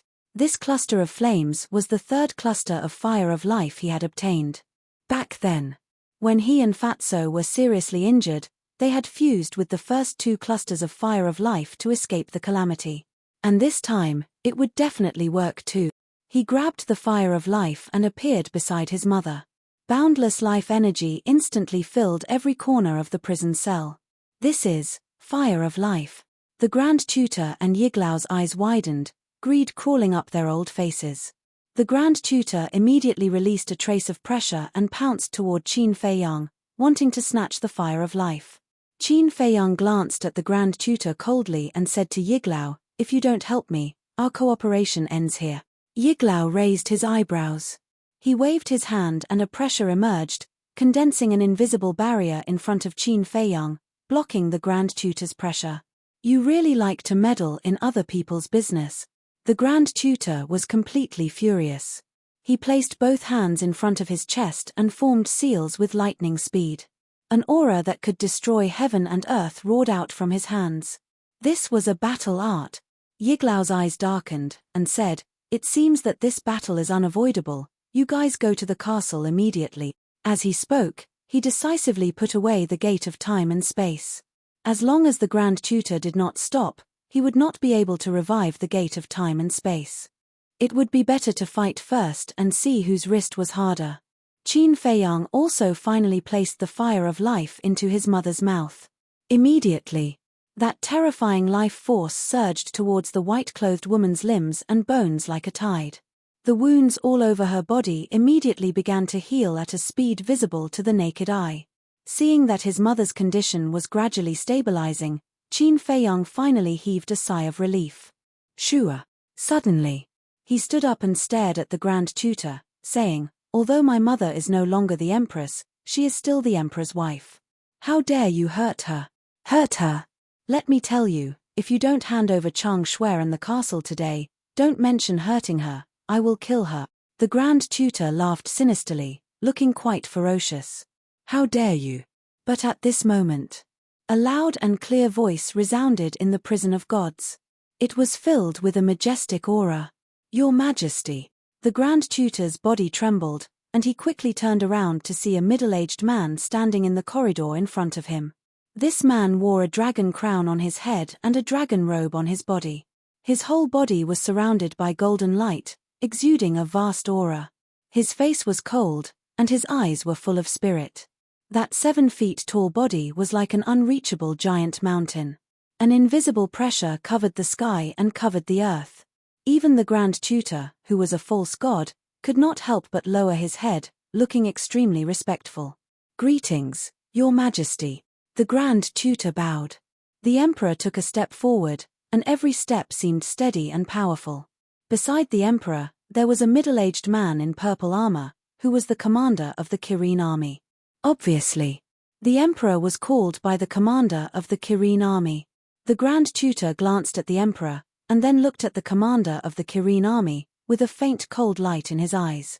At the same time, the old lord and the others in the cell listened to the approaching footsteps and held their breaths. But Qin Feiyang's eyes were full of disgust. A few seconds later, the Emperor finally reached the door of the cell and turned around to look at Qin Feiyang and the others. "Greetings, Your Majesty." The old lord and the others knelt down and kowtowed. Lu Xingchen frowned, but in the end, he also knelt on the ground. Only Qin Feiyang and Yiglao did not do anything. Yiglao was a false god, and he was not a subject of the great Qin Empire, so he did not need to kowtow. As for Qin Feiyang, he only hated the Emperor, so of course he would not kowtow. Chapter 9:12. Suddenly, the Emperor looked at the woman in white lying on the ground. His expression changed slightly, and he hurried over. "Get lost."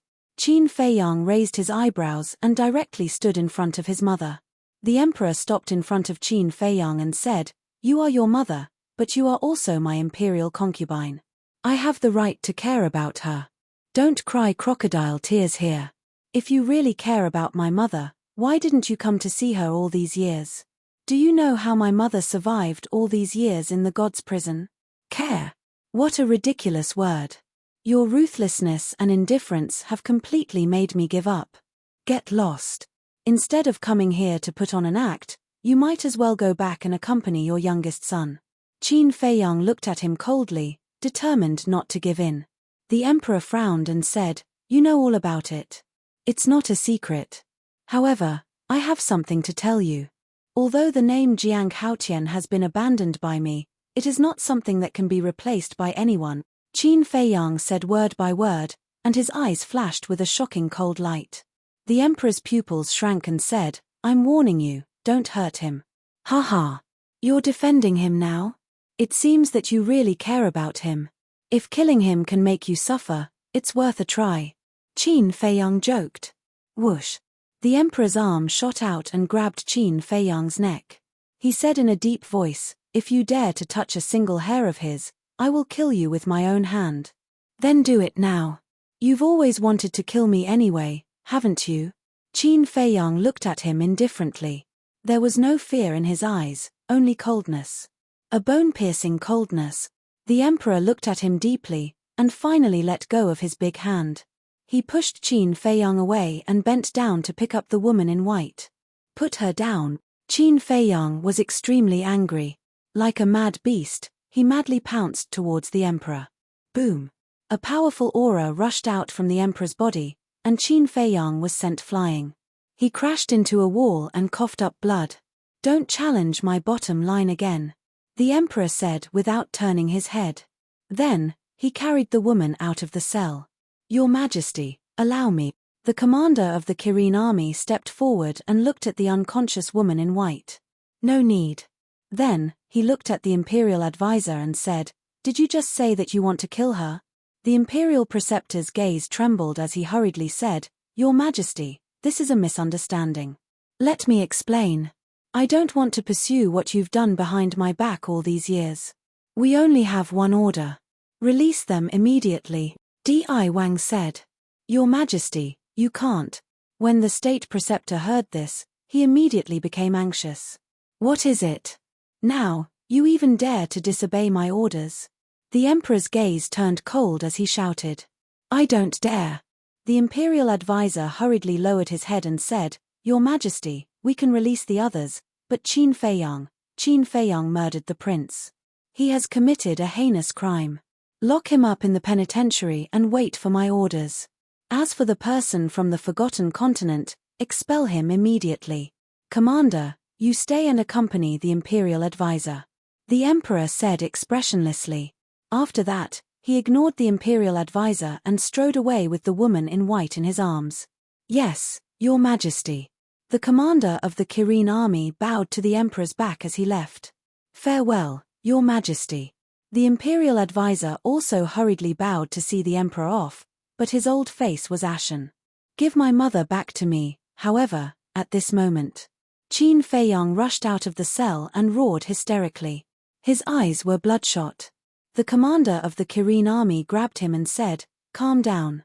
His Majesty won't hurt the queen. It's all because of you that we're in this situation. I'm going to kill you." Qin Feiyang suddenly turned around and stared at the commander of the Kirin army with a cruel smile on his face. "Stop." Lu Xingchen saw that the situation was bad and hurriedly tried to persuade him. "Although the commander of the Kirin army betrayed you, he also saved your mother.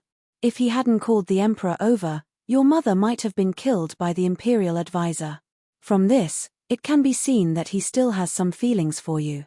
Moreover, if you kill him now, the imperial advisor will have a reason to kill you first and report to the emperor later. After all, killing the commander of the Kirin army isn't a small matter." Hearing Lu Xingchen's words, Qin Feiyang finally calmed down. The commander of the Kirin army also secretly heaved a sigh of relief. Then, he looked at Yiglao and cupped his hands. "Your Excellency, please leave the Great Qin Empire immediately." Yiglao was a false god. If he wanted to leave, no one in the Great Qin Empire could stop him. Therefore, it was better to just let him go. Yiglao frowned and looked at Qin Feiyang, then at Lu Xingchen, and finally at the imperial advisor. If the imperial advisor wasn't here, he could take everyone and leave. But now, he had to abandon Qin Feiyang and the others. Clang. He took out the spacetime gate again and poured his divine power into it. The commander of the Kirin army looked at the spacetime gate with a serious expression. Although he didn't know what the spacetime gate was used for, it wasn't difficult to judge from the divine power it emitted that it was a teleportation divine artifact. And it was a divine artifact that could be used to escape. Otherwise, this old man wouldn't have tried to revive so many times. He looked at the old man and the others and said, "All of you, come out and stand behind the imperial advisor." He did this to prevent Yiglao from escaping with everyone after opening the spacetime gate. The old man and the others looked at each other and walked out of the cell one after another. They stood behind Qin Feiyang and the others. A dozen breaths passed. Accompanied by a deafening sound, the spacetime gate finally opened. Yiglao wiped the sweat from his forehead and looked at Qin Feiyang. He said, "Call Mu Qing out." Qin Feiyang waved his hand, and Mu Qing suddenly appeared out of thin air. As soon as Mu Qing came out, she looked at Lu Xingchen and frowned. There was also a questioning look in her eyes. However, Lu Xingchen didn't say anything, but it was unknown if he secretly transmitted his voice. Yiglao said, "Qing let's go." "Okay." Mu Qing nodded and walked toward Yiglao. At the same time, she transmitted her voice to Qin Feiyang without looking back. "Don't worry, we'll come back to save you soon." "Save me?" Qin Feiyang was stunned and secretly said, "Are you sure you can deal with the imperial advisor and the emperor?" Mu Qing didn't respond. But when he walked to the spacetime gate, he suddenly transmitted his voice, "I'm not sure, but I can think of a way." After that, Mu Qing and Yiglao both stepped into the spacetime gate and disappeared from everyone's sight in the blink of an eye. Then, even the spacetime gate disappeared. "Save me." Qin Feiyang was confused. Logically speaking, now that he had fallen into the hands of the emperor, Mu Qing should have given up on him. But why did she still want to save him? Just because of the heavenly dipper flame? But didn't the Mu family also arrange for others to sneak into the pill pagoda? Even without him, it wouldn't be difficult to snatch the heavenly dipper flame. Taking a step back, even if those people arranged by the Mu family failed to snatch the heavenly dipper flame, wasn't there still Mu Qing's second grandpa? This person had been hiding in the pill pagoda for so many years and was still a divine envoy. If he made a move, there would be no suspense at all. So, now, the Mu family didn't need to come to the imperial capital to save him at all. Could it be that in the eyes of the Mu family, he still had other value? Hurry up and go in.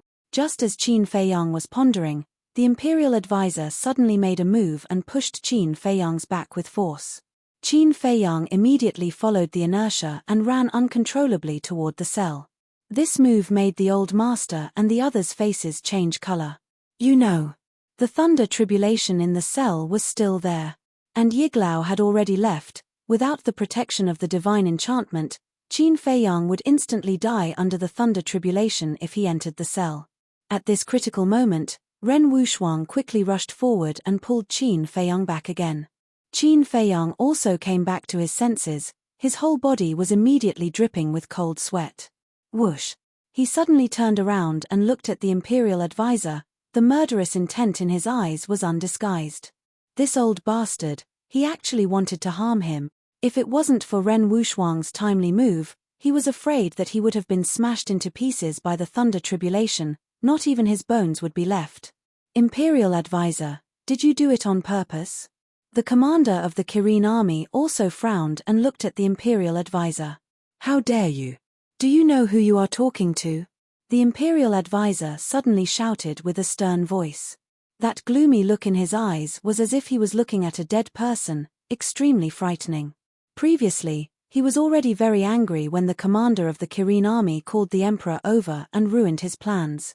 Now, the commander of the Kirin army was questioning him in public, which made him very angry. I'm sorry. The commander of the Kirin army quickly lowered his head, his face full of fear. You're on your own. The imperial advisor snorted coldly, his words full of threat. Then, he glanced at Qin Feiyang and turned to leave the prison of God. Phew. When the imperial advisor completely disappeared from sight, the commander of the Kirin army heaved a long sigh of relief. Lu Xingchen withdrew his gaze and whispered, Brother Qin, you have to be careful. This old bastard will definitely do something to you again. I know. Qin Feiyang nodded. Ren Wushuang looked at Qin Feiyang worriedly and said, Feiyang, you shouldn't have come back this time. Yes. Now we can go out, but you are locked in again. The old man sighed. Qin Feiyang looked at the two of them and said with a smile, Don't worry, I'll be fine. It's not like we don't know the situation in the prison of God. How can we not worry? The old man rolled his eyes at Qin Feiyang and then looked at the commander of the Kirin army. He bowed and said, Sir, can you remove the thunder tribulation in the cell? No. But it can reduce the power of the thunder tribulation. The commander of the Kirin army shook his head. The old man frowned. Lu Xingchen smiled and said, Grandpa Ren, don't worry. This guy has the castle. The thunder tribulation can't hurt him at all. Yes. The old man was suddenly enlightened. Qin Feiyang could enter the castle to avoid the bombardment of the thunder tribulation. However, the commander of the Kirin army frowned, but he didn't say anything. He looked at the old man and the others and said with a smile, Wait for me at the door. I have a few words to say to His Highness in private. Everyone nodded, but they didn't leave immediately. They all looked at Qin Feiyang. Qin Feiyang waved his hand and said with a smile, It's just the prison of God. It's no big deal. Don't worry. Lu Xingchen was stunned for a moment before he smiled bitterly and said, Only a guy like you can say something like that here. After that, he shook his head and turned to leave. Shuang, let's go too. The old man patted Ren Wushuang's shoulder. Ren Wushuang looked at Qin Feiyang and said, You must survive. Qin Feiyang nodded heavily.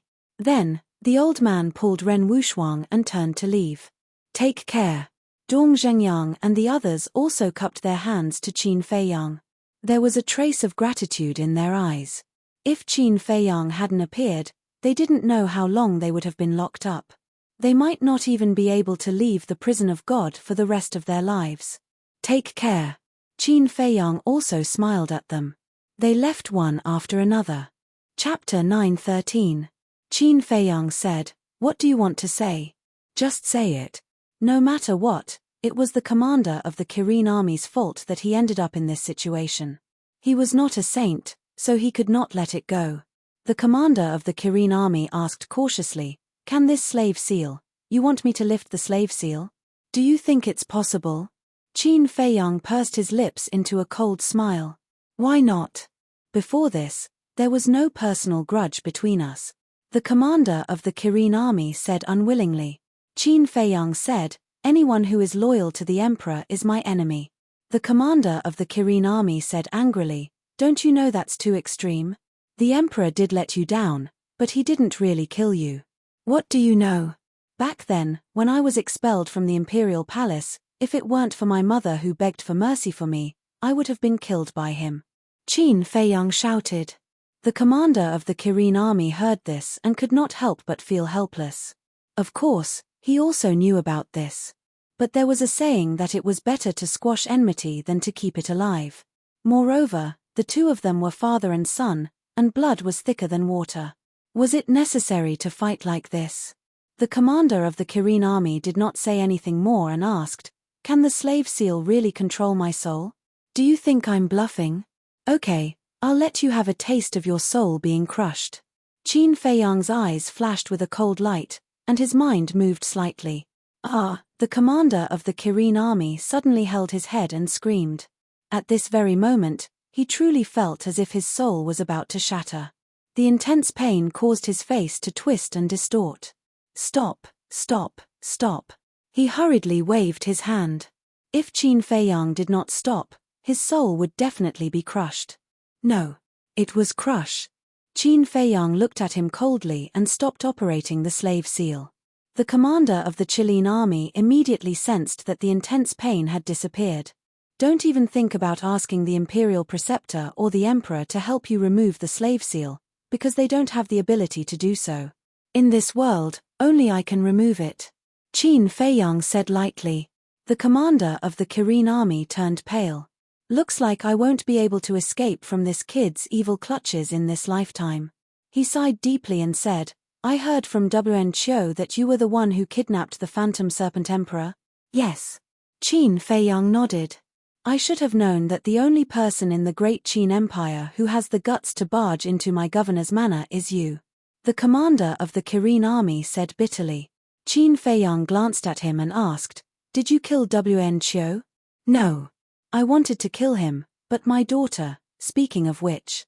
The commander of the Kirin army furrowed his brows and felt an indescribable sense of irritation. "Sometimes, don't worry too much and cut the Gordian knot," Qin Feiyang said with killing intent surging in his eyes. The commander of the Kirin army narrowed his eyes and frowned. "What kind of person is Wen Qiu?" "A villain." Qin Feiyang snorted disdainfully and asked, "Do you have any other questions?" The commander of the Kirin army shook his head. He just wanted to remove the slave seal, but Qin Feiyang obviously wouldn't let him do so. Qin Feiyang waved his hand and said, "If you don't have any more questions, then leave." The commander of the Kirin army looked at him and wanted to say something. But in the end, he didn't say anything and walked towards the door in disappointment. Qin Feiyang frowned and pondered for a while. He looked at the back of the commander of the Kirin army and said, "Don't say I didn't give you a chance. Help me keep an eye on my mother. And take care of the old man and the others. As long as you can do it, I may remove your slave seal in the future." After that, Qin Feiyang looked away and turned to look at the cell filled with thunder tribulations. Hearing this, the commander of the Kirin army trembled and there was a glimmer of hope in his eyes. After the commander of the Kirin army left, a black figure walked into the penitentiary. It was the black-robed old man who was guarding the door and suddenly asked for Qin Feiyang's name when he entered the penitentiary.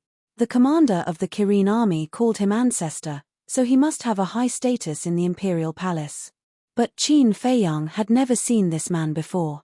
"I didn't expect that I, who had been wise all my life, would let a little bastard like you sneak into the penitentiary."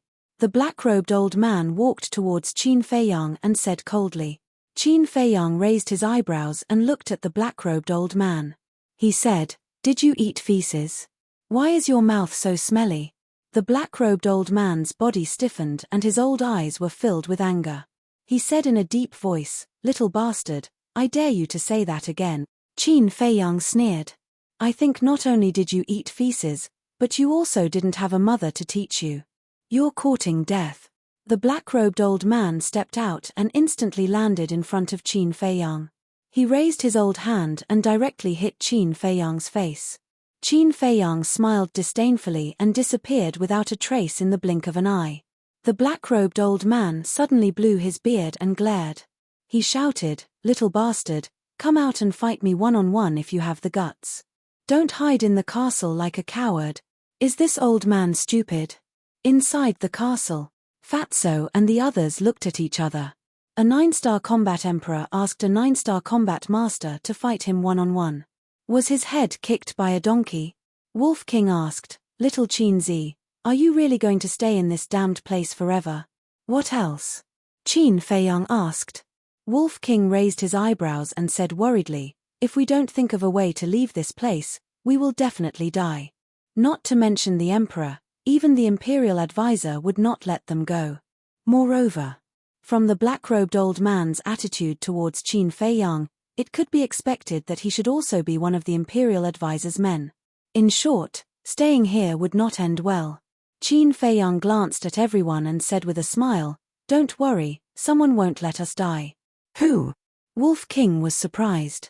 Before Mu Qing left, what he said to Qin Feiyang was through a secret sound transmission, so not only did the imperial advisor and the others not know, even Wolf King and the others did not know. Mu family. Qin Feiyang's eyes flickered. This, Wolf King, Fatso and the others looked at each other, their eyes full of suspicion. They really couldn't think of a reason why the Mu family would come to save them. Lu Hong said, Is it because of the heavenly thunder flame, the ice flame, and the mysterious sky flame? Huh! Qin Feiyang was stunned. When he was thinking about this problem before, he ignored these 3 flames. Now that Lu Hong reminded him, he remembered that to summon and open that miracle, he needed to gather 10 clusters of flames. And now, there are 3 clusters of flames in his hands. If the Mu family doesn't save him, then even if the Mu family gets the heavenly thunder flame, they can't enter the miracle. Haha, at this point, Qin Feiyang laughed. Sure enough, there is always a way out. He also looked forward to it. How is the Mu family going to save him? You know, it's not a simple matter to snatch people from the hands of the imperial advisor and the emperor. Forgotten continent. Black Cloud Mountain. Above the top of the mountain, stood 2 figures, one old and one young. It's Mu Qing and Yiglao. Both of them lowered their heads and remained silent. They seemed to be rather anxious. A moment later, Mu Qing clenched his hands, looked up at Yiglao, and said in a deep voice, No matter what, we must save Qin Feiyang. It's not easy. Yiglao shook his head. As long as the imperial advisor is still in the imperial capital, it's almost impossible to save him. I thought of a person. If she's willing to help, plus you, the great ancestor, and the second ancestor, saving Qin Feiyang shouldn't be a problem. Mu Qing said. Who? Yiglao was stunned, looked at Mu Qing and asked. That mysterious lady. Mu Qing said, his eyes bursting with radiance. Yiglao's heart moved, and nodded. Maybe it's really possible, after all, her strength is still a mystery, but this person's whereabouts are mysterious. How can we find her? Spread out and dissipate. Just say that Qin Feiyang is in trouble. If she really has something to do with Qin Feiyang, she will naturally come to us. Mu Qing said. Yiglao frowned, but what if she and Qin Feiyang are just using their relationship and doesn't care about Qin Feiyang's life at all? Then we'll think of another way. You don't have to worry about this. Leave it to me, Mu Qing said. Well, I'll go back and recover my divine power. Let me know if there's any news. By the way, when you spread out and dissipate, don't reveal that we've been to the great Qin Empire. Yiglao reminded. I understand. Mu Qing nodded. Then the 2 of them went their separate ways. In less than half a day, the news of Qin Feiyang's death spread in the central divine kingdom. But the news only said that Qin Feiyang had died. For example, how Qin Feiyang had died and where he had died were not mentioned. There was no suspense. When this news came out, it caused a huge uproar in the central divine kingdom. The chief tower master immediately ordered Gongsun Bei to bring the various god envoys to find the person who spread the news. And the next day, like a plague, the news of Qin Feiyang's death quickly spread through the 9 great regions again. The person who spread the news was naturally Mu Qing. Although the central divine kingdom and the 9 regions' teleportation altars were guarded, Mu Qing had a replica of the spatial gate, so there was no need to go through the teleportation altars. For a time, everywhere in the Forgotten Continent, a storm was brewing. The Great Qin Empire was the same. The imperial capital. In a certain mountain range, A white-haired old man stood on top of a mountain and looked in the direction of the imperial capital. He wore a pure white robe, and his white hair fluttered in the wind, giving off an otherworldly aura. Whoosh! Not long after, a light figure came from afar and landed in front of the white-haired old man. It was a middle-aged man with sharp eyebrows and a sharp aura. He wore a flaming armor, and there was a Kirin pattern on his chest. That's right. He was from the Kirin army. If Qin Feiyang was here, he would definitely recognize that this Kirin army was Jiang Chenqing. The white-haired old man looked at Jiang Chenqing and asked, "How's the situation?" "Not good. Everyone else was released, but he was locked in the divine prison," Jiang Chenqing said. The white-haired old man's face darkened slightly, and he said, "Tell me the details." According to what I heard, Jiang Chenqing was now from the Kirin army, so it was naturally very easy for him to get information. He knew everything that had happened to Qin Feiyang in the divine prison. Chapter 9:14. Jiang Chenqing asked, "Then what do you plan to do?" "I'm not doing anything." The white-haired old man shook his head. Jiang Chenqing was surprised. The white-haired old man didn't explain. He waved his hand and said, "Go back and continue to monitor the movements of the imperial capital. If there are any abnormalities, report to me immediately." "Okay." Jiang Chenqing nodded. "Wait." The white-haired old man suddenly thought of something and asked, "Have you investigated the situation of the Zhuge family?" "It's still under investigation," Jiang Chenqing said. The white-haired old man said, "Be quick. I have a feeling that the Zhuge family is not normal." "Understood." Jiang Chenqing nodded and then turned to leave. At this moment, it was almost evening. The white-haired old man stood alone at the top of the mountain and looked at the setting sun in the sky. He muttered, "I really want to see how you will treat your own son." Similarly, in an extremely remote place in the Great Qin Empire, there was a stretch of undulating mountain range here. Mountain stream. The vegetation was lush and the rivers were dense. Wild beasts were galloping in the forest, but there was no fighting here. It was extremely peaceful. And at the bottom of one of the giant peaks sat a village. The village occupied an area of about half a mile and there were thousands of families gathered here. The houses in the village were all built with very ordinary wood. And in front of the village, there was a large field of rice and vegetable gardens. The golden rice swayed in the wind, making the ground seem like it was covered with a layer of dazzling gold leaf. Those emerald green vegetables were like slender and elegant young girls, exuding vitality and youth. Although it was almost evening, many farmers were still busy in the rice fields, catching insects and weeding. They all had simple smiles on their faces. Groups of youths gathered in twos and threes, rolling around in the mud and having fun. Her small face was also filled with an innocent smile. The slightly older children gathered around some of the elders and watched them play chess. And the women of each family were either cooking in the house or picking fresh vegetables in the garden to prepare dinner. Green smoke curled up in the sky above the village, showing a peaceful scene. As for their attire, they were all very ordinary. Some of them even had layers of patches on their clothes. In front of one of the wooden buildings, a white-haired old man was sitting on a stool, surrounded by a group of 13 to 14-year-old boys and girls. The old man was dressed in sackcloth and had an amiable expression. He was telling the story of the mountain. A group of young boys and girls squatted on the ground and listened attentively. Occasionally, they would exclaim in surprise, "Whoosh!" Soon, accompanied by the sound of something breaking through the air, a burly man cut through the sky and flew towards the village. This person's upper body was naked. His muscles were well developed, and his skin was very dark, as if it was smeared with charcoal. It was the same for his face. However, seeing the burly man flying in the sky, no one in the village was surprised. It was as if he was used to it. The sackcloth old man also raised his head and looked at the burly man with a smile on his old face.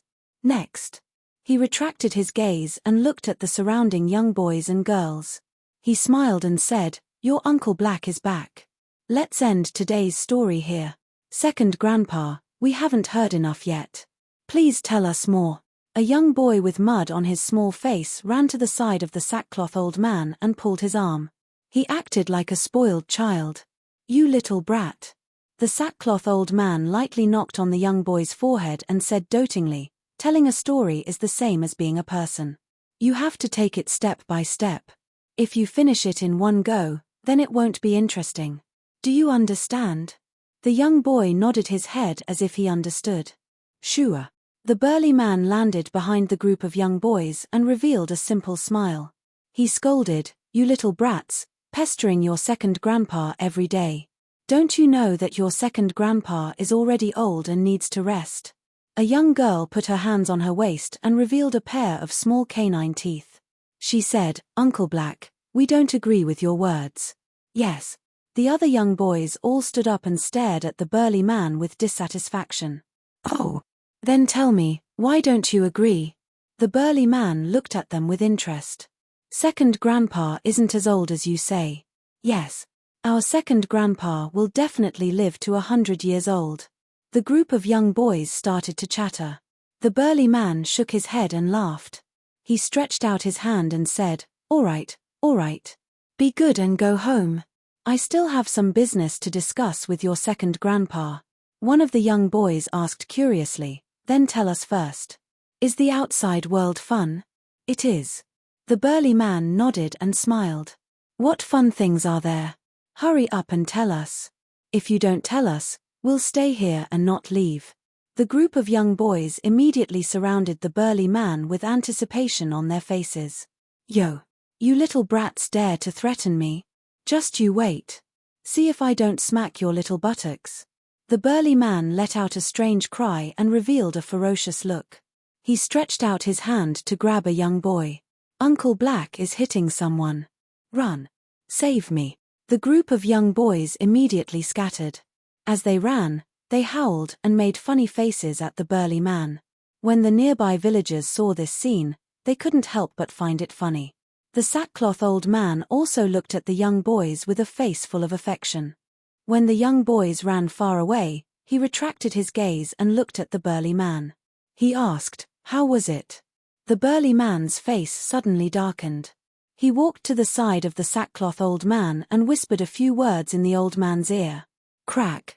After the sackcloth old man heard this, his calloused hands suddenly clenched tightly. Moreover, his originally benevolent face also revealed a trace of shocking ruthlessness. But soon, these negative emotions disappeared and he returned to his previous state. "What should we do?" the burly man asked.